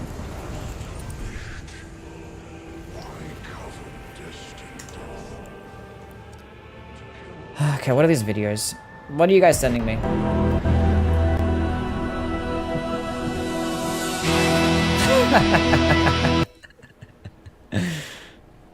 Oh, fuck. What is this?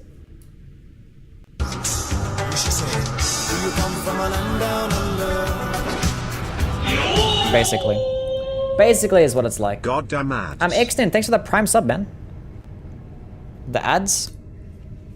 Look, if I had it my way, I would delete the ads.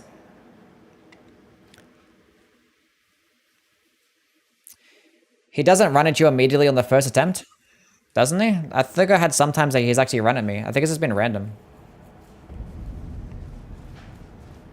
I've had times where he's just sprinted at me. Unless I'm thinking incorrect. I don't know. Maybe I am wrong. Okay, we don't need much endurance. I'm going to like 1 point though. Because I don't know. Why not? I don't need it. It's fine. Damage. 60 strength.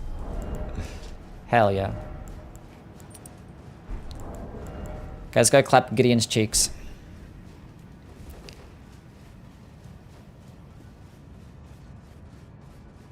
There's a convergence mod weapon? That's why I was confused. I'm like, what site are you talking about?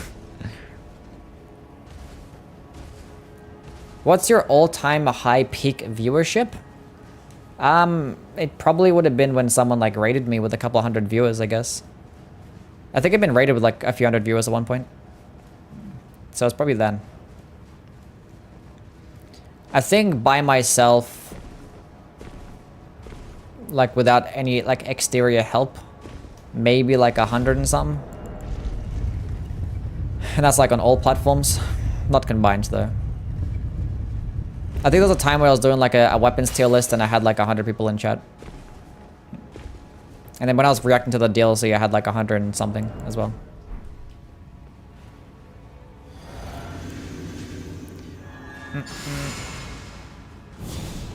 He can run the first time, but it's slower. The following times he can insta-run. I think it's like he finishes dialogue first, right? That's why. You deserve thousands? True! Give this person mod. It does good damage. If I had like the Shard of Alexander, it'd be even more damage. How does this compare to the Sword of Night and Flame? I think the Sword of Night and Flame can get more damage. It is like a longer animation and consumes like twice as much FP, but the Sword of Night and Flame can definitely get more damage.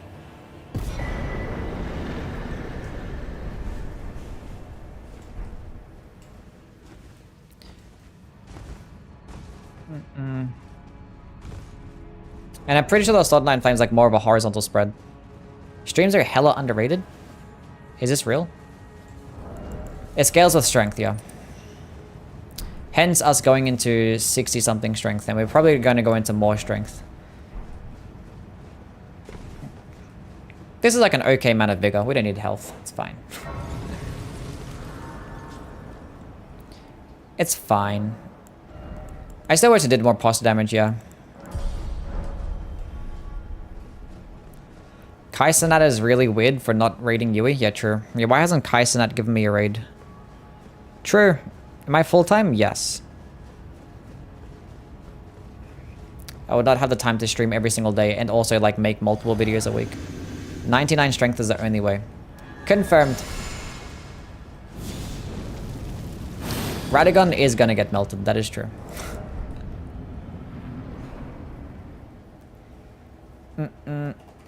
If it scales with strength, why wouldn't a weapon with more strength scaling do more damage? It does. But like the dagger gets an A scaling in strength, which is still like really good. And like I did some testing and I tested it out with a Naga Kibo. Oh, the Naga Kibo, the what is the name? The Knight Rider's Glaive. And I tested it out with the Great Mace and another weapon that gets an S scaling in strength. I forgot which one I tested, but I tested out with all of those. And the dagger actually got higher damage, and I don't know why. Maybe I did something wrong. But the dagger was like getting more damage than like other weapons that got an A scaling in strength. It was weird.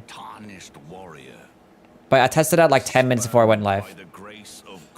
And like the dagger was still getting good damage. And you get the dagger early on, and I have to like upgrade anything, and it's like it's light as well. NZLE. Thank you for the follow.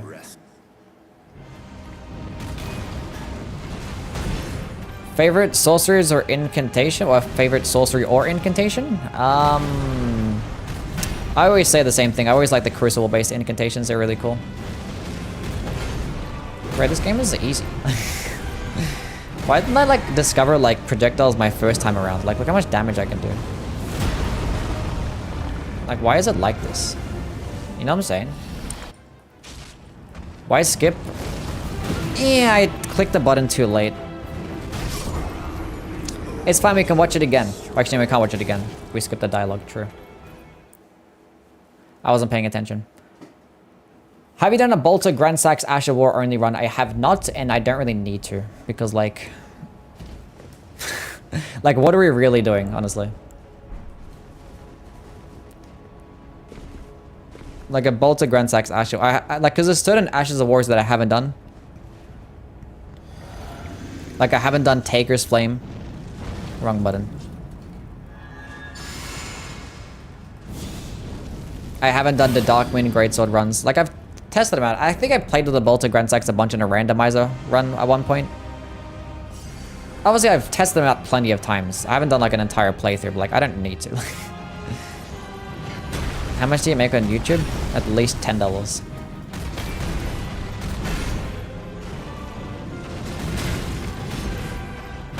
Can you stop? Oh, god damn it. I hate this guy. The first one was so smooth. What is smooth run? And then like I just clicked the wrong button. I'm not gonna do a Tibia summons only run. I did like a Death Sorceries only run and I used Tibia summons for like a big portion of that and it was absolutely terrible. Please hit punch. It didn't. That's fine.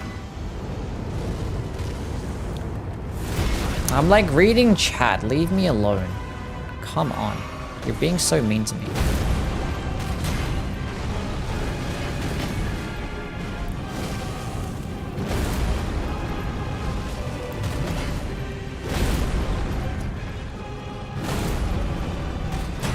Can I get some Ben & Jerry's? Can I get some Ben & Jerry's?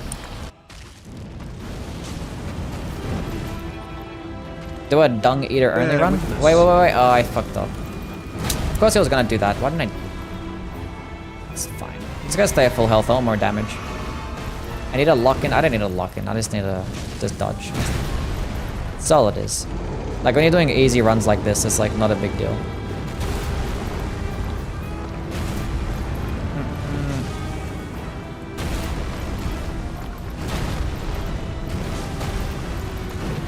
Easy game. GG. Thy strength befits a crown. See, nobody's ever said thy dexterity befits a crown. Nobody's ever said that. So therefore, what is actually the real best damage type in the game? Or stat in the game? Think about it. What's the stance damage? It's 10 stance damage. 10, so it's literally non-existent. I think I've poise broken like 3 times in this entire run. We'll go to 70 because I have the faith tier. And I think we'd be responsible and start leveling up vigor.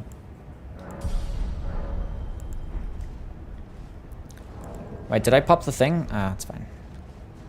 Will I be doing it? Yes, I will do Millennial.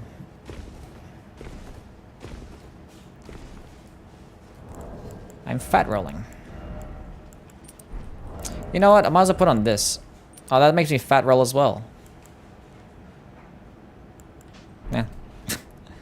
Whatever. Flame of the Red Man's got nerfed? Yeah, a long time ago. Long time ago. I still have my Starlight Shot in hand as well. Nice. This is the worst part about the boss fight, the flashbang on your screen. It's terrible. Okay, what is this? Which bumbo clot dog I am? Cause this morning I wake up good enough. Give me a good blood clot dog. What kind of like a bumbo clot dog this I'm give? What the fuck is this? Think you have to defend me on me. Come on from a bumbo clot TV. That's fair. Dogs suck. Someone makes a video like that, it'll get like 10 times as many views as anything that I will ever make. A Law of Causality only run. No. That is the most impossible thing I've ever heard of in my entire life. I think an Elden Stars only run will be more possible than a Law of Causality run. And both of those things are impossible, so. Usually go Strength Faith, Blasphemous Blade is goated.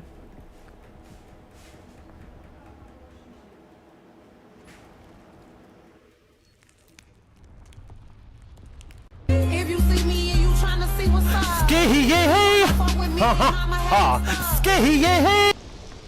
The fuck? What are these videos that you guys are sending me?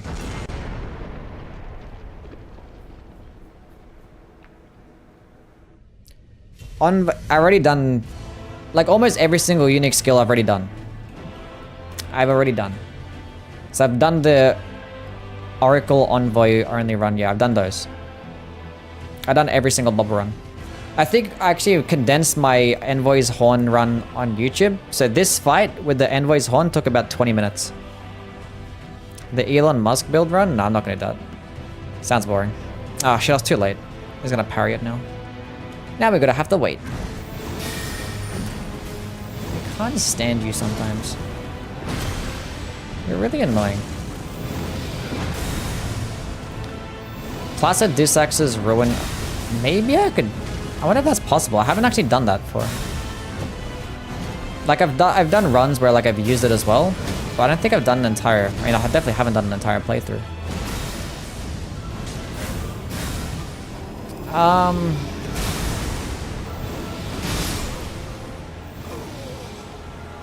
That's fine. I was too close. I mean, I was not... Guys, gonna stop sending me fucking just trash videos. No, not clicking any more links. And I did it again, this time without the dying pot. Would I do that on New Game? I could probably do that on New Game. Placid Deus Ex's Ruin. And Nihil only run? That would be too easy. Don't call them trash, they're funny.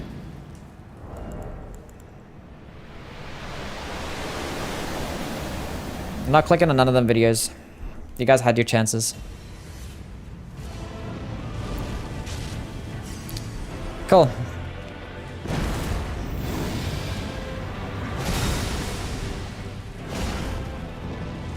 And you guys failed me. Probably could have used it there. I don't know. Maybe if it was like jump up in the air, I probably could have done it.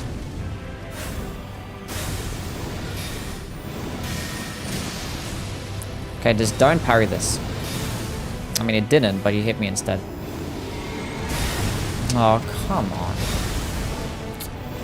Halashiburi? I mean, there's no need. When you're using fire damage, there's no need to use Halashiburi. It's like 5 to 10% more damage or some shit, and it's like... What is it? I think it's 5% more damage. But you just take so much more. It's like my damage sucks, you know what I'm saying? Like... It's not that big of a deal. Ah, Mass, thank you for the follow. Does that hit him? It does hit him. Nice. Stay at full health, and let's go use Flame Grimy Strength again. What's going on? I think turning it would actually just improve my damage even further. Because it does make sense.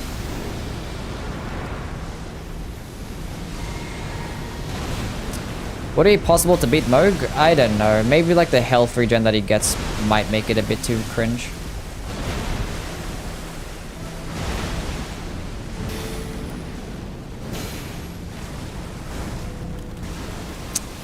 Bruh.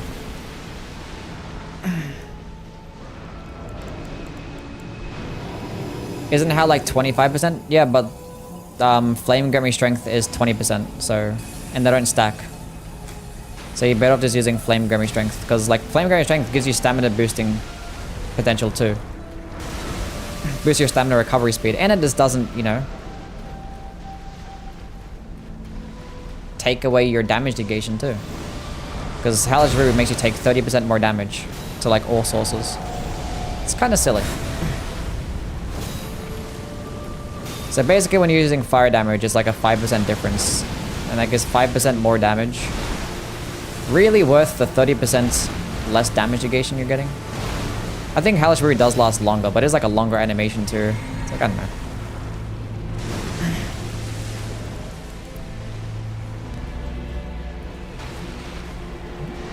Did you do other Souls game weapon runs? I've done like a couple of Dark Souls 3 like weapon art only runs.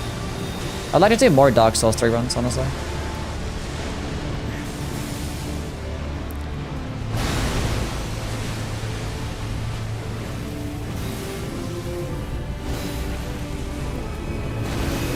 I can get another one up here.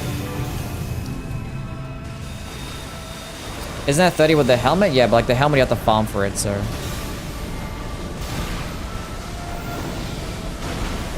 I ain't farming for a helmet.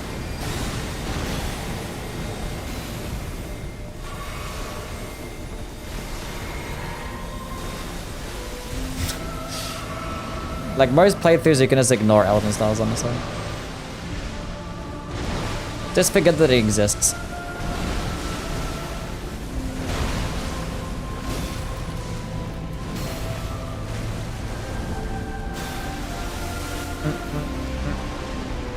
Dark Souls 2 unique weapon skills consuming durability is just cruel. I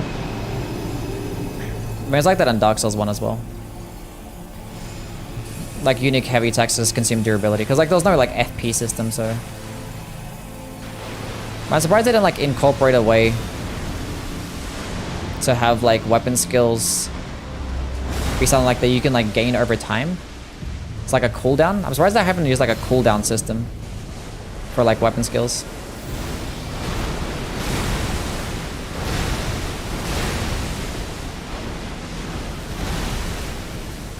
Stop sending links in the chat. I'm not going to click on it anymore. I just said that.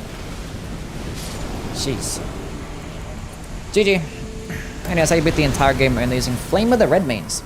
I think it's like a solid... I don't know. I'm not sure if I put it into the B or the A tier. I'm not going to lie. I mean, it seemed like it was definitely an A tier, the way it was performing. But like, compared to like Flaming Strike... I don't know. I'd probably put it into the A tier. It is like nice range. It's quick. It's cheap. I don't know. Can't really go wrong. A golden order sword Ash of War only run? I've already done that as well. I've done the golden order greatsword run. You can check out those runs on my VOD channel.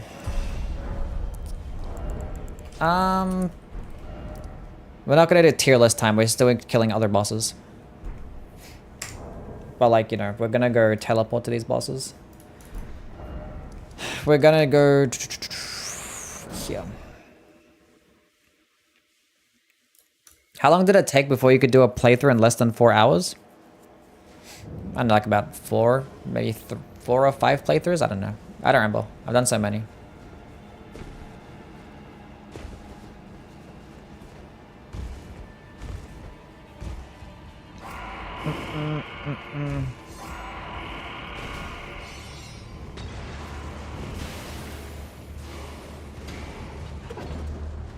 Yeah, some holy weapons are really good.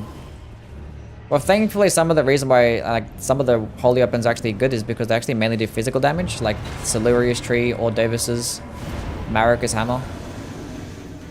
They mainly do physical damage. If they did pure holy damage, it'll just be worse.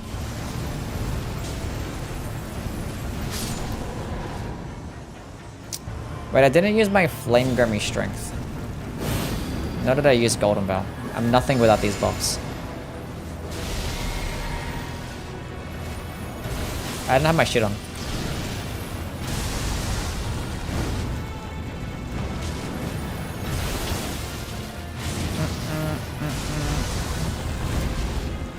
It should go that far and that shouldn't hit me. And we can get another attack off. And that hit me.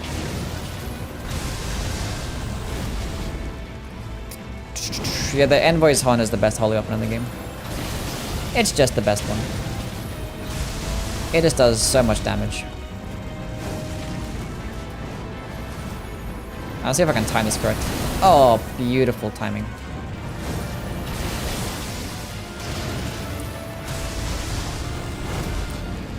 That's a GG.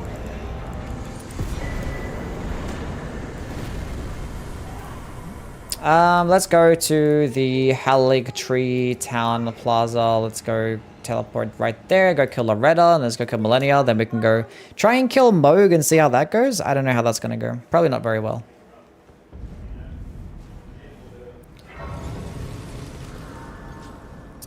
Black Knife Blade of Calling. The Blade of Calling is not a good weapon. I like the way it looks, but no, it's not a good weapon. It is not that good. Okay, what am I doing? We're going to Mind. Got Moog first try? Hell no. There's no reason to use the Blade of Calling over the Black Knife. It does like, it's cheaper. And like, it does like have better knockback potential. I hate this guy.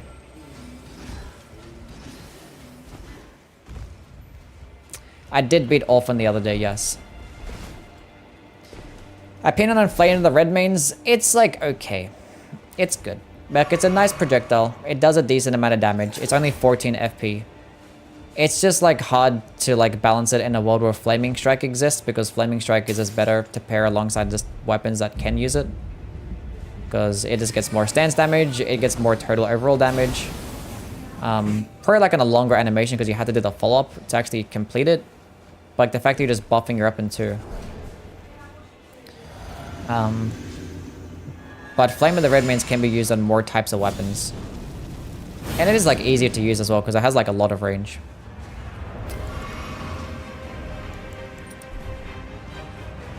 I'd probably put it at A tier. But like the range is really good. And like that's only 14 FP. Like if Flaming Strike didn't exist, this would probably be an S tier. I did do a Heimer run where I used both the Gavel and the Cannon in one run together. So like technically I already did that run. Like all spells are basically played with. But I kind of played with them like in groups. I didn't play with them like individually, you know? Like some spells I did an entire run only using that one particular thing. Like I did do a Black Blade only run. A Butter Knife much better.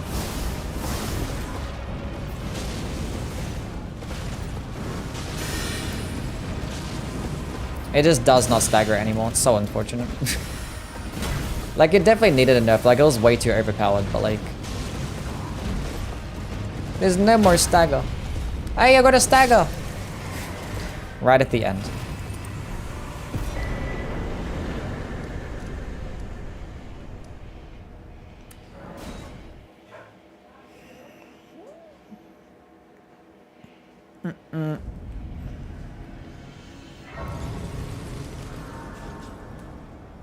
What increases the damage? It scales of strength. So if you have a strength base weapon with a good strength scaling in a strength build, it's a way to good, nice fire damage at a distance. Like, it's pretty cool.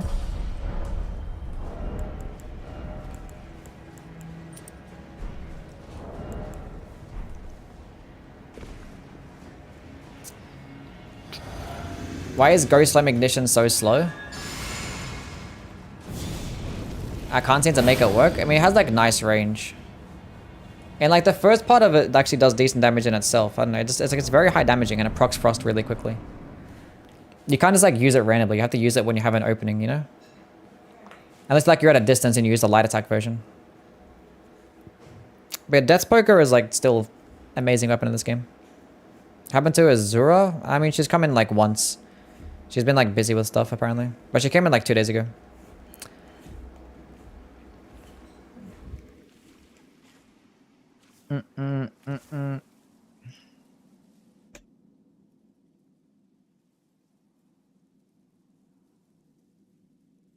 Ever thinking of trying a minus level 213 run on Elden Ring?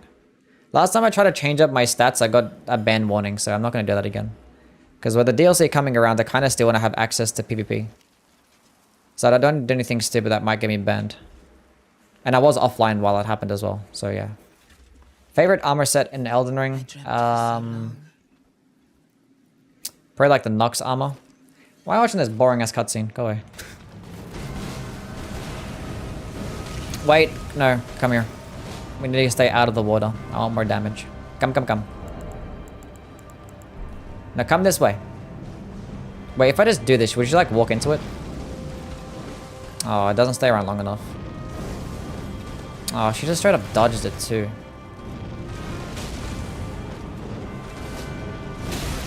Oh, my spacing was off.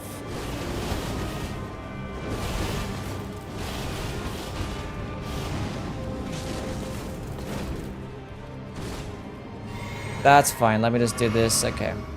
Clearly we can't just use it willy-nilly. We can use it here and she might get...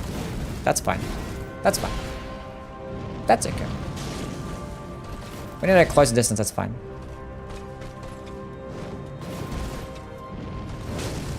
Okay. Fucked up the first roll. This happens when you use projectiles against Millennia. She just like spams waterfowl dance. Okay, don't dodge this. Why doesn't she listen to me? Don't dodge. Trying to like find like the correct distance. It's fine. No, come back.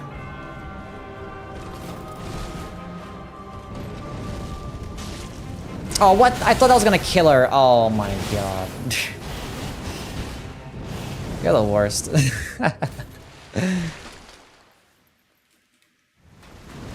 I like stopped moving. I thought she was gonna go to the second phase.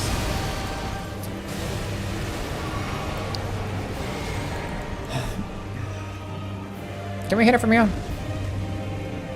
No. Didn't even hit it from there as well? What? Really? Do the follow-up? That works, I guess.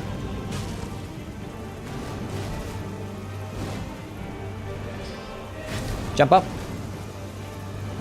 I played ER and mouse and keyboard before. I would never play on mouse and keyboard in these games.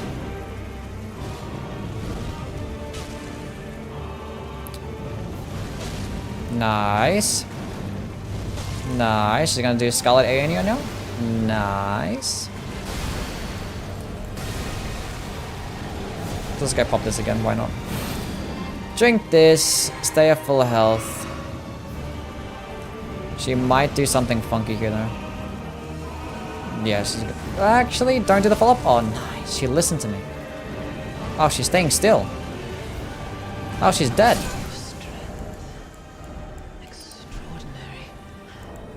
Rip, bozo.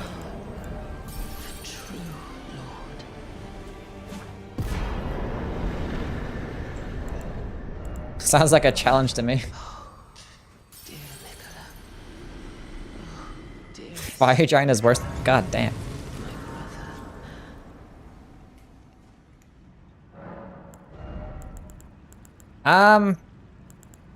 What should I put points into?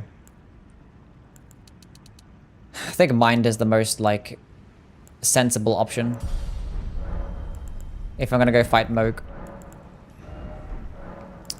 Yeah. See how much damage it is first. Go, where is it? Cocoon of the Empyrean, I'm pretty sure the, Cocoon of the Empyrean is the grace of which he is at. Scarlet ANU or only run? I don't know about that one. It's a good spell, but probably not enough for an only run. I'm probably not going to use any of my buffs. See how much damage it does. Don't hit me. I don't know, dude. Dodge that. Oh, you're such an idiot. And that's with my buffs too.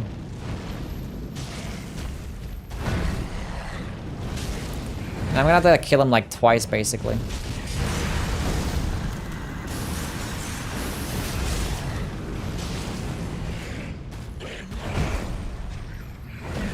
Yeah, he's 80% resist. He's like just as resist to fire damage as like Radagon is to holy damage, you know? 80%.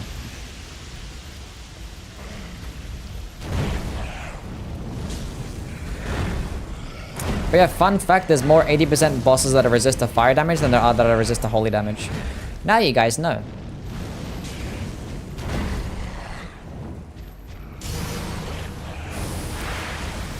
Because this guy's 80% resist, Rykard's 80% resist, and if you include every single Magma Worm boss, also 80% resist.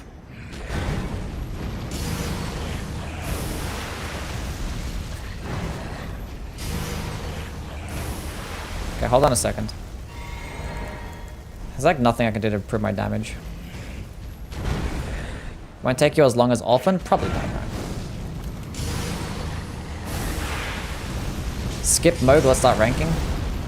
We'll give it like a fair shot, you know? Where's the music? Maybe because I teleported here with Cheat Engine.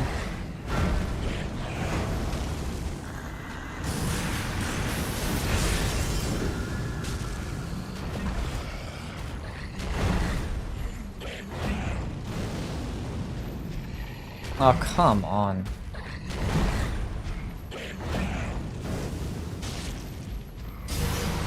%80 resist bosses should not exist. I don't care if you're literally like just fire itself. I don't care.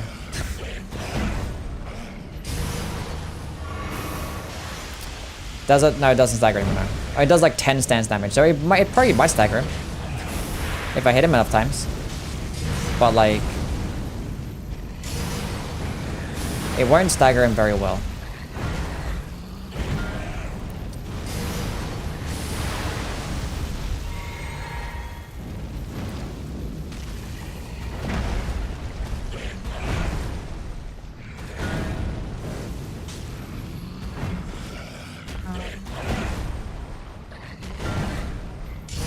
Oh, can you stop? Finish with the combos that I like.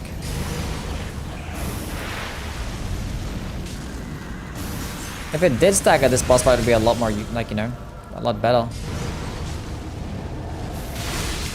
Ah, here we go.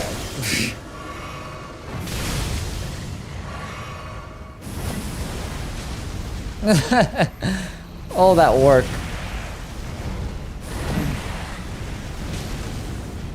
We have 4 flasks left. How much did I start with? Did I have 6 or 7? I think I had 7. And the fight's already lasted longer than 3 minutes, so my buff's are already gone. I think even with this damage, it's still gonna be ass.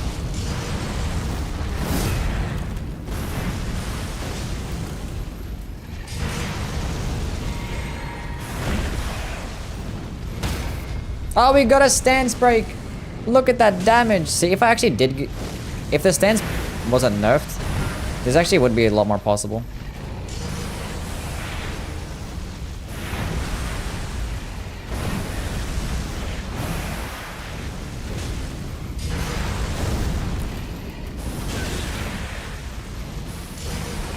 Yeah, I could just go all into FP Flask and get the Purifying Crystal too. That was a mistake.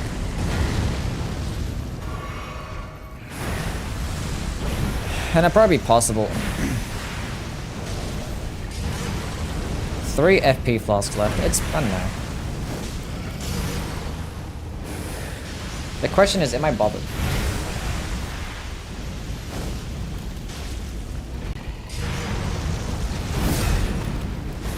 I should have just dodged that attack. I don't know why I bothered strafing.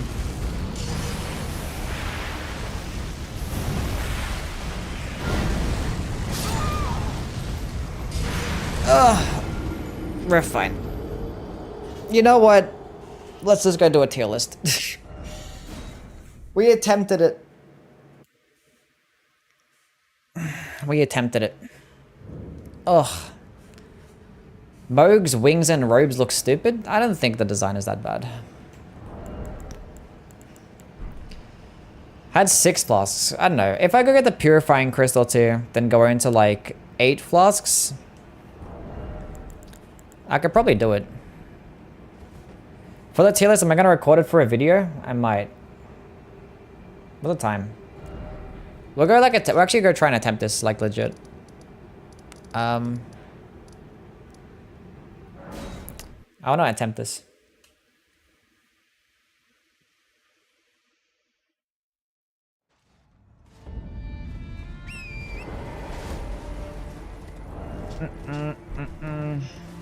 Go get the Purifying Crystal too. We don't need the strength too, honestly.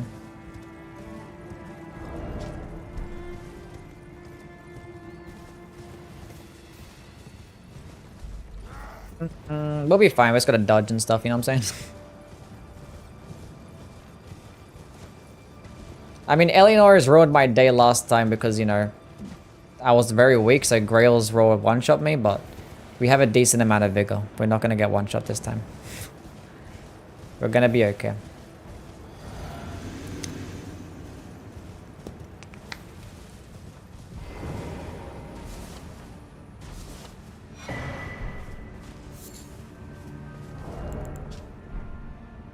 Come, come, come.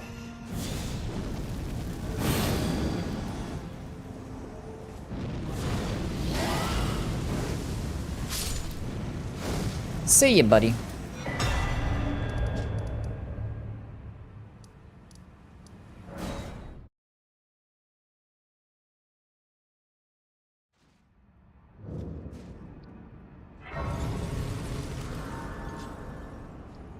We're okay.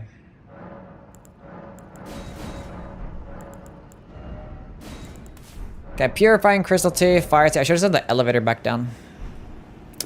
That's okay. Oh, I did send it back down.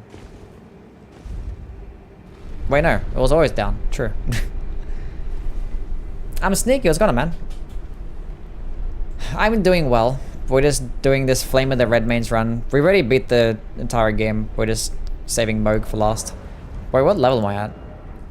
We're at level 120. 70 strength. When at 200, that is even more strength, right? So We have all the buffs necessary. Oh, I wanted to go into more FP flasks. I have a Starlight Shard. You might be okay. Fuck, I wasn't paying attention.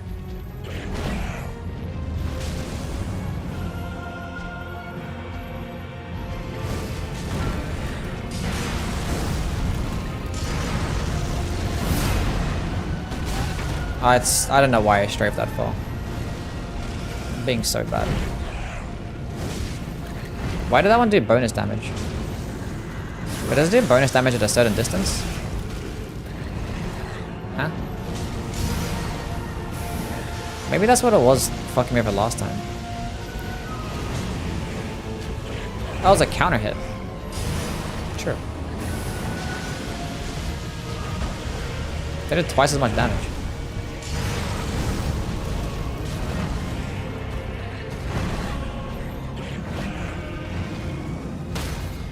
Oh, we got a stance break. Wow, look at that.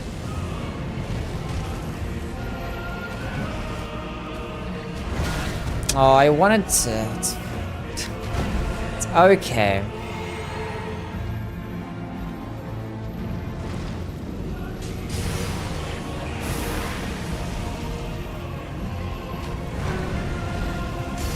I kind of didn't want to do... I wanted to heal instead, but I clicked the wrong button. That's okay. Struggle my ass out with Mo, good luck. Boiled crabs conflict with flame going strength. I'm pretty sure the crabs is only physical damage, right? Well, it's a good thing that I didn't actually go into more FP plus because I'm kind of choking my fucking... Choking my dodges.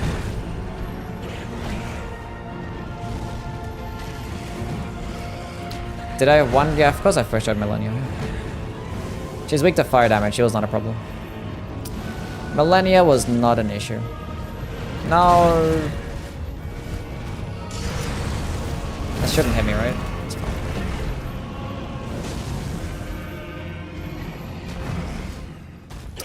5 flasks left, and my buff's about to wear off.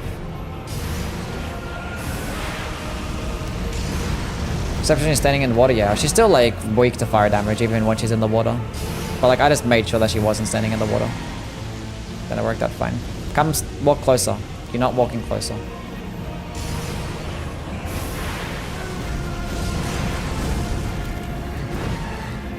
Now he's gonna do the Louis transformation. And look at all that healing that he does.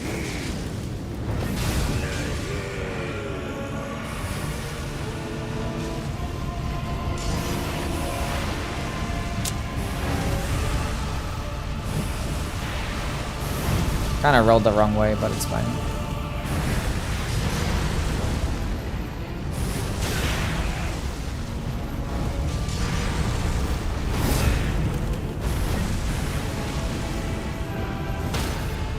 I had a feeling that one was gonna stance break, and of course I had to drink my juice. 3 FP flasks, and I have a Starlight Shard as well. My nose is itchy.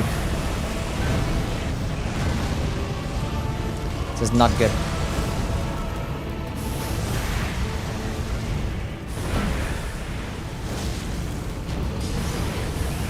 Oh.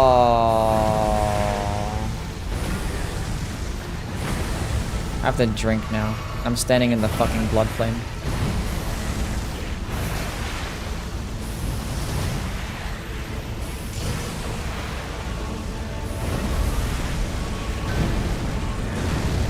Can you stop? I clicked the button to attack and he... Oh, thank God he missed.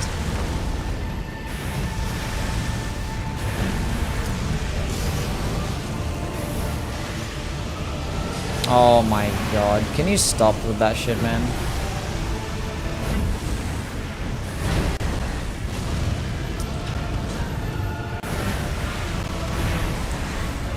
The blood flame is getting out of hand. You need to stop.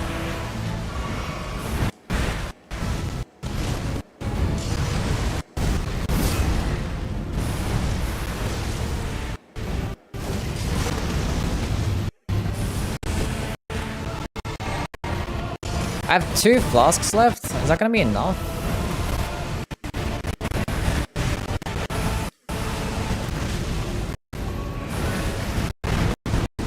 If I could get some more stance break, but I fucking not gonna be able to. Might be enough for the Starlight Shot. I have no more like heals left though. That's like the biggest problem. Because I kept choking so many dodges.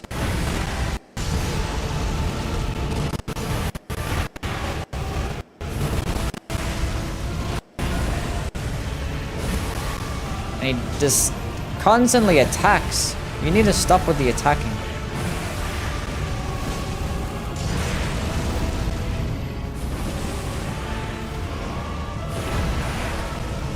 Theodorix's jumps to get me. I had a feeling, bro. I thought I could get that attack off in time. If I clicked it straight away, I'd have been fine. It's fine.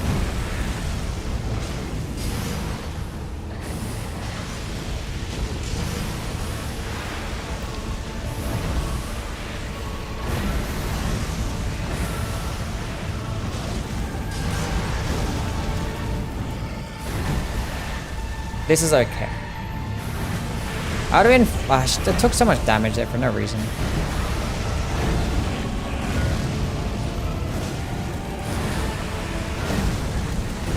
I played like doo-doo trash shot most of that fight.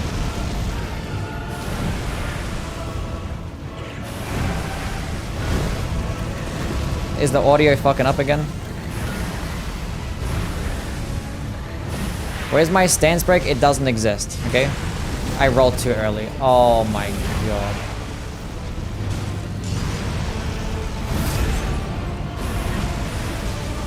Well, now I'm one shot.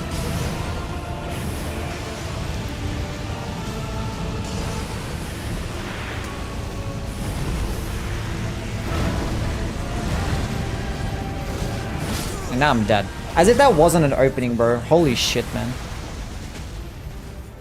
How many FP flasks did I have? I had 1 left. We're fine.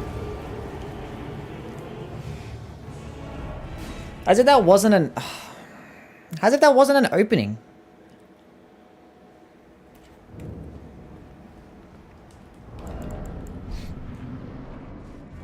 It's fine. I fucked up so much in the first phase. I just played like doo-doo trash.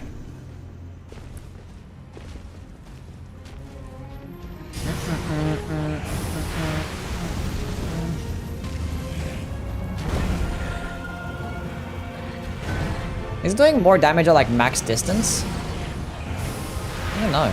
Oh no, I think I had... No. You're such... Why do I bother? I don't know why I bother, honestly. Like, trying to attack him in an idle position when the enemy's just input read.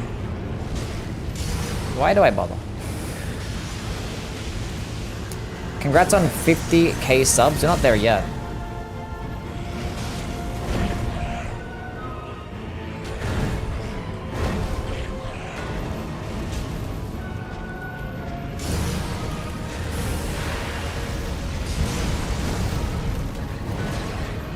It's fine, we gotta go practice mode more anyway.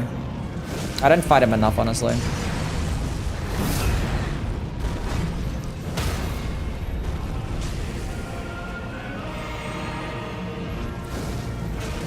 Because when the DLC comes around...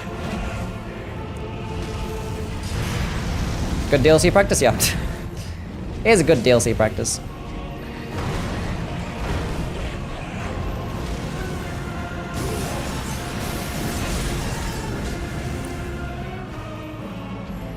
I got not bad at the boss. I just could be better.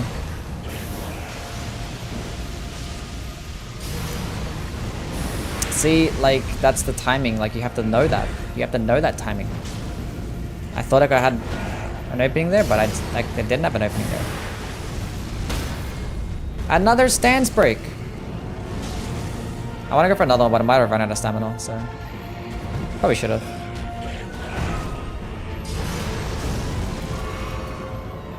Okay, you stay still.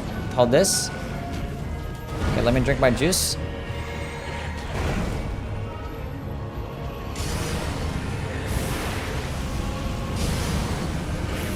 Social Blade says you make 100k yearly earnings. I fucking wish.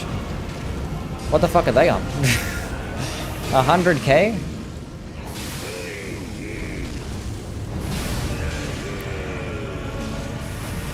I wish they were right.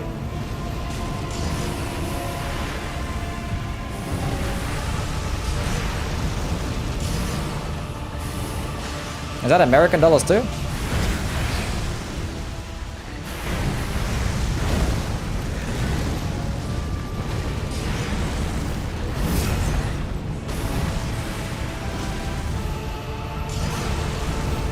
$15k a month?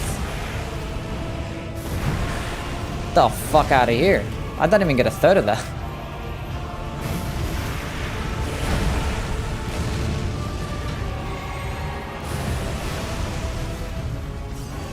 Come on, buddy.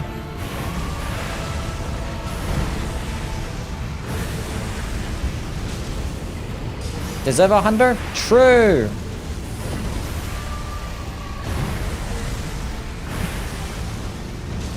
Has anyone actually done this boss fight like level 1 no hit? I mean, they definitely have. I wonder if they've done like level 1 plus 0 weapon, because I can't imagine this fight going that long without doing like a no hit. There has to be some type of strat that you could use. Because I feel like when you do certain attacks, you're just gonna get hit by the blood flame. You just like end up walking into it. It's probably like very RNG heavy. Besides the knee heal? Yeah, I think the knee heal's like allowed.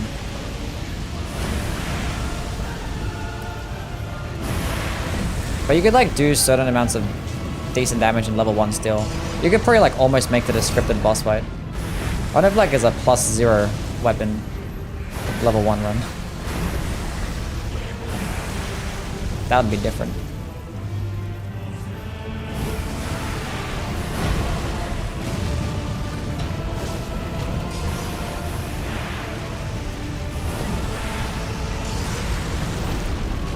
Bro, what is this, man?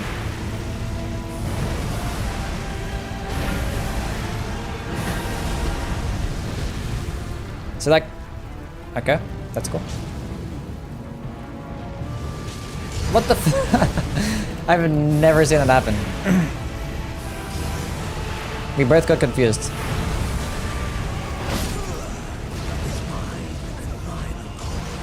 That's crazy, man. That's crazy.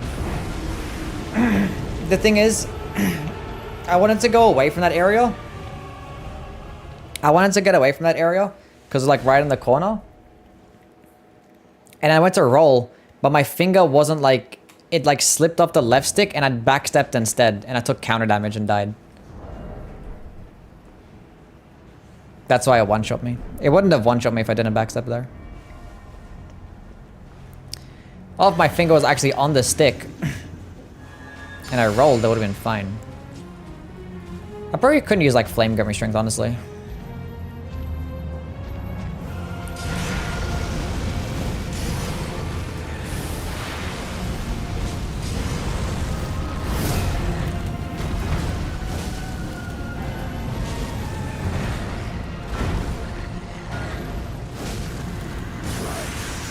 Oh, I cannot believe this happened.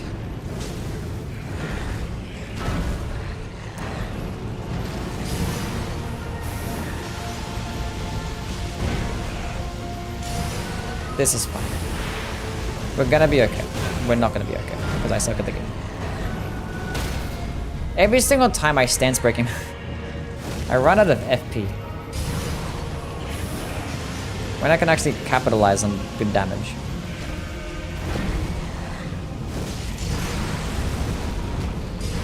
That was a mistake. I keep doing that. I keep thinking I have an opening when I don't.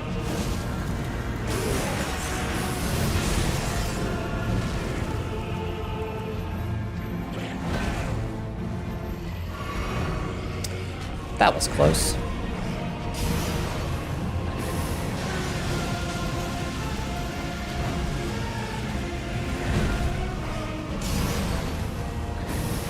What the hell was that? Oh, come on. What was any of that, man? I don't understand what happened there. God damn it. Mistakes. Silly mistakes.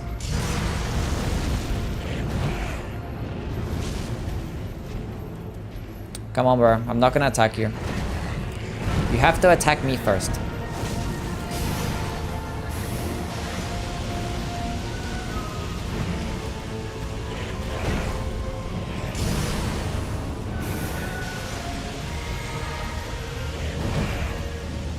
Stance break, please.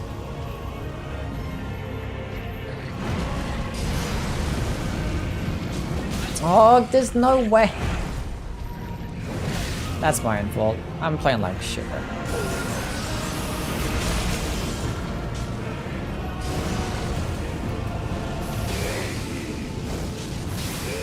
Oh, what a mistake. Why do you get so much health?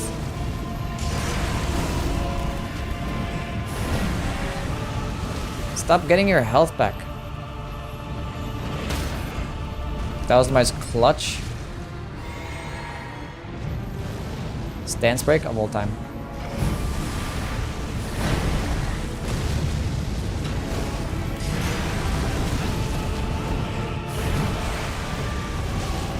I'm gonna die again.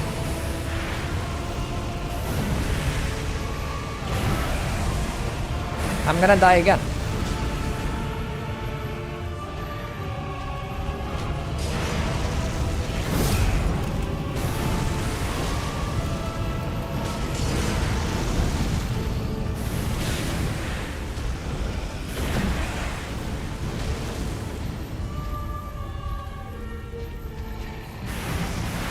Oh, what am I doing?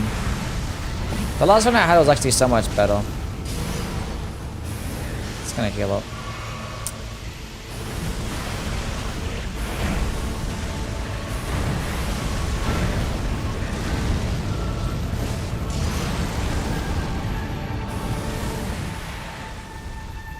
Come on, bro. You gotta do something now.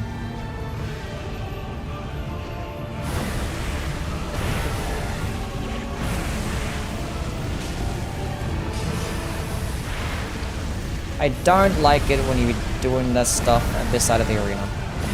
It is not cool.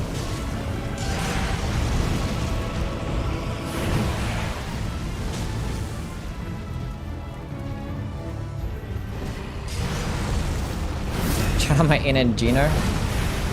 I'm trying.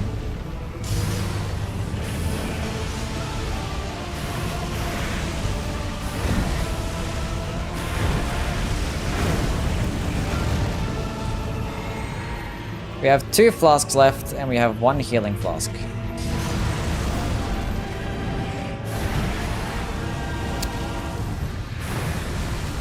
You know, it'd be nice if this thing could stance break.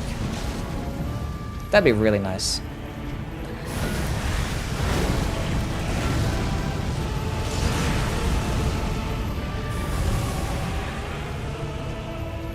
I probably could have used it there when he was turned around. It's fine. We're doing fine. I'm not gonna straight that attack anymore, I'm just gonna roll. I kinda wanna attack him twice there, but... And I just... What am I doing? How am I missing such a simple dodge?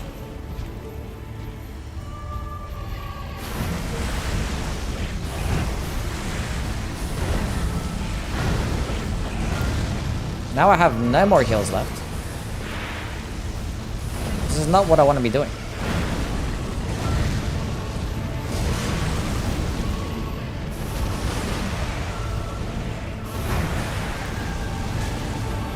What is this damage? I thought I could outspace it. Why would I think that? Why would I think something so stupid?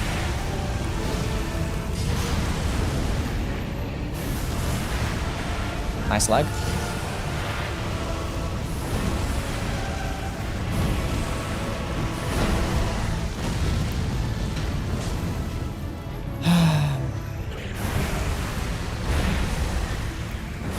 What a silly mistake.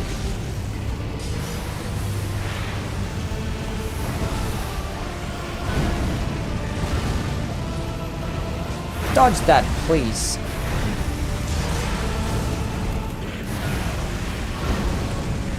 Okay, let me just drink my juicy juice. Don't! I'm dead.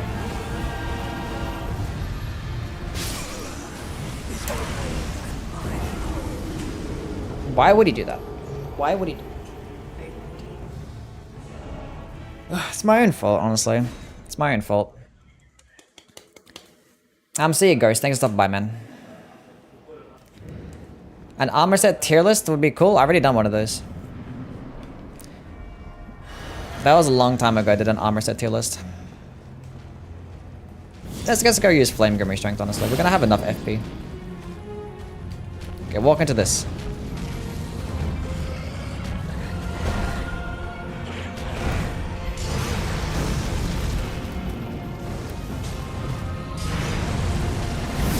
Okay, that one actually worked. So if I'm gonna do that, I have to do it straight away. Is he gonna walk into that? He does.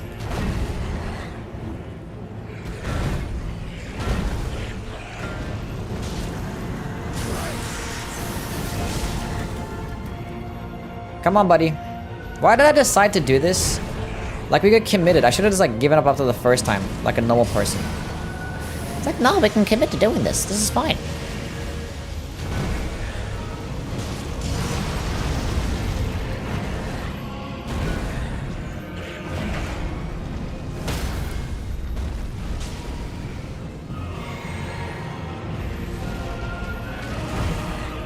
This is so fun.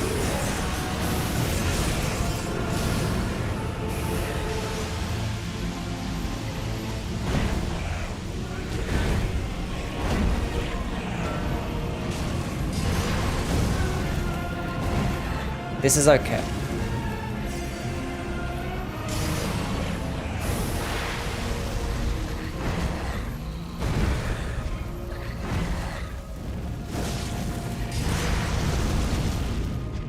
What are you doing? You have to, like, finish your animation.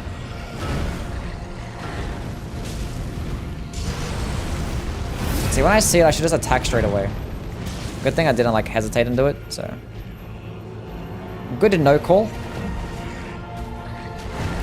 Would oil pots work for more damage? They would work for more damage, but... Still a Flame of the Red Mains only run. I'm not gonna use pots.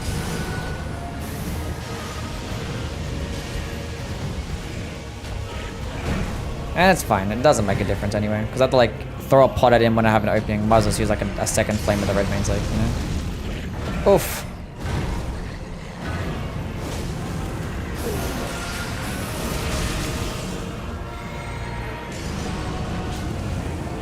Flame of the Red Mains get nerfed? I mean, a long time ago, yeah. Way back when.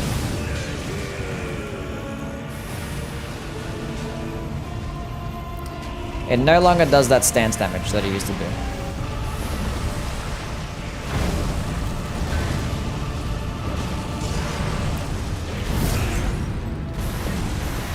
Can I get 2 attacks off here?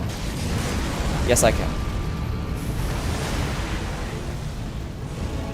Time he turns back around, we can get another attack off.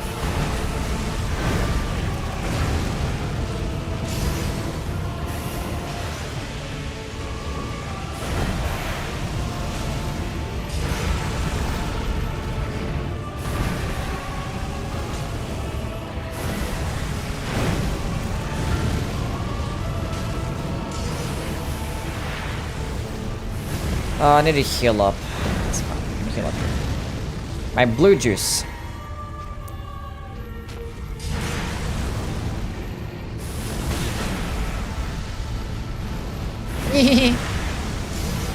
Ignore that noise. That was nothing. Is it a max dagger? Yeah, it's maxed out, yeah. This guy's just 80% resist to fire damage, so... Like, the whole game's been easy, obviously. Because not everybody's resist to fire damage this much.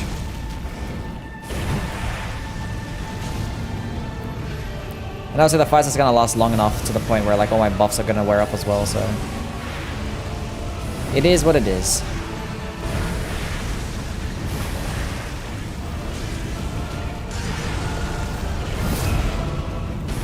Be like a 10-minute fight.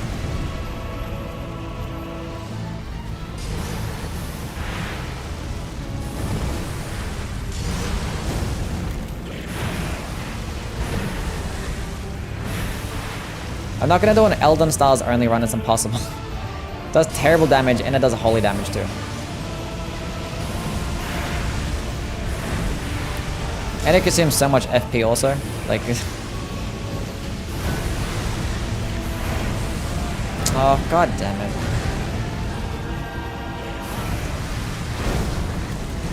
It's fine. It's okay. Can I get 2 attacks off here? I have to go heal up. It's taking like so much chip damage every time.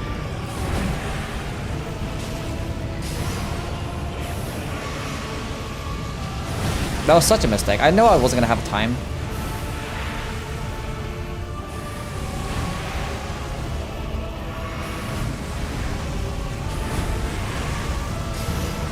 So now, like, I'm not in a rhythm because I went to go heal, then I went to go just and I'm gonna get blood out. Oh my god. It's fine. Okay, just reset. Get back into my rhythm. Such a silly mistake.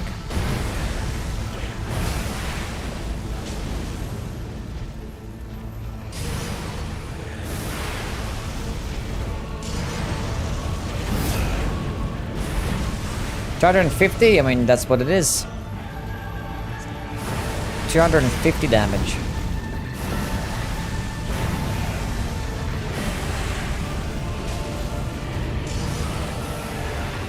Well, if it wasn't 80% resist, it wouldn't be 250.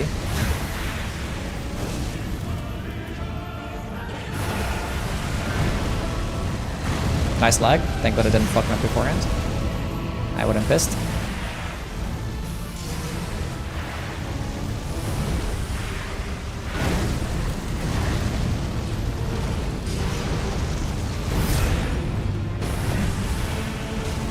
We're not gonna do an Omen Barn or anything. I actually might do a Elden Ring Tools run.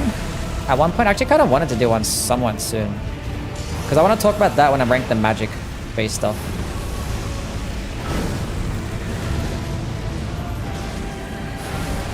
I'll probably make my magic ranking video after I make my top 10 Elden Ring weapons video.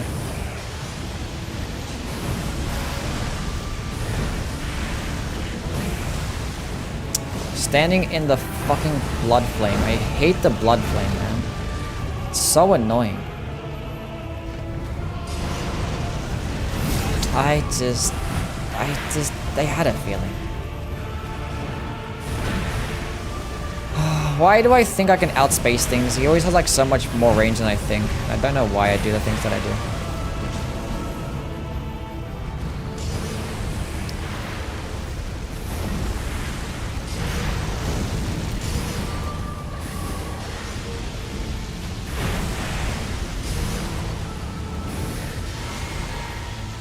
So much blood flame.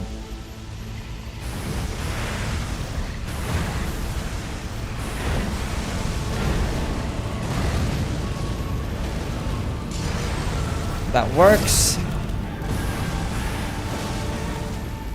God, this damage sucks.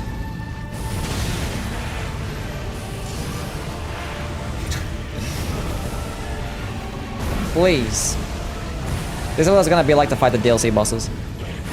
100%.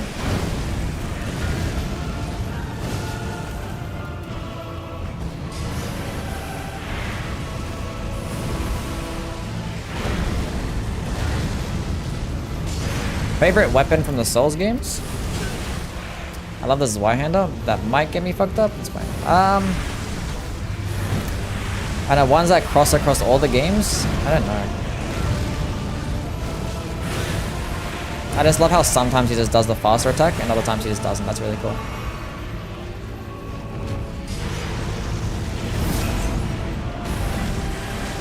I'm gonna go 2 off here.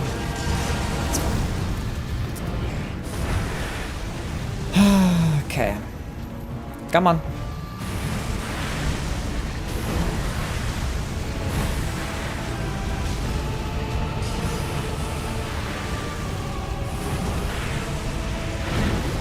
I mean, the weapons that go across all the games that I tend to like. I like the scythes. And although the great scythe kind of sucks in some of the other games, I don't know. I think like the mace. It's probably like the most consistent one that I actually like. I like maces. They're kind of cool.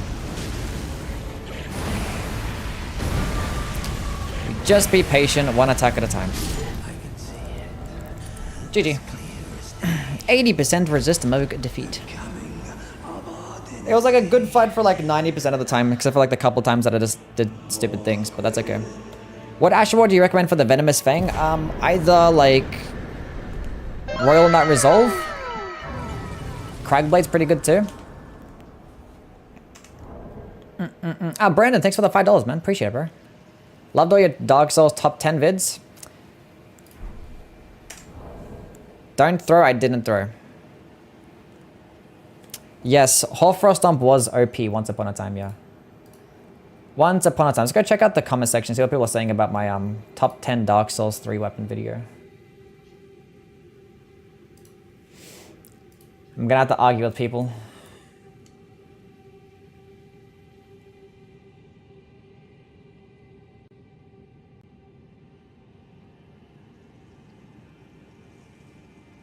Astoria's Greatsword's best PvP hands down. I love this game, you're crazy. The player who hates the game are the ones who skip everything and just run to each boss. You can't do that in Dark Souls 2, you actually have to play the game. Why is he commenting 1,000 times on this Dark Souls 2 video? Or just like a random me playing through the game and talking about the things that I liked and disliked. Dark Souls 2 fans are crazy. Top 10 Sekiro weapons. Talk about the drip in the video. My drip is always on point. There's the most delayed like alerts. I don't know why my YouTube alerts are so delayed. I like the Twin Princess Greatsword. My personal favorite is the Godhard Twin Swords. Yeah, they're pretty cool. Farron Greatsword's fun. It's not like the most amazing thing.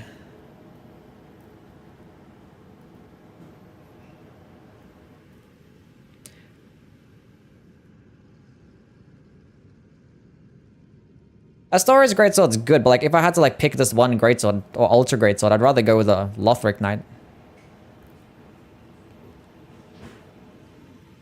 Lothric's Holy Sword is kind of mid damage.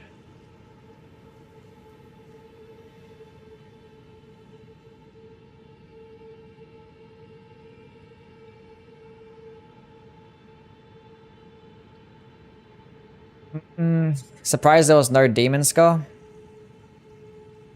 The thing is that Demon Scar is like, it's convenient and it's fun, but it's not like good, you know? It's not like that good. Amazura, it's gone, man. Here's Impaling Thrust with Venomous Fang. Impaling Thrust is good too, yeah.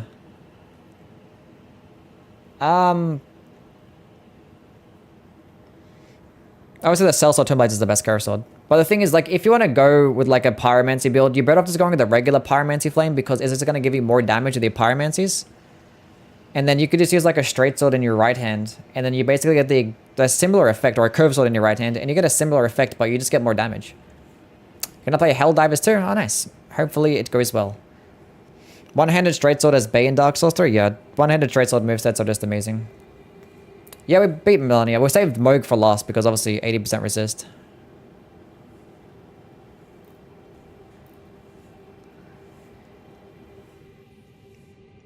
Where would the Frayed Blade be?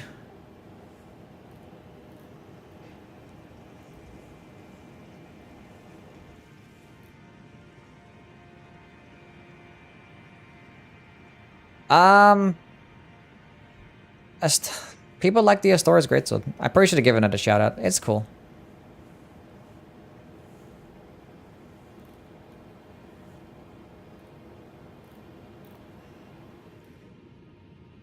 Anyway, that's that.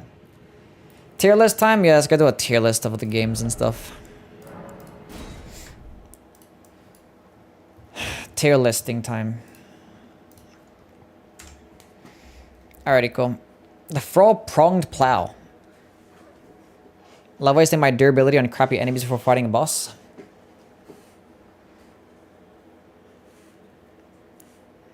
Oh, God. How many... There's a lot of bosses. Oh my god. It included every single Elden Ring boss too. Look, we're trying to make this quick. Surely the video won't be too long. Okay, so obviously this list is going to be based on my personal experiences. I'm not going to talk about anything objective at all. I do not care about that. The things that I like and I appreciate. Okay, the Demon Souls bosses. The Vanguard. It's been like reskinned 1,000 times. The Demon Souls remake one looks cool, I guess, but it gets like 3 attacks. But like it's a good entry point to the game, I guess. And killing it does result in getting the coolest helmet in the game. I feel indifferent about it. The Phalanx, I hate it. Awful boss fight. It's not terrible. It's a cool concept. But like, I don't know, without using fire bombs and things like that, it just makes for the most boring boss fight. Just circling around it, hitting having your weapon just deflect off the shield 1,000 times. Not fun at all. Armored Spider, it's cool visuals. It's kind of more like a gimmicky type of boss fight. You get like 3 attacks. It's still like incredibly easy. It's not too bad. For Demon Soul standards, I'm going to say it's good. Pretty good for Demon Soul standards. Fool's Idol has been like reskinned 1,000 times in the form of many different types of bosses like Pinwheel and Crystal Sage. I don't know why they like this aesthetic of boss so much. Mid. It is a pretty cool like opening cutscene and like atmospherically it's nice. A lot of Demon Souls tends to be that way, but like you're just fighting a boss that teleports and throws out projectile spams and there's like traps on the floor and stuff like that. I don't know. It's like I don't care for it. It's not my favorite thing. I don't like those type of gimmicks. Adjudicator has like 1 attack down below, and he has like an attack when you're like up high with a tongue. And I don't know. Like the concept is cool, like trying to knock him down to do damage to his head. But like the little hitbox that he gets is so like inconsistent to try and knock him down to actually do damage to his head. I'll probably put him in like the bad category. Not a fan. And even like fighting him at range, it's like the fight's just too easy at distance, honestly. Old Hero is a cool concept. This is like one of the better boss fights in Demon Souls. Putting on like the Thief Ring makes this boss fight incredibly easy. Without it, he actually like... It feels like he does see where you are, because like he actually just hits you all the time. His attacks can be kind of fast sometimes. But he does make for a nice challenge. And he's a pretty cool design. Can you stop saying stupid things? That's going to get you banned. The Dirty Colossus, bad. Don't care for Dirty Colossus. Yeah, no, there's nothing good about this boss fight. It has like 2 attacks. It is like, it's not even visually pleasing as well. Get out of here. Trash. Penetrator. Great boss fight.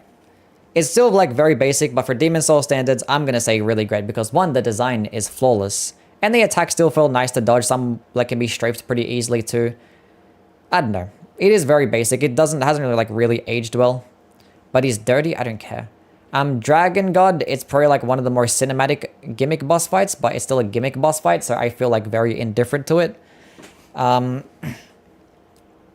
It can be kind of inconsistent because you have to like wait for him for so long. It gets like, I don't know. I don't like it actually, no. Not a fan. You have to like wait for so long for him to like turn his head sometimes. And then he can be like inconsistent. He can like turn around and just punch you in the head. Kind of cringe. And it's like stupid as well. Like he breaks the ballistas after you've used them. It's like, bro, like why don't you damage them, break them beforehand? Doesn't make sense. Old Monk, it's a PvP boss fight.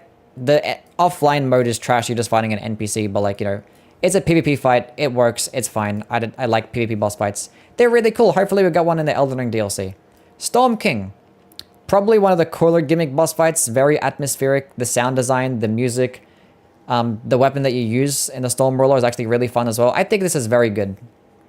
It's not like the most challenging or like, you know, mechanically fantastic boss, but it's memorable enough to make it a good boss fight. Made in Australia, I mean, mechanically, it's obviously shit, but like the whole purpose of the boss fight is going to be its atmosphere, of which I'll put it into the good category.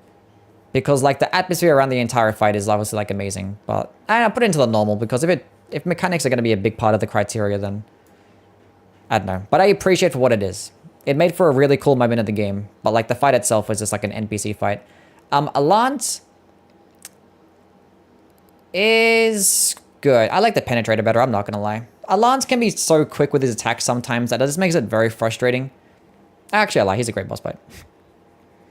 But like some of the attacks are just way too quick.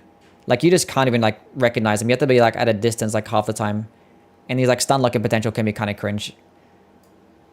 But he still is a good boss fight. King Alliance, trash. Okay, Dark Souls one time. Asylum Demon. It's so good they use it 1,000 times. Normal. Actually, no, let's put these in the fucking bad tech category. Let's not even pretend that these are actually good boss fights. Let's not even pretend. The Taurus Demon, I like the design of the Taurus Demon. They need to bring back like demons and stuff. They look really cool and I like them. The hitboxes can be kind of jank sometimes with the Taurus Demon. I'm just gonna say normal. It's like a good introduction to the game though. It's a better boss fight than the Asylum Demon. The Bell Gargoyles, I think this is a good boss fight. I like the Bell Gargoyles. They're really cool.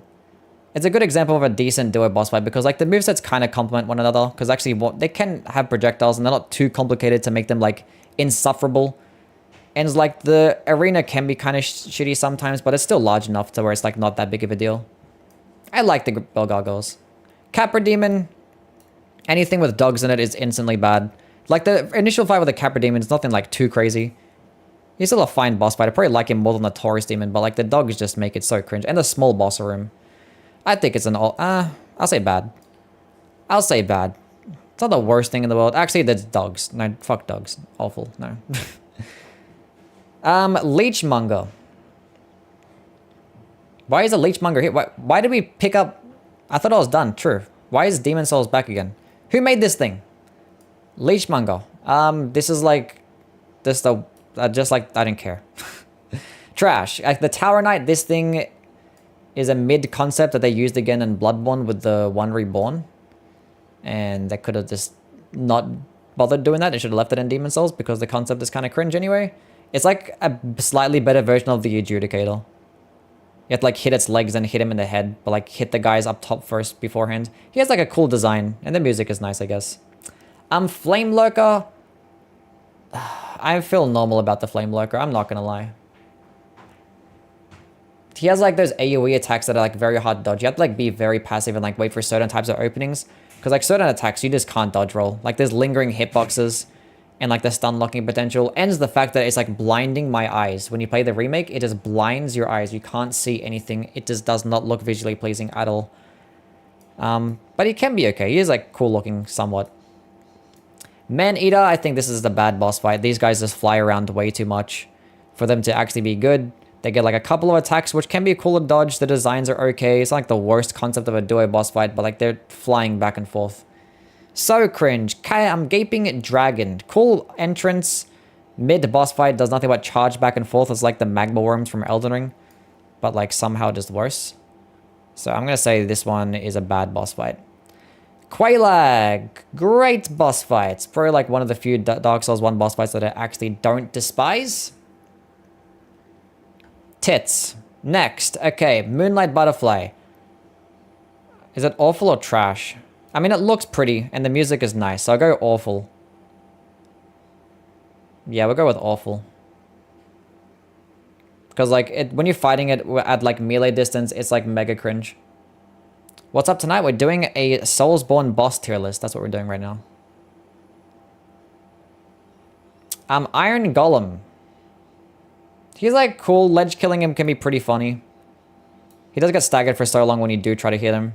His like attacks aren't like the worst things to dodge. I don't know. For Dark Souls 1 standards, I'm not too big on him, but you know, he's just good. I like him. Stray Demon is just like the Asylum Demon, but like just slightly more complicated. Still trash. Does have a big ass badonkadonk though, which is kind of cool. Priscilla. Interesting concept, but like it's still not that fun of a boss fight. But feet. No, still put it normal. Gwendolyn, I don't like fighting anyone that uses projectiles. I'm not a fan. Bad boss fight. Chasing and just waiting for her to actually do, or Kim, whatever it is, to do good RNG. Don't care. Mid, Ornstein and Smo. Great. Should I put it into the amazing tier? For Dark Souls 1 standards, I'm gonna do it. Despite me playing it and complaining every single time that Ornstein does some buggy ass, trashy ass things, I think the concept is just like perfected with the duo boss fight in this one. Well, not perfected, but like the concept was like done really well. I think the concept was perfected with the Demon Princes in Dark Souls 3, but they both complemented their movesets really nicely. The arena also complements their movesets. The concept of like fighting a buffed up version in the second phase, also really cool. Great music, classic fight, amazing. Dog. I don't care for this fight, I'm not gonna lie. It gets like a 2 swinging attacks. It does like, I don't know. It's very basic, honestly. It's a cool design though, and it's a classic design. And it's Sif, I guess. Put it into the good tier. The 4 Kings, I actually don't mind the 4 Kings. I like the 4 Kings, except for this stupid ass projectile attack, and the boss room is like super cringe. So I guess the projectile attack puts it into the good tier, very high good tier.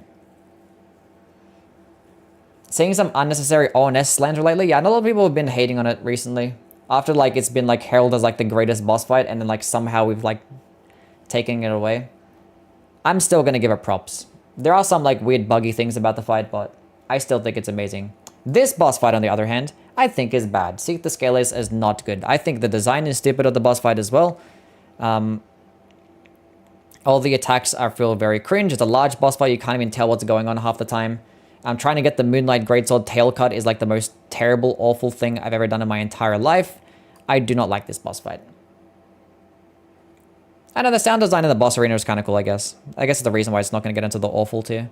It's not the worst thing, I guess. Pinwheel is awful because it's just the Fool's Idol, but with less health. So, yeah. Gravelord Nito, I'm going to put this one in a normal tier. I would like to put it, like, lower, honestly, because it's such a big missed opportunity. But, like, his moveset is not, like, the most egregious thing, but, like, having skeletons in the boss room just makes the fight just so much more cringe. Actually, I'm going to put it into the bad tier because this one's the biggest missed opportunity. This boss fight should have been way better. Ceaseless Discharge, trash. Demon Fire Stage. Like, I'll talk about it. Okay, Ceaseless Discharge, fighting it normally is just not even fun at all.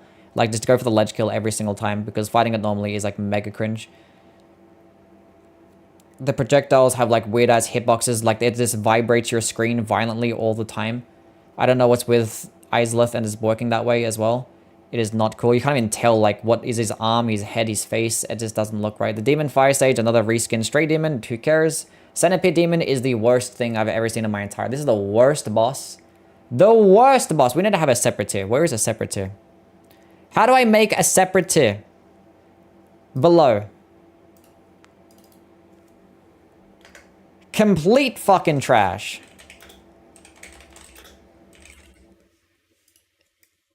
Centipede Demon. This is the worst boss fight mechanically I've ever seen in my entire life. This thing's camera, there is no boss fight that has a worse camera than the Centipede Demon. 100%. It just looks terrible. Your screen just shakes all the time, every single time that you get hit. You have to, like, you know, run to, like, one side of the specific room so you don't have to get damaged by the lava. Does nothing but spam that stupid, like, arm-grabbing attack until you actually finally get close. And when you get close, you can't even tell what the fuck's going on. Awful boss fight. Bed of Chaos, also trash. I don't understand why so many games have to have, like, back-to-back just mid-boss fights. It's, like, egregious. And the Bed of Chaos is, like, the biggest missed opportunity of the entire bunch. I'm not going to talk about it anymore. Everyone knows why it's trash. Gwyn, I am normal about Gwyn. This one is, like, kind of... You know what? Bad. I'm going to put him in the bad territory. Like, the music is fucking amazing, but, like, in terms of mechanics, another missed opportunity. Thankfully, they forgave themselves.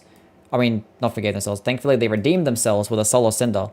Because the Solar Cinder was what Gwyn should have been like, but, like, why you make the final boss fight be parried and you just give him nothing but horizontal swipes? What? You just give the boss nothing but horizontal swipes with his attacks, one, like, grab attack, and that's about it? Give him some type of unique move. Let's give him, like, a lightning attack or something. Like, it was that bad that Miyazaki actually apologized for this as well. This ain't Elden Ring? I mean, we're gonna get to Elden Ring soon. Not really soon, but almost. Sanctuary Guardian.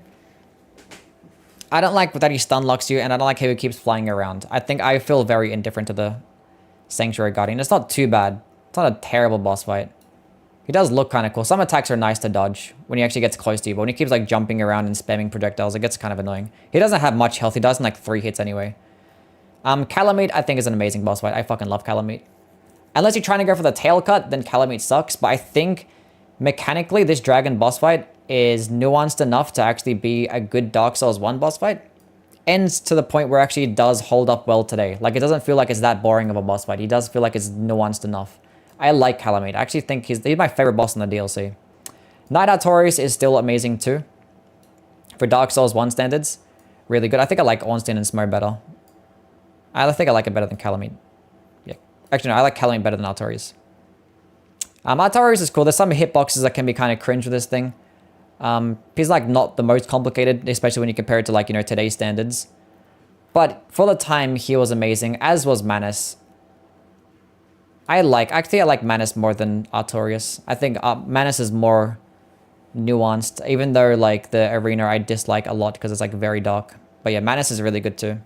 I like his design. The attacks feel nice to dodge. The stun locking that he gets with like that flurry attack can be kind of shit, but once you know what you're doing, it's not the worst boss fight. I like him. Okay, Dark Souls 2 time.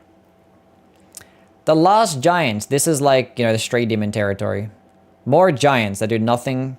It's just like a good introduction to the game, I guess. I don't know, it's not the worst thing. The Pursuer is actually kind of cool. I like the Pursuer. This is a great boss fight. This is like, yeah, this is penetrated tier as well. Both of like aren't very complicated, but it feels nice to just strafe their attacks. He does look really cool. The design, the animations, all really nice. I like the Pursuer. You can't go wrong with a guy in armor, unless you're the Dragon Rider. Bad boss fight. It's not the worst. I feel it's normal. It's like, it's very basic. It has like 3 different attacks. There's like nothing really that you can say about the Knight Rider. It hardly even feels like a boss fight, honestly. Old Dragon Slayer. I think Old Dragon Slayer is pretty good. There are some like weird hitboxes with its poking attacks. It just feels like another version of Ornstein. It feels like a discount Ornstein when you're fighting him. Obviously, it looks the exact same as well.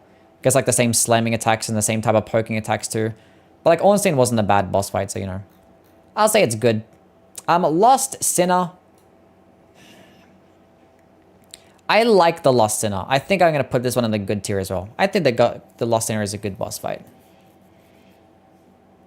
Like the fire mechanic and like the light and the fact you can't lock in very far until you like light up the torches isn't like the most amazing concept. But it still is a concept that's actually interesting and unique. So like, that's cool.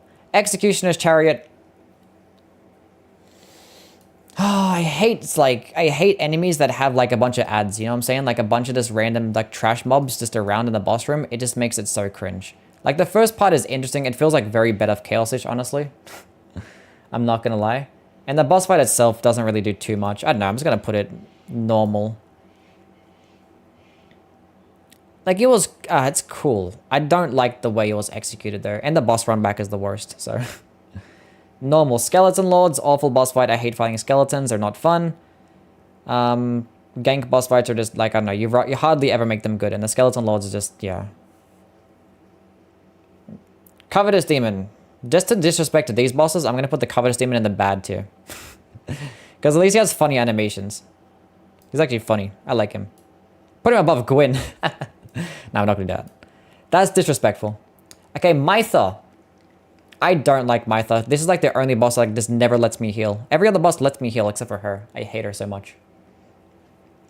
Yeah, she's okay though. Normal. Smelter Demon. Amazing. I love Smelter Demon.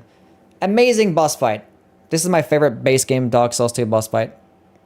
Guy in armor. I don't think there's even a guy in the armor. But it's a really cool boss. The attacks feel nice. Cool animations. Like feel cool to dodge. Cool shit. Old Iron King. Cannot say the same thing. It feels like an armored spider type of fight, but like worse. And with like a stupid fucking arena, because you get ledge killed pretty easily too. I'll say normal.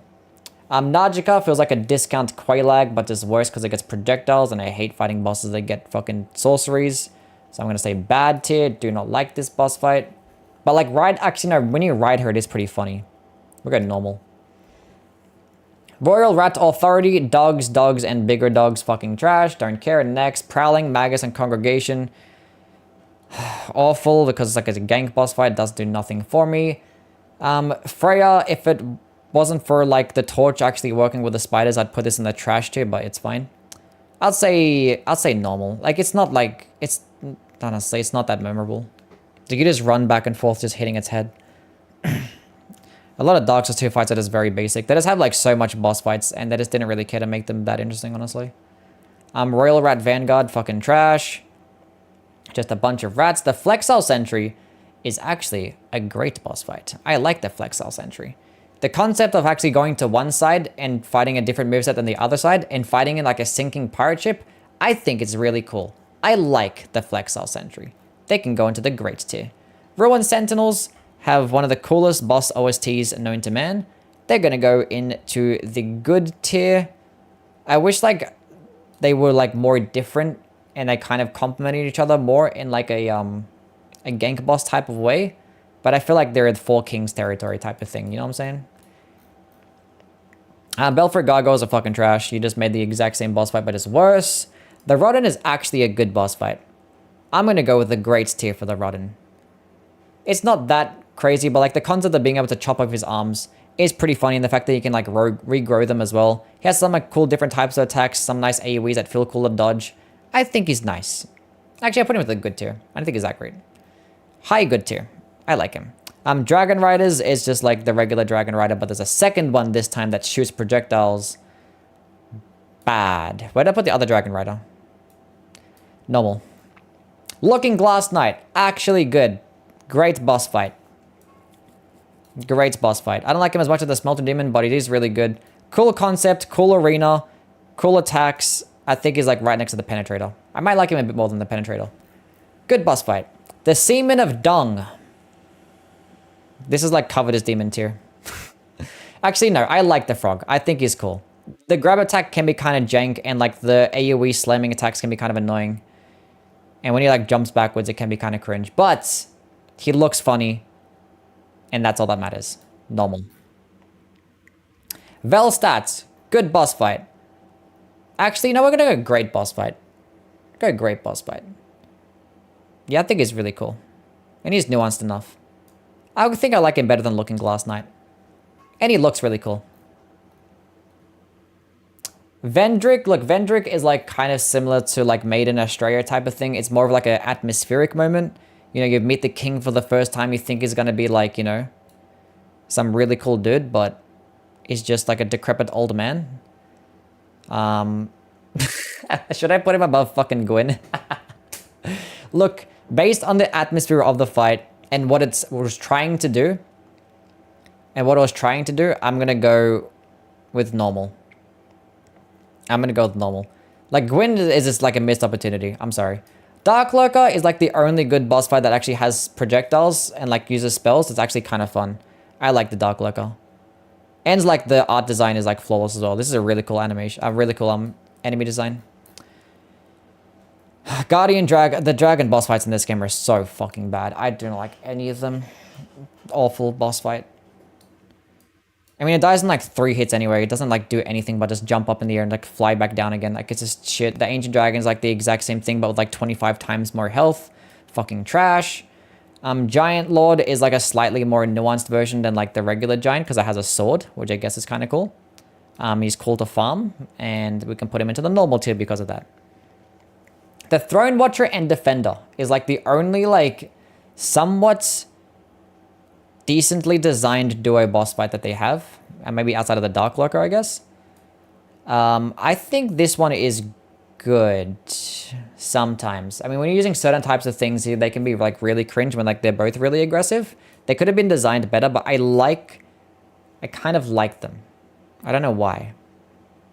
Because when I fight them again, I can guarantee that I hate them. So I don't know why I'm putting them into the good tier, but I am. The Chandra is like just worse than like this awful boss fight. Like, how are you going to make the final boss fight be this fucking bad? It's even like a bigger egregious offense than Gwyn. Like, come on now. Actually, no, I think it's just as bad as an offense. I don't think it's that much worse. Like, the design is really cool, and she actually does get some more nuanced attacks compared to Gwyn. But like, if you're the final boss, you should not be like this. Gang Squad, fucking trash. Don't care for gang squads. Alana, not too bad. Alana is good. She's cool. Cool concept, but like summoning skeletons and other bosses. Kind of cringe, projectiles, but she's good. Sin, this is probably going to be a hot take. Fucking awful. Actually bad, I lie. I don't like any dragon boss fight in this game. They just fly around way too much. I do not care. The dragons fly way too much. They just don't fucking stay still. So much flying. It's like worse than the fucking Placidusax and Elden Beast types of flying. Just stay still. Smelter Demon. I'm gonna go great tier because it's just a reskinned boss fight. He's got a great OS tier. Yeah, he does. So he doesn't go into the awful tier. He just goes into the bad tier because he does look cool as well. You need to get some cool attacks, but like, I don't know, he like stomps and he flies. That's what he does. When he's flying, he like shoots down a bunch of like poison or toxic breath. Like it's just, I don't know. Fume Knights!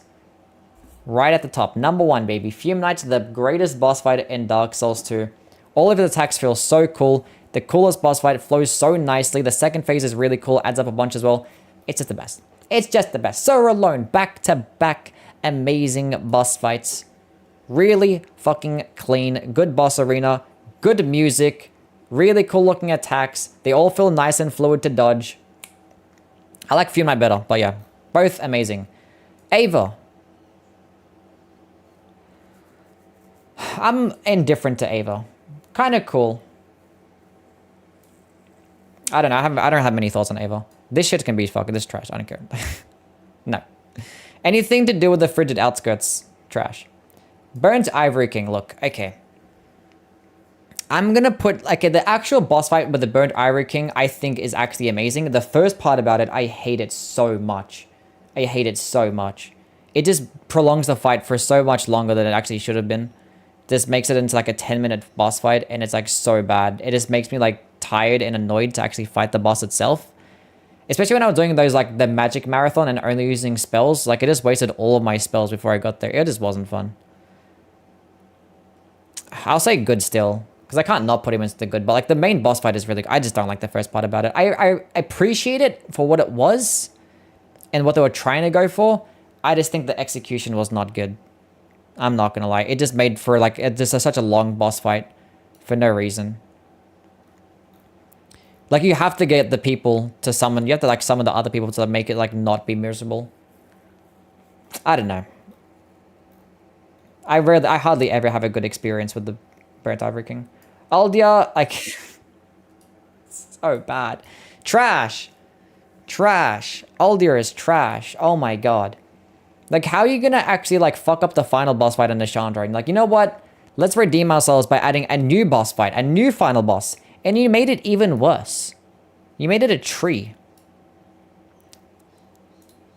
Next, okay, Dark Souls 3, finally. A game that has good bosses.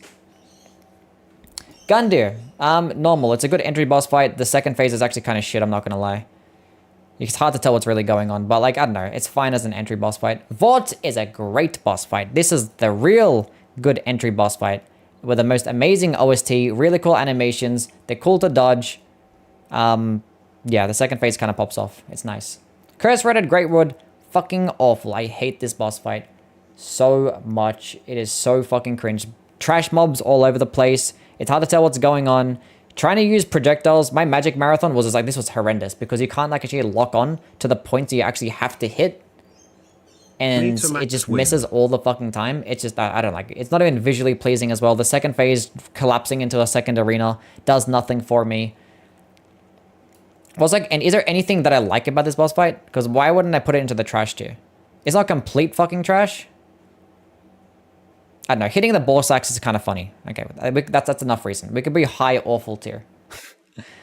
Crystal Sage is just like another pinwheel, but just with slightly more health and a bit more nuanced. I'm gonna say bad though, because I still don't like any sorcery boss fight like literally ever. I'm just never gonna like it. Me personally, I'm just never gonna like a sorcery boss fight outside of like maybe Dark Lurker. It's kind of cool, but yeah, no, Crystal Sage, no. It's like pinwheel with like a bit more health, but it is more nuanced and more interesting compared to like Fool's Idol, I guess. So I guess bad. Diggers of the Deep, fucking trash. Any trash mob is just not going to be fun. I do not care what anybody says. Is it worse than the Curse-Rotted Greatwood? I think so. At least the Curse-Rotted Greatwood actually challenges you. This is like, what the fuck are you even trying to do? I don't know. Farron Undead Legion. Why don't you just call them the Abyss Watchers? What the fuck is this name? Yeah, the Abyss Watchers. Where did I put them? I think they're great. They're not amazing. I don't really like the Abyss Watchers that much. The first phase is like, yeah, I don't really like. It's funny to see like a bunch of people fighting each other, but like I want to do the fighting. You know what I'm saying? And like the 2v1 is not fun to fight against. You have to have the third person to trying to help you out. Otherwise, it's like mega cringe.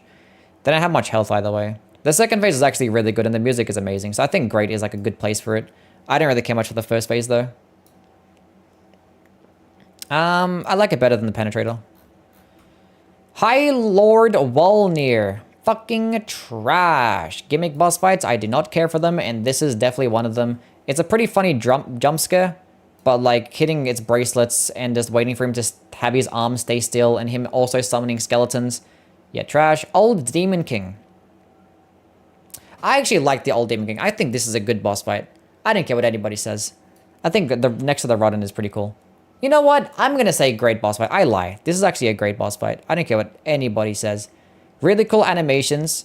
Really cool looking attacks. They're all pretty cinematic as well. He gets like those fire ring attacks and he gets the one that shoots down the meteors as well. I think the Old Demon King is actually really good. And like the final moment to where like he explodes and he actually has like, it kind of has like a Sif type thing. He kind of pulls a Sif hack when he gets really weak. I think the Old Demon King is really good. I actually like him better than... Probably not better than the Abyss Watchers. Probably not better. Probably not better. But he's really good. Yom. Yom boss fight. Like, obviously it's centered around using the Stormroller. But the thing is, it's still boring with the Stormroller. Because like, it's just too easy. And you spend like half the time just like charging it up. Which doesn't seem that fun. His music is really good. The cinematics are really good. The attacks don't feel like that bad to dodge. If they just made the Stormroller just more fun to use and gave him a bit more health, I probably would have liked the fight. Basically, what they did with Rykard is basically exactly what I wanted to do with the Yom boss fight. Just make the weapon just more fun to use. Because like fighting him without the weapon is still boring. At melee distance, you have to hit like his hand. If you have projectiles, it's like still incredibly easy. Just hit him in the head. I don't know. I feel like normal. It wasn't like... I want to like him, but I think normal. Like the boss fight is just too basic. Too easy. Pontiff is an amazing boss fight though. That's straight to the S tier. All the attacks feel very nice and fluid. Very nice to dodge. It actually is very satisfying to parry him as well. The second phase actually is very unique and interesting and actually doesn't make it that frustrating because they're just going to replicate the exact same attacks. I think it's really cool. Fantastic concept. Aldrich, on the other hand. As I said, I don't like any type of projectile boss fight. I think this one is bad. Any types of like sorceries, I do not like trying to dodge sorceries. Just give me melee types of combos. Much more fun. So yeah, I'm just not going to like him. And like the whole arrow thing in the second phase is just like makes it much more cringe. Champion Gundyr straight to the amazing tier. This one's better than the Fume Knight. I like Pontiff better than Surlone. Champion Gundyr. The only problem with Champion Gundyr is that it doesn't have enough health. But like his attacks are so cool. So cool. Every single one feels nice to dodge. And it feels very satisfying to parry as well. Fantastic boss fight. Lothric. This one goes straight to #1 as well. This is my favorite base game boss. I don't know how you made a boss that literally teleports back and forth and still make it fun. But they did. But they did. I gotta change the title. Soulsborne boss tier list. I forgot to change the title. How could I?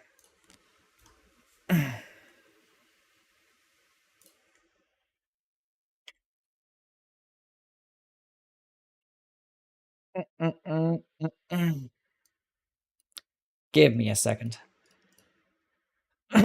Damn.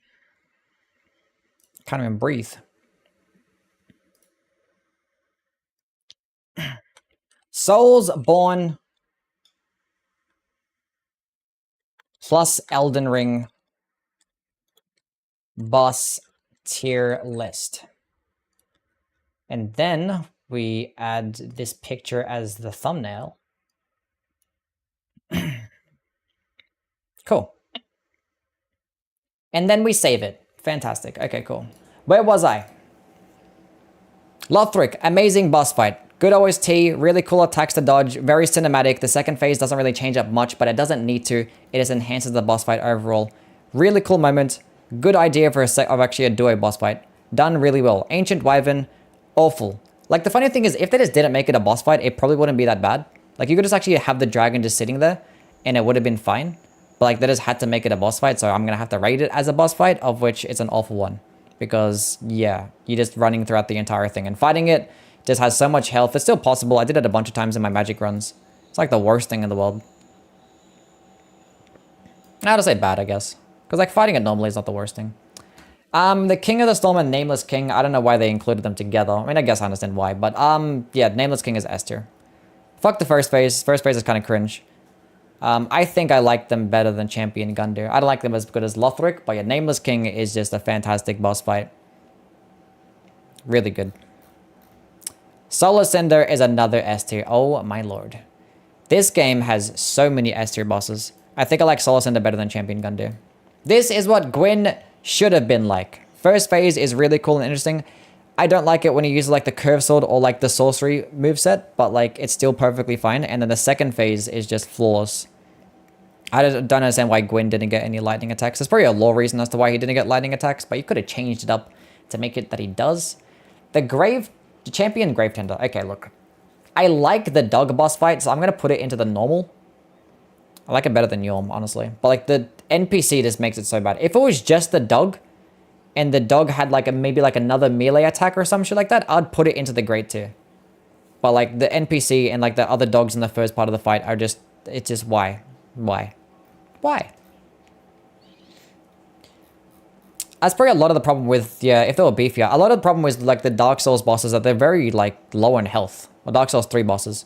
Like Lothric doesn't have much health. Nameless King has a decent amount of health. Solar Cinder, Champion Gundyr, they have like hardly any health. But like, you know, they just have amazing movesets and they just feel nice to dodge. The right amount of delayed attacks.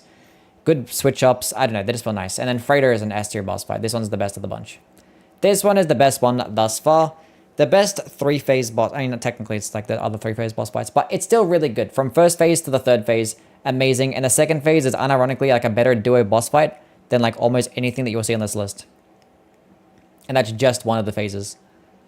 It's just really cool. And the OST as well. Demon Princes is the best duo boss fight that I've ever made. I don't like them as good as Freighter, because Freighter is just like built different, but Demon Princes can definitely slide in second. This boss fight is absolutely amazing. The fact that like you had it so one aggro's at a time, so you can have like one shooting projectiles where you can focus on the other one, and they did like an Ornstein and Smoke to where like you kill one, and then the other guy will get like a super beefed up second phase, and they kind of work a bit different. The only problem that I have is that they don't look more different. They kind of look the exact same. If the designs were like, if they just looked a bit different outside of like a different shade of red, I probably would have liked it more, honestly, but it's still nice. Still really good. Midir S tier. Not gonna fuck around. Do I like it better than Freighter? Probably not, no. But it can slide in at number 2. This is the best dragon boss fight, and it's not even close. Not even close. The duo Crucible? Hell no. Look, Half-Light, I hate fighting Half-Light. This is the worst NPC ever made. I hate fighting this one, but it's a PvP boss fight, and I like PvP boss fights, and I hope they bring them back for Elden Ring. So I'm just gonna rate the PvP portion, so I'm just gonna say good. Because the PvP concept is really nice. Gale is going to sit comfortably at number 1, and it is not going to move as the best boss fight literally ever made.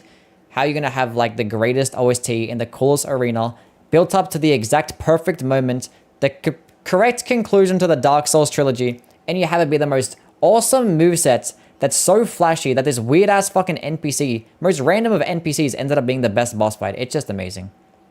And like the second phase comes in, the music is just even better. And having like these cool front flipping attacks while shooting out crossbows and follow-up attacks that all end with a nice amount of openings. It's just fantastic. Okay, on to Bloodborne. Wait, no. It wasn't finished with Dark Souls 3. Okay, Dancer is also... Oh, do I put Dancer in the amazing too? I do, yeah. Dancer is amazing as well. Very majestic type of animations that she has going on. That's all I'm going to say. I'm not going to like take too much time talking about this shit. This is like dragging on. Dragon Slayer armor is also amazing. Where do I put this one though? I like it better than some of these fights. I like it better than Champion Gundyr. Yeah, Dragon Slayer armor is amazing as well. The only thing that's annoying about it is when like the Pilgrim Butterflies shoot out projectiles. Kind of makes it annoying, but like his animations are super clean. The music is amazing. It's just another guy in armor that has a good moveset. There's not much more that you can say. Okay, Bloodborne time. Cleric Beast. Out of all like the first boss fights, if you're going to compare this alongside like the Stray Demon, I'm not too mad at this. I like it better than the Taurus Demon. The music is really... Actually, I want to say good. I like it. I like the animations. It's still like more complicated than some of the other opening boss fights that you get. And the music is amazing too. And like the entrance as well. I think it's a very solid boss fight. I think the Ivory King should be higher.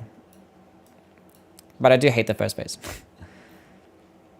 Gascoigne, amazing. We're not even going to fuck around. This is my favorite base game Bloodborne boss. It's probably not going to get as good as like Dark Souls 3 bosses, honestly. But like, it can sit comfortably there. Very good atmosphere. Very cool moveset. It feels nice to parry and dodge his attacks. The second phase changes up a whole bunch too. That makes it even more cinematic. I like it. Wait, we didn't talk about Osiris. This might as well be a Bloodborne boss. It fucking sucks. I think this is an awful boss fight. I'm not gonna lie. This is not fun to fight. It has like a couple of cool attacks that you can dodge. But like the lunging, like the instant lunging, they do so much damage. Just jumping from one side of the arena to the other. Like with some crackhead energy. I think this is like an actual awful boss fight. This is like the pure definition of what an awful boss fight is. You know what? Fuck it. Trash. Trash. Does like the Demon of Hatred? Hell no. Hell no. Blood-Starved Beast. Oh, I have a specific type of hatred for this guy. My problem is with a lot of Bloodborne bosses is that they flail around too much. Hence, like, you know, me considering Osiris like a Bloodborne type of boss because he just flails around so much. Blood-Starved Beast is exactly that boss fight. Like, and then the fact that you just get poisoned just by standing near him is like kind of shit as well. I do like the music and I do like the art design of it, but like, so there's some things that I like about it. But yeah, there's so much flailing around. Amelia, I think is like a normal. I'm not too big on Amelia, honestly. Like the boss fight is like very large and it's hard to see what's going on some of the time. The camera can just be like a massive issue, which is true with like a lot of larger boss fights, and Amelia is just one of them. Which is a Hemwick fucking trash. I'm not even gonna bother talking about it. Wasted of fucking breath. Shadows of Yharnam. It's I don't know. It's another gank boss fight. That's not like the worst thing in the world. It does make it more nuanced than like a regular enemy once you go to the second phase. I'm gonna say like normal. Probably like him better than Champion Gravetender, I guess. I don't like them that much, honestly. I'm not gonna lie. Rum is fucking trash. I don't care. Like, it's just everything that I fucking dislike in a boss fight. Like a boss fight that does nothing but spam projectiles, surrounded by a bunch of fucking spiders. It's like the Freya boss fight, but like just worse. Where did I put Freya? Where is Freya? She should be in like the normal tier, right? I put Freya in... Oh yeah, normal tier, yeah. Yeah, it's like Safe Freya boss sex fight, is but like great worse. sex. Better wear a latex, cause you don't want that latex. Why are we quoting... I think I'm latex. Lil Wayne. Lagarius. I like Lagarius. I think it's a good boss fight. He can be kind of cringe because like the boss arena is just not very forgiving. It's like so annoying fighting on a rooftop like this. And sometimes the that like AoE projectile that he gets that shoots out a bunch of these like projectiles, sometimes like it's very inconsistent in trying to hit. But like his movesets are good enough. I just wish he didn't spam as many projectiles because I obviously don't like projectiles. Dark Beast Paul is really cool, but he's like incredibly easy. He died in like 3 hits. Like he just dies straight away. So I can't even like, it's hardly even a boss fight, but he does look really cool. So that's enough reason. Actually, I'll say normal. Like he's not that good. I don't even know what his fucking moveset is like, honestly. The one reborn is like the Tower Knight from Demon Souls, but just like way worse. I wouldn't say trash because it does have some cool attacks that it can do that it's nice to dodge. But like, how are you going to make the Tower Knight boss fight just worse? Because you just have a bunch of flailing ass legs and it's even more like AoE spamming. And it's like so large that it's hard to really figure out what's going on unless you're standing in front of him. Wait, this is not the one reborn, that's a Celestial Emissary. Do you like apple pie? I like I'm also apple fucking pie. trash, by the way. It's not even a boss fight. It's like the Deacons of the Deep, but like with a slightly cooler second phase. So I think the fact that it has a slightly cooler second phase, even though it still dies in like 2 hits. Awful Abriatus. I don't hate Abriatus. I want to hate it because it does like a lot of flailing around, but it actually has some attacks that's kind of cool, except for like the projectile ones. It's a patience boss in a game that rewards aggressiveness. It is a patient boss fight. That is true. Yeah, you have to be like very patient because you get punished very easily by being aggressive in those boss fights. Breeders, I don't hate it, honestly. Except for the, actually no, the charge attack. I was going to put it into the good tier, but the charge attack, I forget that exists. That charge attack is so cringe. Fuck that shit. Amygdala. Like, if you have a weapon that can, like, hit high, then it's really good. If you have a short range weapon, then it's, like, mega cringe. So I'm just gonna say bad, honestly. Because, like, most of my experiences have been bad with Amygdala. They've just, like, not been fun. If his head was, like, a little lower, and he had, like, a bit more, like, you know, meat on those stick arms. Oh, Mikalash. Fucking trash. There is no boss fight I hate more than Mikalash. This is gonna get at the bottom. Even worse than the Bed of Chaos. I hate this dude. Genuine hatred for this man. Like, chasing him around. Like, obviously there's ways to, like, make sure that, you know, you can catch up to him very quickly. But it's, like, not fun. I hate his head. I hate his voice. The second phase, when he gets that stupid-ass fucking a call beyond attack. Oh, my God. Fuck this guy. Mogo's wet nose is actually amazing. I don't care what anybody says. Actually, no. I'm gonna say great. Because, like, that shadow attack, or, like, when it goes, like, dark and starts summoning a bunch of phantoms, that shit's cringe. Oh, Majestic. I fucking hate him. When I hear his voice, I just cringe. I just do. Mogo's wet nose is actually kind of cool.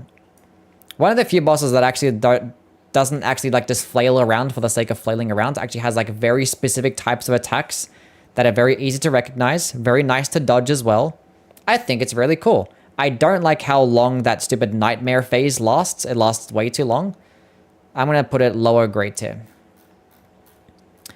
German, straight still amazing. I like Gascoigne better still because German can be like way too fast. You're gonna have to parry him. Fighting German without parries can be kind of annoying sometimes, but like the music, the atmosphere, the moveset are still really cool. It's just, yeah, it's just great. I don't like him as good as Ornstein and Smo. Moon Presence has the coolest boss opening cutscene ever made, and that is enough reason to put him into the good tier, despite the boss mechanically being kind of shit. It does have some cool concepts, and the animations are really cool. I put him high good tier, just for the cutscene alone. And then Ludwig goes straight to the S tier, yeah. Ludwig goes straight to the S tier. I like Dark Souls 3 bosses a lot better. I'm not gonna lie. But where do I put him above? I think he's better than every base game Dark Souls 3 boss. He might be better than the Demon Princes. I'll put him here. Actually, no, I don't like him better than Demon Princes. We'll put him here.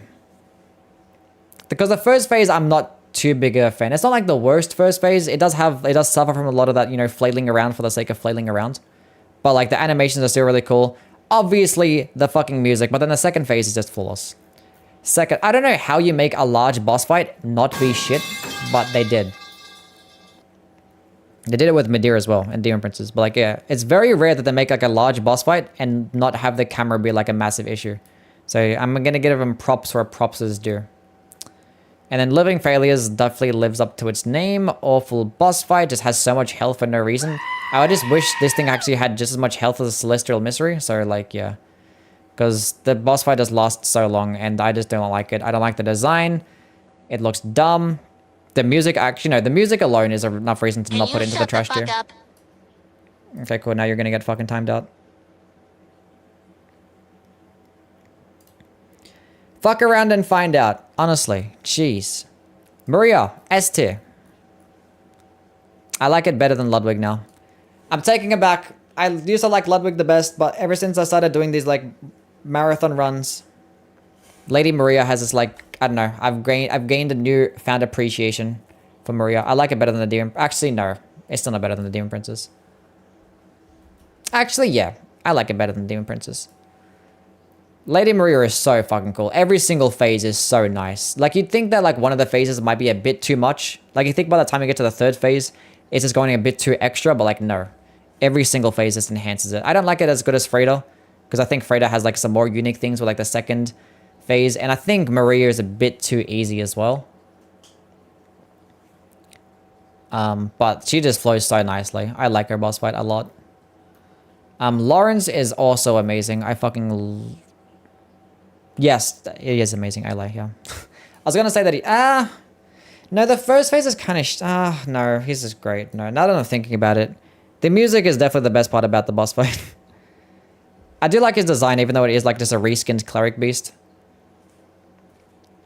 And some of the attacks do feel nice to dodge. I do like memorizing his moveset. And the third phase is kind of cool. And like the lava attacks can be kind of funny as well. I like the color red. We'll go high great. I might like him better than Velstadt. Orphan of Kos. Oh my god. Shut your kangaroo Look, even lips. after... Lawrence is not good. Even after... that stupid ass fucking run that I did, I'm still gonna have to put him to the amazing tier. Even after my 100 tools only run and how much I despised fighting him. It was still fine. I still think he's an amazing boss fight. Some attacks are very questionable. But like if I'm putting Ornstein and Smo, even though it has downsides into the S tier, I don't think I like it as much as some of these other bosses. I probably put it here. I don't think I like him as much as these other ones. Because like there is some things that, like, I don't know, the screeching is just one part about it. He just doesn't stop fucking yelling. And like the second phase, he can just like spam a bunch of projectiles like and just make it really cringe. But like atmosphere is just enough reason to put it that high. Okay, now honestly, I haven't touched the Chalice dungeons in the longest time. There's a brain sucker Chalice dungeon boss that can go fucking trash too. So why is there a pig in the Chalice dungeon? Why did you actually add Chalice dungeon bosses? I'm gonna go based on the ones that I remember. I remember the Watchdog boss fight. Kinda. And I remember liking it. I remember liking it, but I remember it being like some stupid attacks that like you can constantly like keep attacking. Kind of like the Aldrich Beast and Dark Souls. It's been like maybe like 8 years since I've last played the Chalice dungeons and fought the bosses. Because like once you do it once, like there's no need to fucking do it again. Thumerian, I don't remember. I don't remember. Like I'm just gonna put them all in the trash tier because I don't remember. I don't remember. I remember one of these ones was good. The Thumerian Elder Descendants. I don't remember. I'm gonna put these both normal because I don't remember which one I liked. I don't remember. It's been so long. I fought them all like one time. Anyway, Sekiro time. I don't like this game. Oniwa Gyobu Masakata. Yeah, no. I do not. He's like the only Sekiro boss that I don't really like. I'm gonna say bad tier. Still better than like the Vanguard maybe. The opening line is like the best part about the boss fight. Because like I just don't like having to chase around a fucking horse. Even though you can use your grapple hook to get closer towards him. But him just like running back and forth. But at the Blazing Bull. This boss fight feels like... I feel like the Blazing Bull is a fucking better boss fight than this shit. I'm not gonna... I don't think it's including mini bosses though. Hello YouTube. I don't like this. Because like it feels like you're fighting the Blazing Bull with how much this guy's like running around all the time. I don't like him. Like what's his fucking moveset as well? Like he does like fling around his halberd a whole bunch. I don't like him. I'm not a fan. Every single time that I fight him, I just don't like him. It doesn't feel fun. Ledge killing him is the best part about the boss fight. Bad take, I don't like him. Lady Butterfly, I like a bit more. I think Lady Butterfly's a good boss fight. Actually, I think all Sekiro boss fights are just amazing. They can't be like fucking that bad. I put Lady Butterfly in the high great tier. You can just wait for him to come to you? Yeah, but like what does he even do when he comes towards you? He has like a couple of different attacks. Or you might like just swing by and like hit you with a couple of attacks. It doesn't feel like fun to like deflect his attacks. Like that's like the only boss fight that it doesn't feel fun to deflect.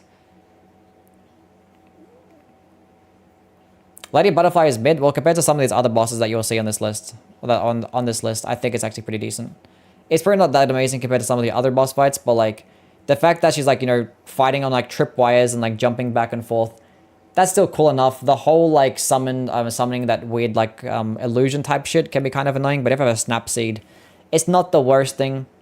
The kicks that you actually get mid combo are pretty fun to deflect too. I think she's great. Probably not as good as Lawrence, but she's great. Genichiro, S tier. Not even gonna fuck around. Not even gonna fuck around. We'll put him here. Probably above the Solar Cinder. Actually, I put it above Nameless King. Sekiro bosses are just built different. They're just so fun. So fun, except for the stupid Oniwa Gyobu Masakata. Like, stupid. Stupid. Folding Screen Monkeys. I'm going to put it above. I'm going to put it into the bad tier, but I'm going to put it above. Actually, I'm going to put him, yeah, above Masakata Oniwa. Just to prove how much I dislike this boss fight. It's still not the worst thing. It's still not going to get into the awful or trash tier. Or this fucking tier. The monkeys are funny. My first playthrough was awful, but they're funny. I still don't like them because it's still a gimmick boss fight and you still have to chase them around a whole bunch. Guardian Ape, S tier. Fantastic animations. Really fun to fight. The deflecting isn't like the craziest thing in the world in this thing, but you can just like run around attacks, so it's not even the worst. But based on like the animations alone that this boss gets. Amazing. Headless Ape. Why didn't they just combine them together? I'm just gonna put them together. I don't know why they didn't combine them. Corrupted Monk. I don't really care much for this boss fight like this. They definitely needed a second phase, which it actually ended up getting, I guess, so... That's just normal. I'll talk about it later. Great Shinobi Owl. One of the many S tier fights in the game. This one is better than Ashina or Genichiro. I like him better than Maria. He's really cool.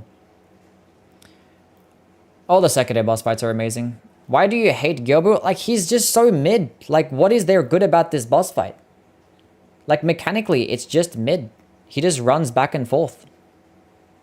And you're just waiting for him to come towards you. You deflect a couple of attacks. You can, like, hit his horse a couple times. Grapple toward... You're just, like, chasing him or, like, letting him run towards you. That's, like, basically it. He gets, like, a couple of attacks that he actually hits you at point-blank range. But, like... Just because it's a Sekiro boss fight doesn't mean it's good. Fucking bad. Emma. We're just gonna put every single Sekiro boss fight that's actually good into the S tier. Because that's where they all belong. Every single one. I'm not gonna bother talking about how good they are. Just play the game yourself. And you'll understand. Okay, the True Monk, I can talk about this one. We can also put into the S tier. Every single Sekiro boss is just amazing. I probably don't like it as much as Pontiff. Because like some of the phases, like in the second phase transition, can be kind of annoying. Although you can just like ledge kill him. But the attacks do feel kind of nice to dodge as well.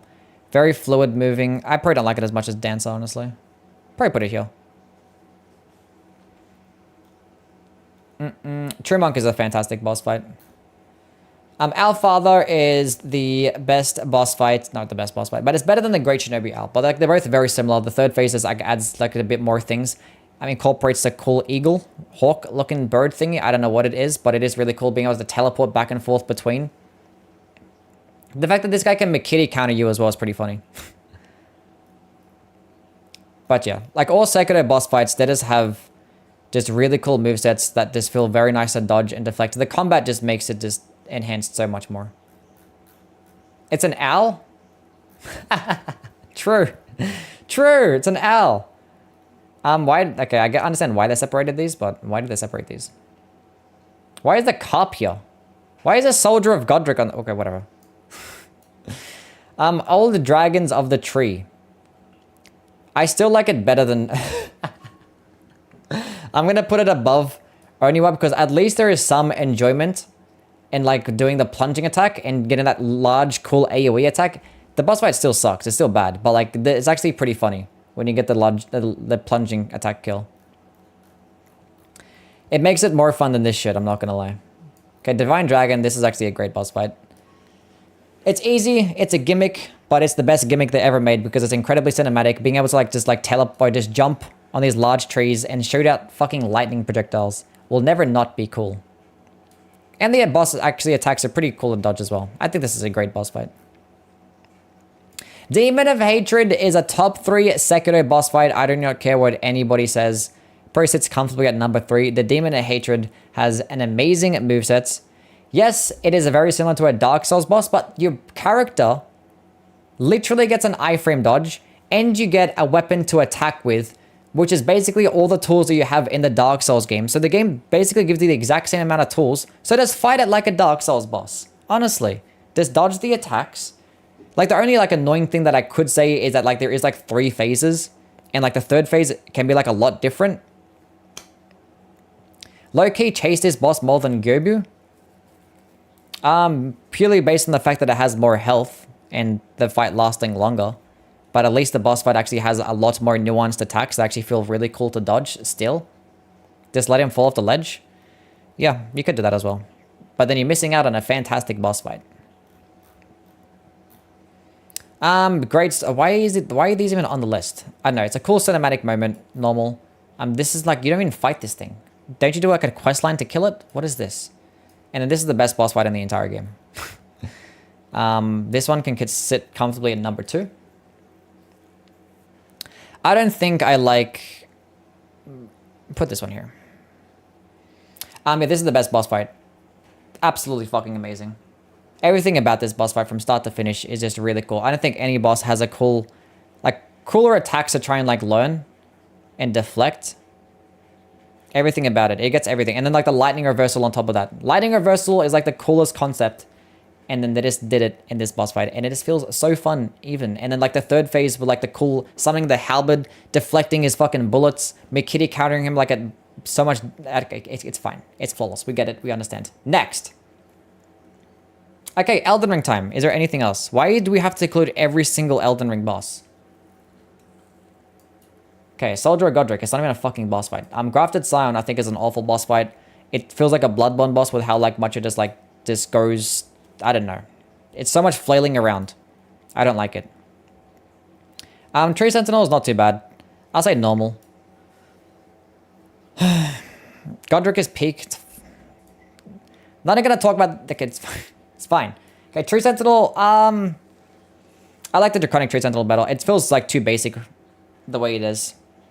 And like fighting enemies on horseback, you can suffer from the same Gyobu, Masakata, Oniwa type shit. But at least he has less health.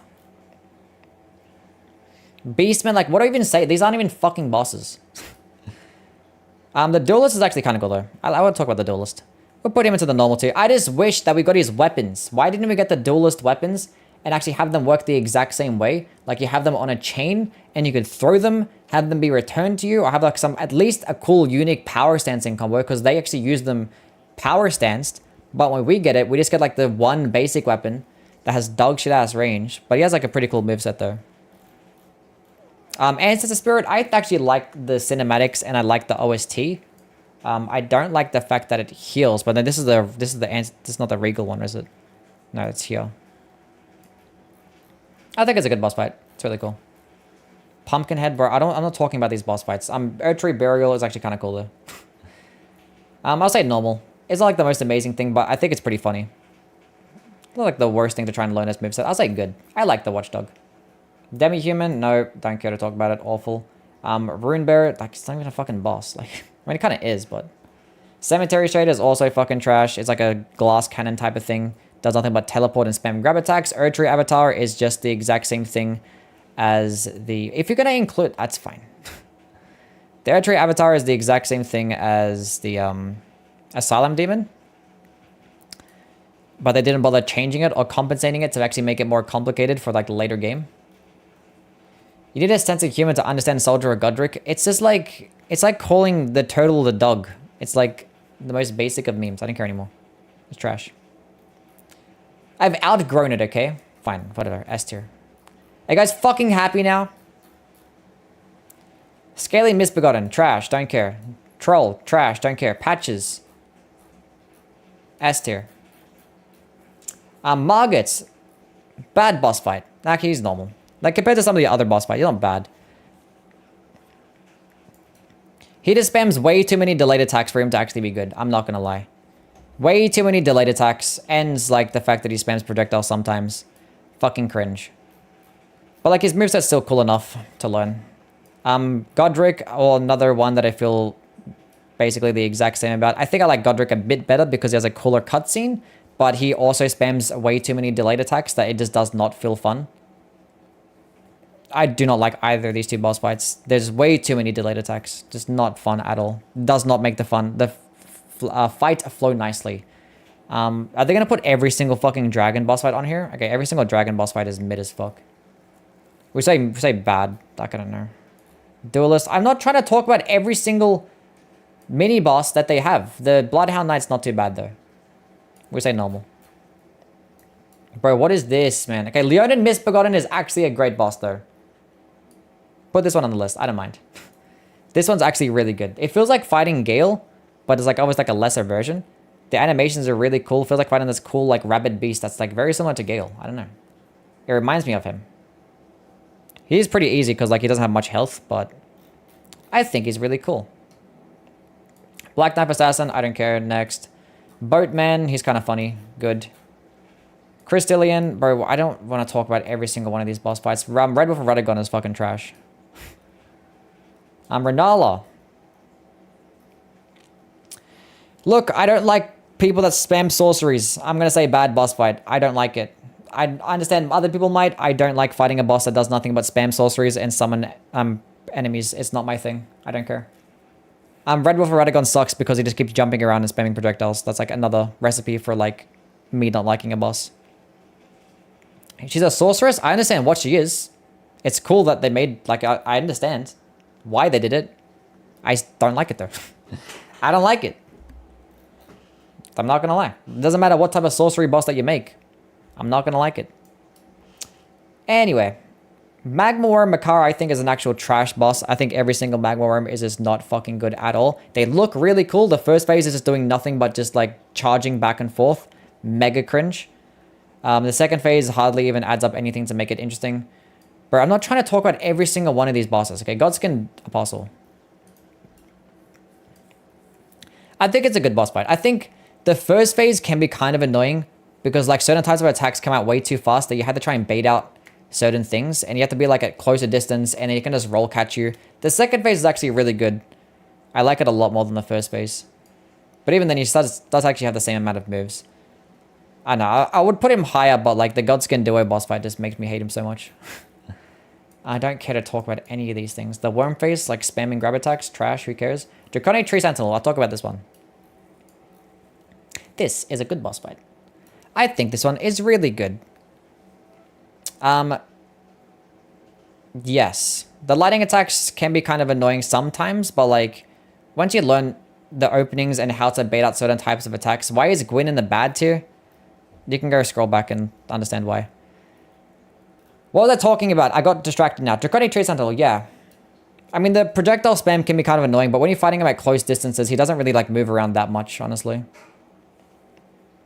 And his attacks feel kind of nice to dodge too, so. I like fighting him. Ulcerated Tree Spirit is a fucking trash boss fight. That's not even a real boss fight. Doesn't even have a moveset, just flails around like a Bloodborne boss. Crucible Knight is actually really good. Crucible Knight is a great boss fight. Really good stuff. I think I like him better than the Leonin Misbegotten. Really cool moveset, really cool animations. They could have fleshed him out a little bit more, but it doesn't really feel like much of like a boss fight compared to like, you know, some other Elden Ring bosses out there, but I like him still. Radahn is amazing. Where did I put him though? I put him like right next to... Put him above Dragon Slayer armor. I think he's really cool. Like really cool boss arena, amazing OST. His attacks very easy to dodge, honestly.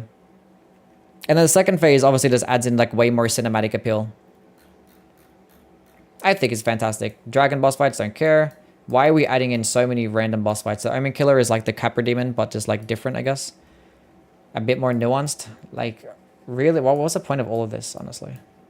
Mimic Tier is just fighting an NPC. Trash. Okay, Regal Ancestor Spirit. Have you done the shit fighting ape? We're done. We're up to Elden Ring now. All the other games are done. Regal Ancestor Spirit. Amazing OST. It looks really cool. Some of the attacks are pretty funny when like they jump around a bunch, but I don't like the fact that it heals as much as it does, and I don't like the fact that it teleports to the other side of the arena. So I'm just gonna put it into like the lower good tier because there's some things that I really like about it, but there's other things I despise about it.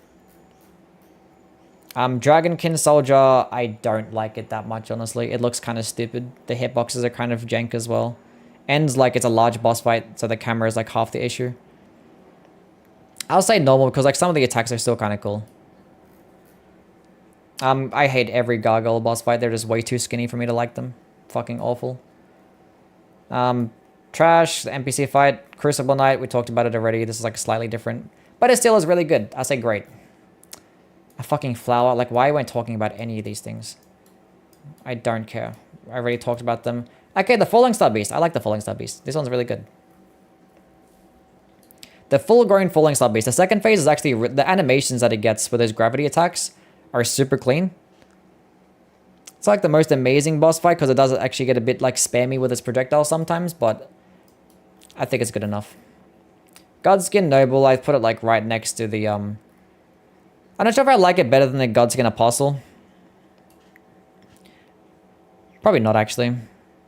The first phase is like more manageable because it gives you more openings. The second phase can be super cringe with like the belly thrusting attack ends like the rolling attack with how like broken that it is and inconsistent and buggy. God Devouring Serpent. Does that include Rykard or are you going to separate Rykard as well? I don't see Rykard on this list. It does look like it's Rykard. Okay, so we're going to talk about Rykard. It's just a better version of Yom. Where did I put him? I dropped him and I don't know where he is. I let go of the button. Where did he go? I'm confused. Okay, whatever. Rykard will go into like the good tier. I don't care much for like gimmick boss fights in general. Barbie King RNG. I don't know how to say that name, but thank you for the follow. Elmo is actually kind of cool. I like Elmo. I think he's a good boss fight.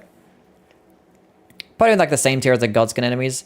Sometimes it gets really annoying with like he just throws out that sword so far and you're trying to heal and shit, but it's fine. Can you share the link of this tier list? What's it fucking called? Every Souls game boss. Type that in. Godfrey. I mean, I'm not going to talk about actual Godfrey. I'm not going to talk about this one. Not going to talk about those. Don't care, don't care, don't care, don't care. Fortisax. We'll talk about him. Fortisax will put this bad boy into the good... lower good tier. They has the best OST in the entire game, and his like cinematics are flawless. His attacks look really cool. Some of the attacks are really nice to dodge. I actually like the concept of like your whole body being like lit up with lightning and actually it damages you every few seconds. The annoying thing about it is like the lingering hitboxes that it gets with like the swiping attacks. That's fucking cringe. And its stupid ass skinny ass legs. You can't ever hit it. It's the number 1 boss. Patches. Okay, we're gonna move Patches. Okay. Removing these boss fights. It's ruining my fucking list. Where did I put... I dropped Soldier of Godric. Tree Sentinel do it. Like, why did you put every single boss on this list? I do not care for any of these things. I do not care. Deathbird. Awful. Skinny ass leg still. Commander O'Neill. I don't like this one that much. I like Niall a lot better. Like, I'm not talking about these bosses. Okay, Morgoth. We'll talk about Morgoth. Amazing boss fight. I think Morgoth is fantastic. This is what Morgoth should have been like. I mean, probably not because it's the first boss, but it just takes Morgoth and actually makes him a good boss fight by actually giving him more nuanced attacks, not delayed attacks, and attacks that are very nice to dodge, and an actual good second phase. Really cool shit. I think I like him better than Calamite, I guess. Fuck, why am I talking about any of these bosses? I just want to talk about the Remembrance bosses. Go away. Deathrite Bird. Okay, I'll give this one a fair shot. I put it into the awful tier. Actually, put it into the bad tier. It's a cool design. Cool animations. The attacks look nice, but like he just moves around way too much. Skinny ass head. Stupid ass legs. It's just, no, it's not fun. It's not that bad though. Like the attacks can be okay. I actually like Commander Niall. This is actually a really good boss fight. I'm gonna say great. Actually, I'll say great. It's not that like nuanced. It's pretty basic sometimes, but like the attacks still feel nice to dodge. The Banished Knights in the first part of it doesn't really like make it too hard or like too bullshit, honestly. They're pretty easy to pick off. I think it's pretty cool. And the Banished Knights are actually kind of fun to fight in general, so... I'm not talking about this guy. Moog! Look, I'm gonna put Moog into the great tier. I don't like Moog that much, I'm not gonna lie. I'm not gonna lie. The Blood Flame is just like... It's just annoying. The Blood Flame in the second phase. After we just fought him for like a whole ass hour, using fire damage only.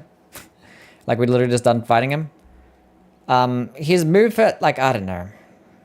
I'd put him high grade tier. I'm not going to put him into the S. I don't like him that much.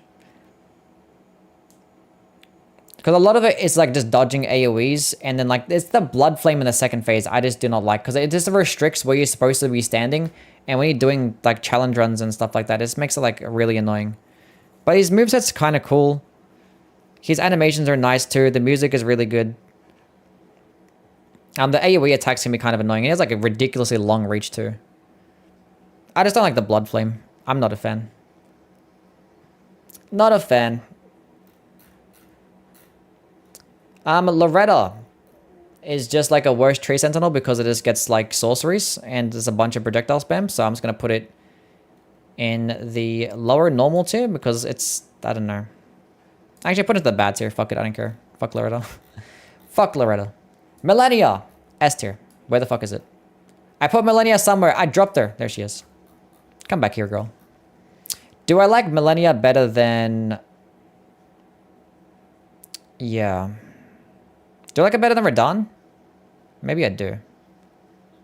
Probably not better than Nameless King, though. Plop Millennia right there. She's a fantastic boss fight. Hot take. Is it a hot take to put Moog in the great tier and not the amazing tier? I don't think it's a hot take. I think it was a hot take if I said it was like good or just average. Millennia, she is like a bullshit boss fight. She is bullshit difficulty, but like when you fight her enough times, you really like her.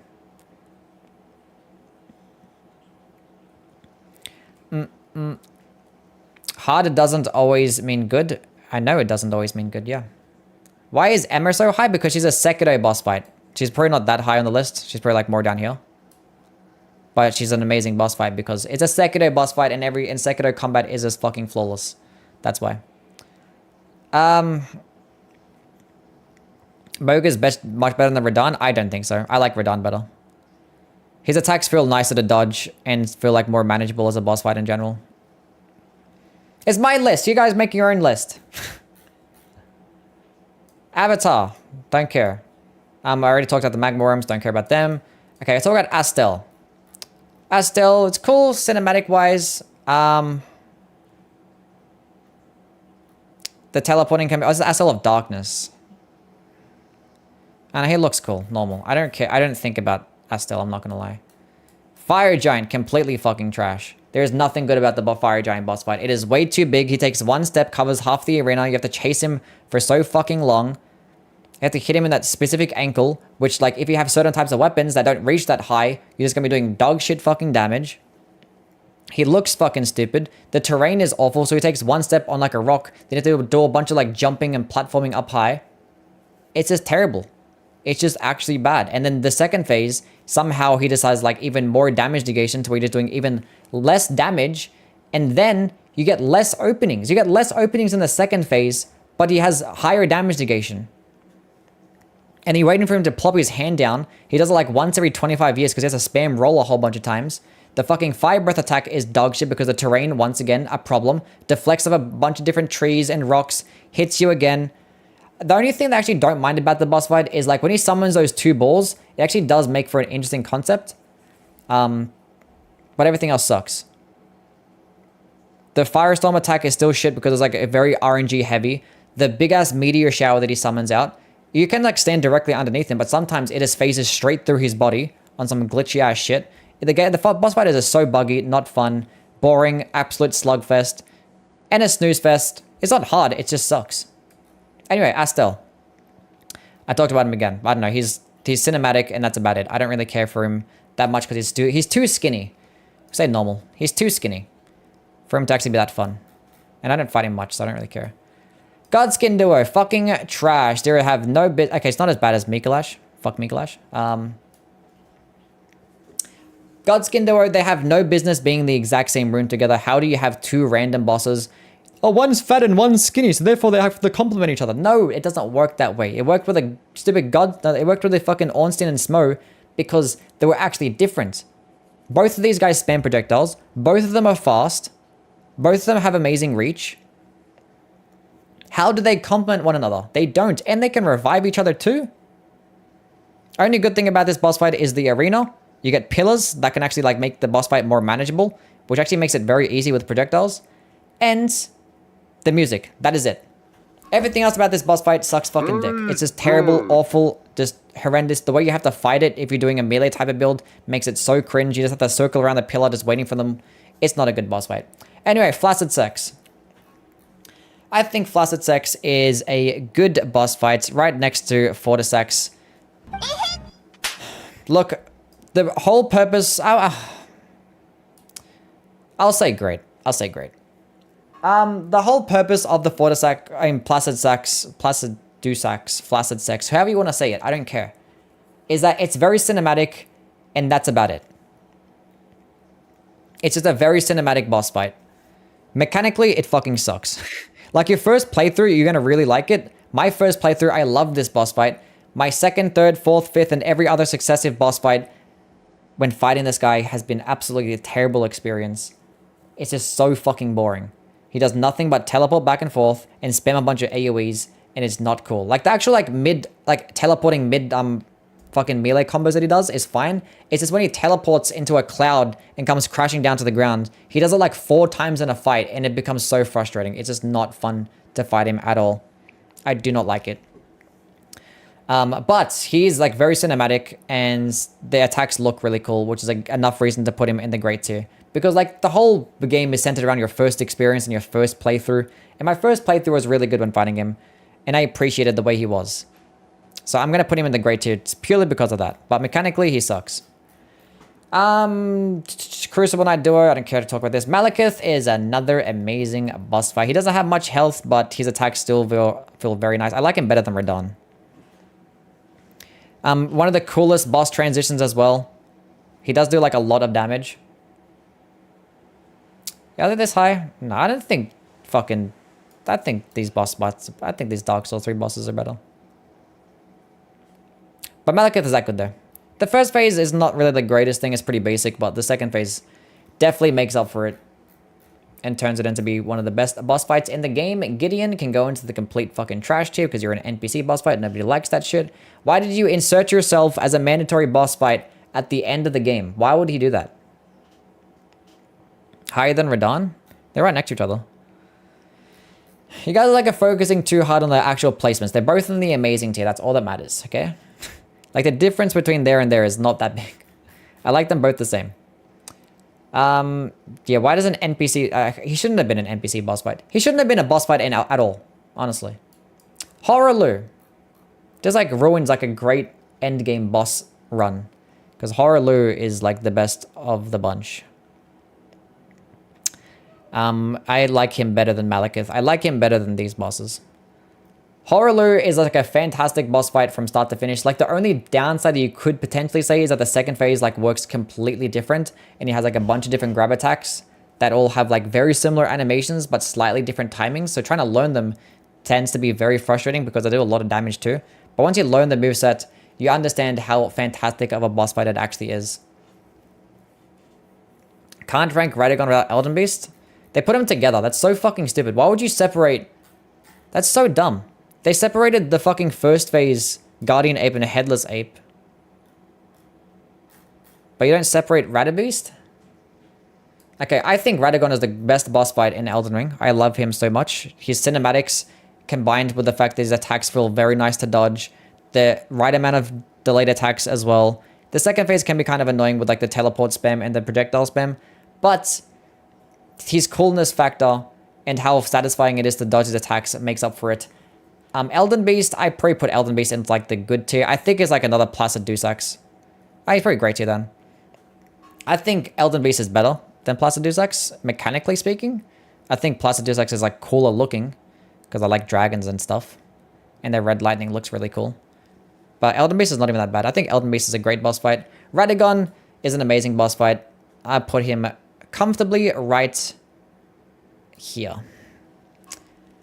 I don't think I like him better than the Solar Cinder. Actually, I do. Fuck the Solar. Why is Miquella Millennia here? Miquella. You know what? We're putting this here. Radagon's better than Nameless King. I don't care. Placid has that nuke. I mean, he has really cool looking attacks, yeah. They're very cinematic. Anyway, that's the definitive best list that you'll ever see when it comes to like, you know, the tier lists of all the bosses. That actually hurt my brain. Solar Cinder is the best final boss by far. Probably. Radagon looks cool, so I'm gonna go with him. AC 6 bosses? The Armored Core bosses are not here. At streamer, is it true that you stab your sex doll? No, I don't. At doo-doo tier list? Elden What's Beast the would what's the actually be a worst really good take? boss fight if the fucking lizard didn't run away every fucking second. He doesn't run away that much. I mean, it depends on your RNG with the Elden Beast fight. Look, I play the game lots, and I have thousands of hours in this game. Therefore, my opinion is more valid than yours. Exactly. Take that, liberals. I'm kidding. Worst take is Capra Demon isn't completely trash. I mean, the fight, it's not completely trash because, like, the boss fight, the main boss fight with the Capra Demon is actually okay. It's just the dogs in the boss arena that make it shit. Where did I put it? I mean, this tier list was ruined when you actually added, like, 1,000 fucking, like, every single stupid Elden Ring boss. You could have just added the Remembrance bosses. I didn't want to talk about... Worst take is Father is amazing? Al Father is not an amazing boss fight?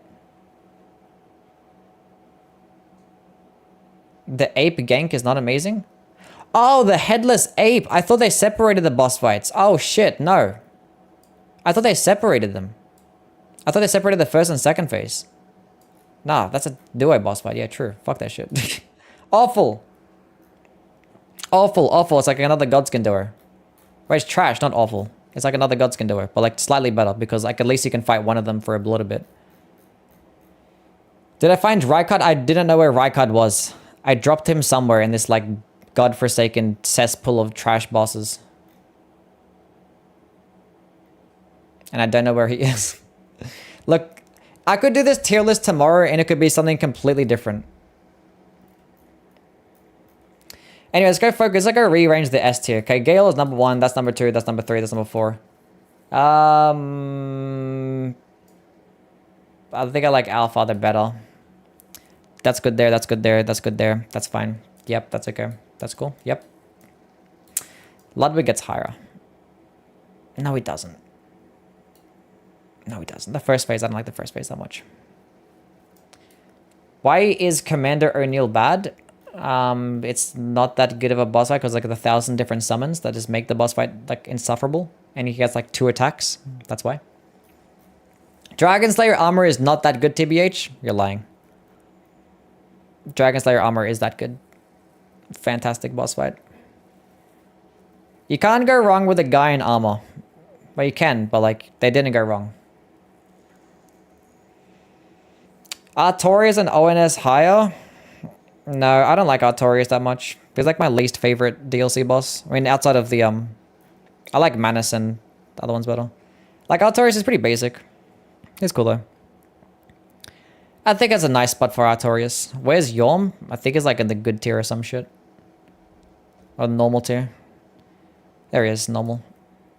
He's just like, he's cool, but he's just way too easy and way too basic with the Stormruler. Orphan should be in the great tier. Maybe. I put him lower amazing tier.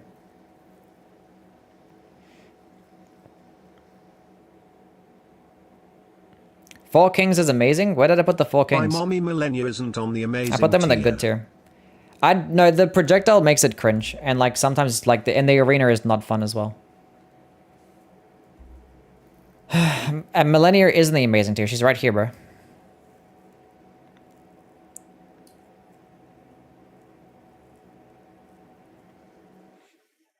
I think the Smelter Demon is really fucking good. I like the Smelter Demon. Demon of Hatred is not amazing. That's because you're wrong, and I'm correct. That's why. Demon of Hatred is fucking amazing. I love the Demon of Hatred. Millennia is above Demon of Hatred? You can think that. Where is Moog? He's in the great tier. Top of the great tier. Is Moog better than the Smelter Demon?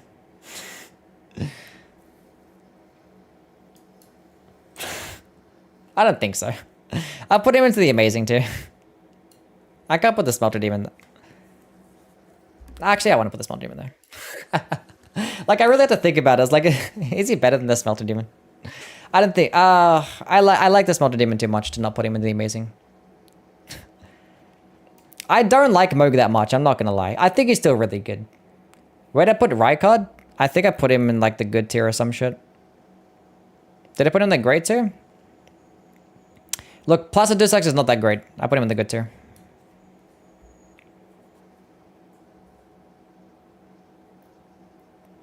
This list is so shit. Oh my god, I don't disagree. I disagree with everything here. I could do this again right now and this list will be completely different. The S tier is valid though. The Demon of Hatred, if you don't like this boss, that means it's just a skill issue. I'm not gonna lie. I didn't say that often, but like, that has to be a skill issue. There is no way people don't like this boss fight. Actually fucking flawless. Actually flawless. Look, it's based on my own personal experiences. When I fight the Demon of Hatred, I feel happy and it feels great. I like fighting him. He feels really cool to fight. Demon Prince is much better. Yeah, you're probably right. Do I like the Demon of Hatred more than Maria? Probably not. Takes 18 hours. It is a long fight, but like, so is like, you know, Madeira is a long fight as well. The Demon Princess is a long fight. Freda is a long fight. Ishin is a long fight.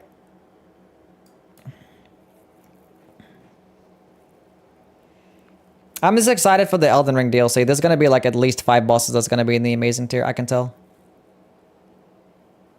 I didn't like fighting the Demon of Hatred. I do. Yeah, Gale is a long fight as well. Maria is the best Bloodborne boss by far. Yeah, she's the number 1. I used to like Ludwig the best, but after doing these marathons, Ludwig's first phase is just not good enough. And then like, secondary bosses are just built different. There's 40 bosses in the amazing tier. Every time I parry Morgott. My brain wrinkles every time I parry Morgott. I think Astel is garbage as fuck. I think he serves his purpose as a cinematic boss fight. Where did I put him? In the normal tier. I don't know. I don't have any thoughts on Astel, I'm not gonna lie. Yeah, Freda, I think definitely, she's number 3. I like this boss fight too much. This is like a solid top 5.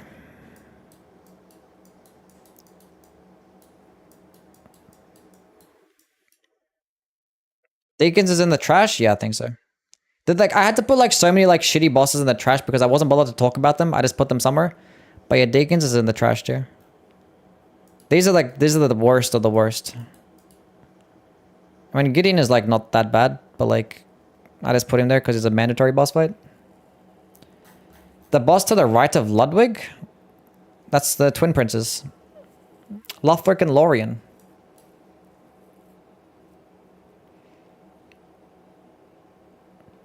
So we can say that Dark Souls 3 and Sekiro have the best bosses? Yes, we can say that, yeah. That much has been confirmed. That much has been confirmed. I think... the real question is Elden Ring have better bosses than Bloodborne? Which I think it does on average. All we know is that Dark Souls 2 bosses are the worst. That's a lie. Fumelight's really good. I mean, there's not a single Demon Souls boss that made it to the amazing tier, so I guess Demon Souls bosses are the worst ones.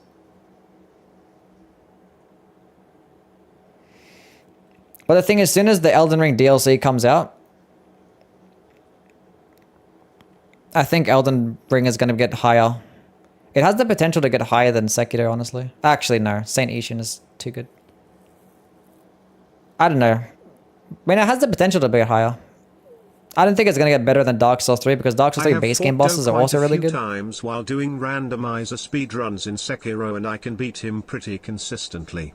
Having said that, I think he's a pretty bad boss, and I hate him. That's unfortunate. I love the Demon of Hatred.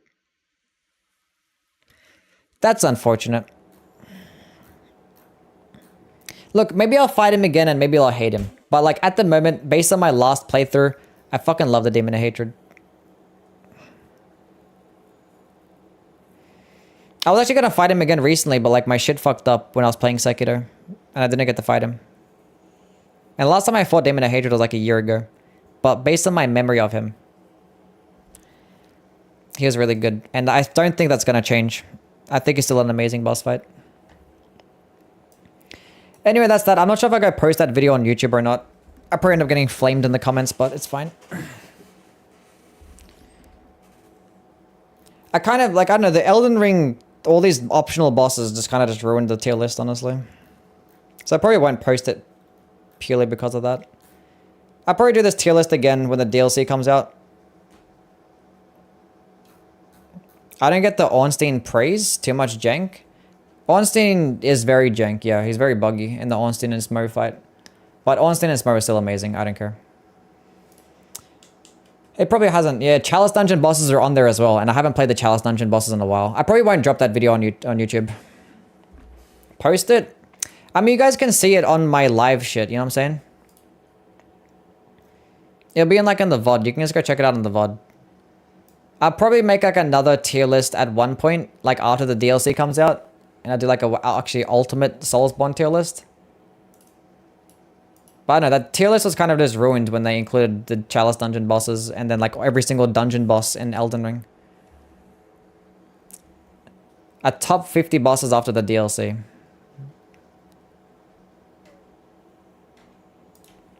So you're probably not going to post that the video.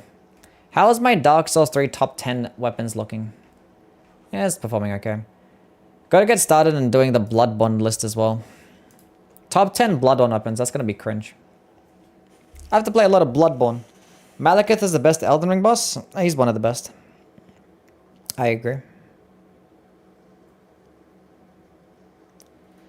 Ugh, okay, what are we gonna do tomorrow? What did I say I was doing tomorrow? We said we were gonna do the Godslayer's Greatsword run, wasn't we?